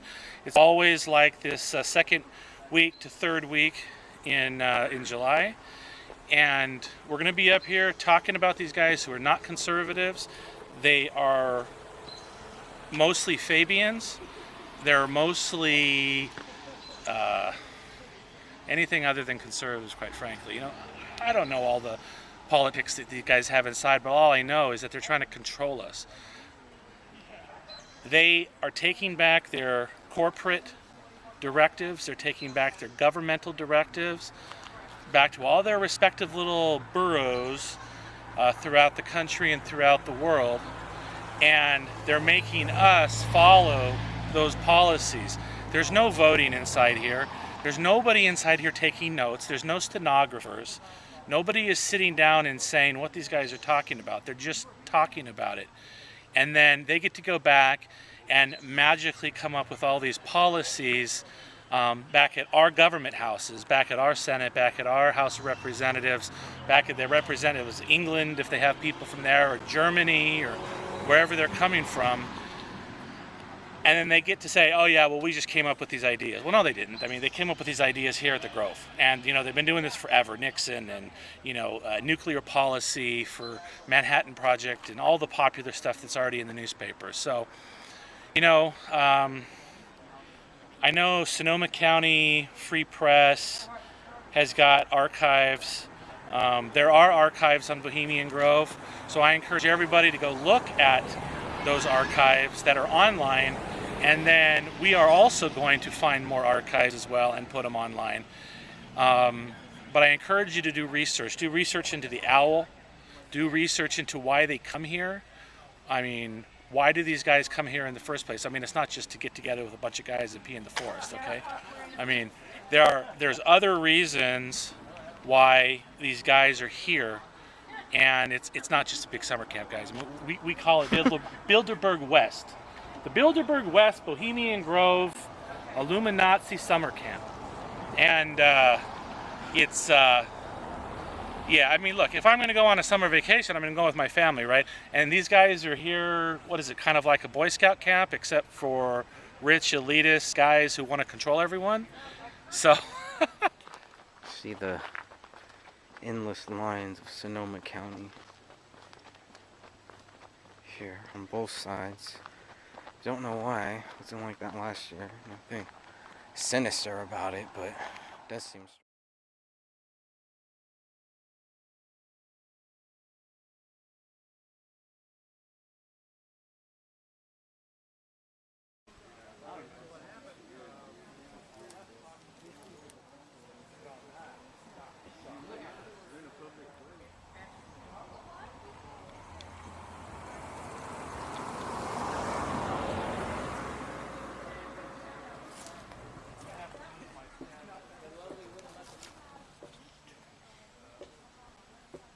Hey guys, how's it going? You don't have to leave. It's all good. You guys must have a power trip, real power trip, protecting the elite in there, huh? You guys don't want to talk to us now? Yeah, real good, real big, oh, real powerful, guys. You're just another pawn. See you later. Huh. I like that one. Bro. Hey guys. Welcome to the Grove. Hey, have you guys ever heard of something called the cremation of care? We got 2 guards here. 2 security, Bohemian Club security guards. Young kids. Don't have a zit on their face.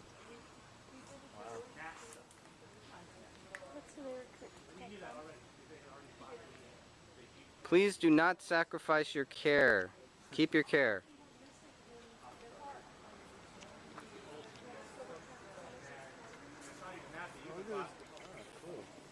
Two young kids. What's up with all the young kids, man? I know, that's what I'm Yeah. saying. They have so many. They're being brainwashed to think that this is some kind of cool thing to come support. Yeah, just like joining the army.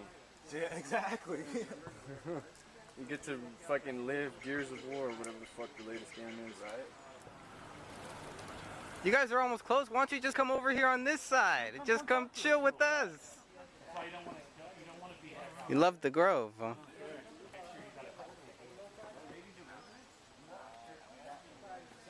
They're over there talking about their how they can. Just make sure you don't sacrifice your care, okay? Do not engage.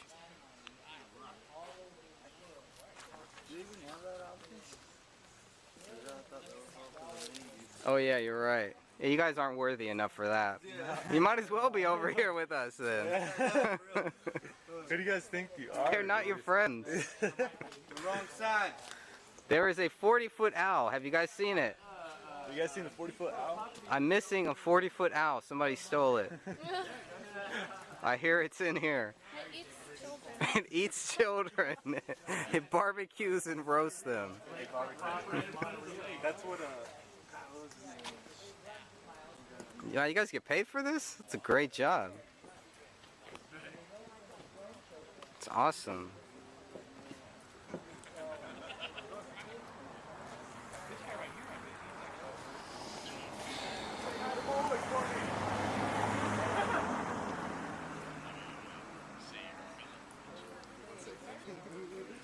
We got some guards over here paying close attention to us. I don't know what they're doing over here, if they're trying to intimidate us or just walking around or what. I guess so, yeah. We're not gonna sneak in, don't worry. If we would, we'd go on the other side. I don't even want to sneak in. I wouldn't want, you couldn't pay me to go in there, man. No. Who knows how long we've been in jail? It's true. I thought it was me.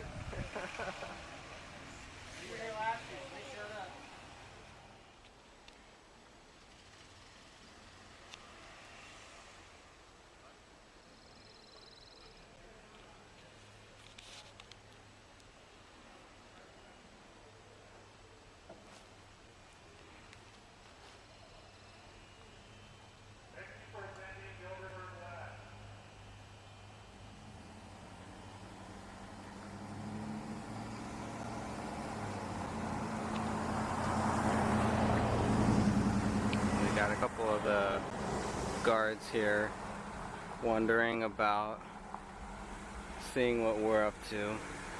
We're trying to see what they're up to. So, and they're just doing their job. Keep peeking around the corner, so I guess this is what they get paid to do. Why not?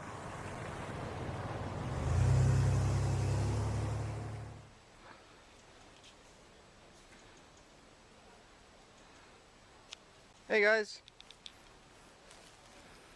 They're over here somewhere. Let's go meet them. Greetings! Alright, got one to wave. Guess they just really don't want to be bothered with us. Probably don't want to be on camera either, but that's the way it is. You guys heard about this thing they call the cremation of care? Some crazy stuff, man. Sacrificing care? It's like a little baby, and they put it on this thing, and there's this big owl, a big 40-foot owl. I'm sure you guys have seen the 40-foot owl. It's not really a baby, but it's a mock human sacrifice. So it's a metal effigy, a metal skeleton that they wrap with paper mache. It's pretty weird, huh? That's pretty weird. These guys don't care. They're zombies. Pretty strange. Leave them uninformed. It's all right, guys. Come to look it up. Look up Dark Secrets inside Bohemian Grove. You'll get everything that you guys need, man. I'm just trying to help you out. All right, brother, take it easy. It's a job. Have you seen the big 40-foot owl? No? Never saw it? It's huge. It's big. And you know, before they had the 40-foot owl, they had a 70-foot Buddha statue. Tall.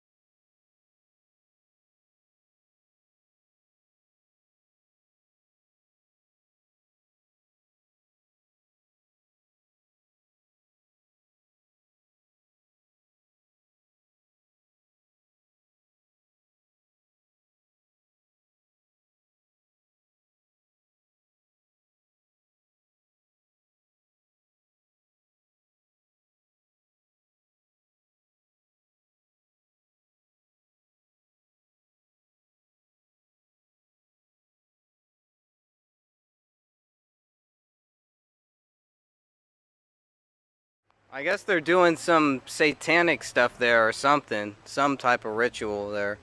So just be careful. You have to be careful here.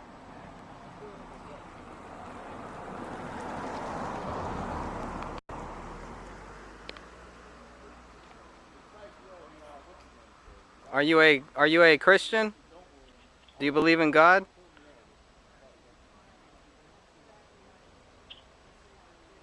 I believe in God.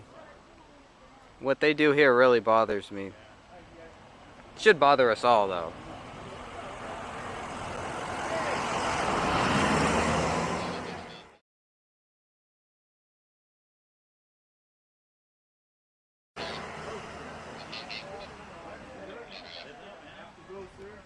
Big 40-foot owl. That should freak people out. That should really freak people out. That would bother me. Especially if I saw it up front, up close and personal.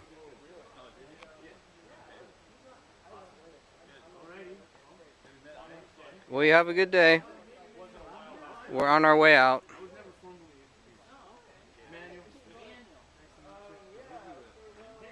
Just keep that in mind, what they're doing here. We all have to work. We all need a job.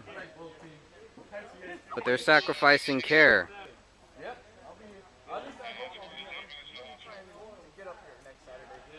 I can, I will. Oh yeah, dude, I gotta get my flag back. I just remembered. Just remember that God loves you, and the devil does not. I always talk about end the Fed and the Federal Reserve, and why are we spending money, and where's our inflation going, where's our taxes going. This is all connected, guys. It's all connected. The global elite get together at East Coast for Bilderberg or Grove Motel. I'll call it the Grove Motel because it's a bunch of roaches that showed up. And they come to Bilderberg. Maybe they go to Bilderberg to run around in their little roach motel, and then they come over to the summer camp so they can pee in the forest. I don't know. I mean, maybe that's just the kind of thing that gets them off or whatever.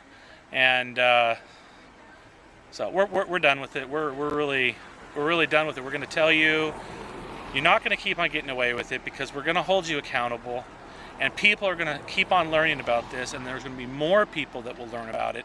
There's nothing you can do to stop it. So you just take notice. We're going to be out here every year. We're going to be out in San Francisco. We're going to be out at the Bohemian Club protesting. We're going to be everywhere you are. And We Are Change International is going to keep on you no matter where you go. So if you're listening as an individual, I want you at the next We Are Change event. And if you're one of these globalists who think that you're going to be controlling the world with some cabal, you're on notice. It's just the way it is. And there's nothing I can do to stop it because everyone's fed up with you. So one of the workers actually didn't really appreciate the fact that I brought up that they're sacrificing care there and possibly sacrificing people. It's like, oh, I doubt they're doing that. Well, I doubt they're doing it too, but it's still possible. So I'm not just going to discount it. It's because it sounds crazy. Of course it sounds crazy. Life is crazy.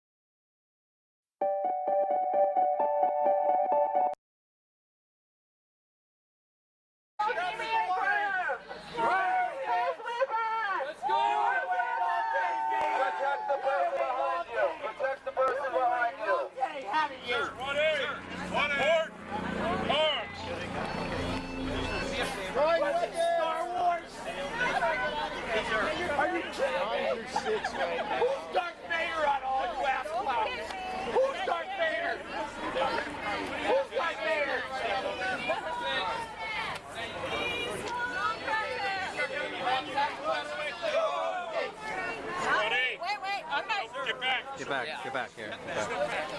All right, step back. Behind the line. You'll be arrested. We're behind the line. Please join Oath Keepers and do not confiscate our weapons and their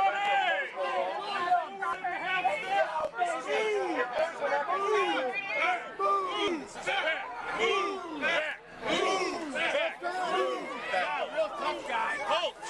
Tony. Real tough guy. You need to step back. Real tough guy, Tony. Be arrested. Tony, you real tough guy.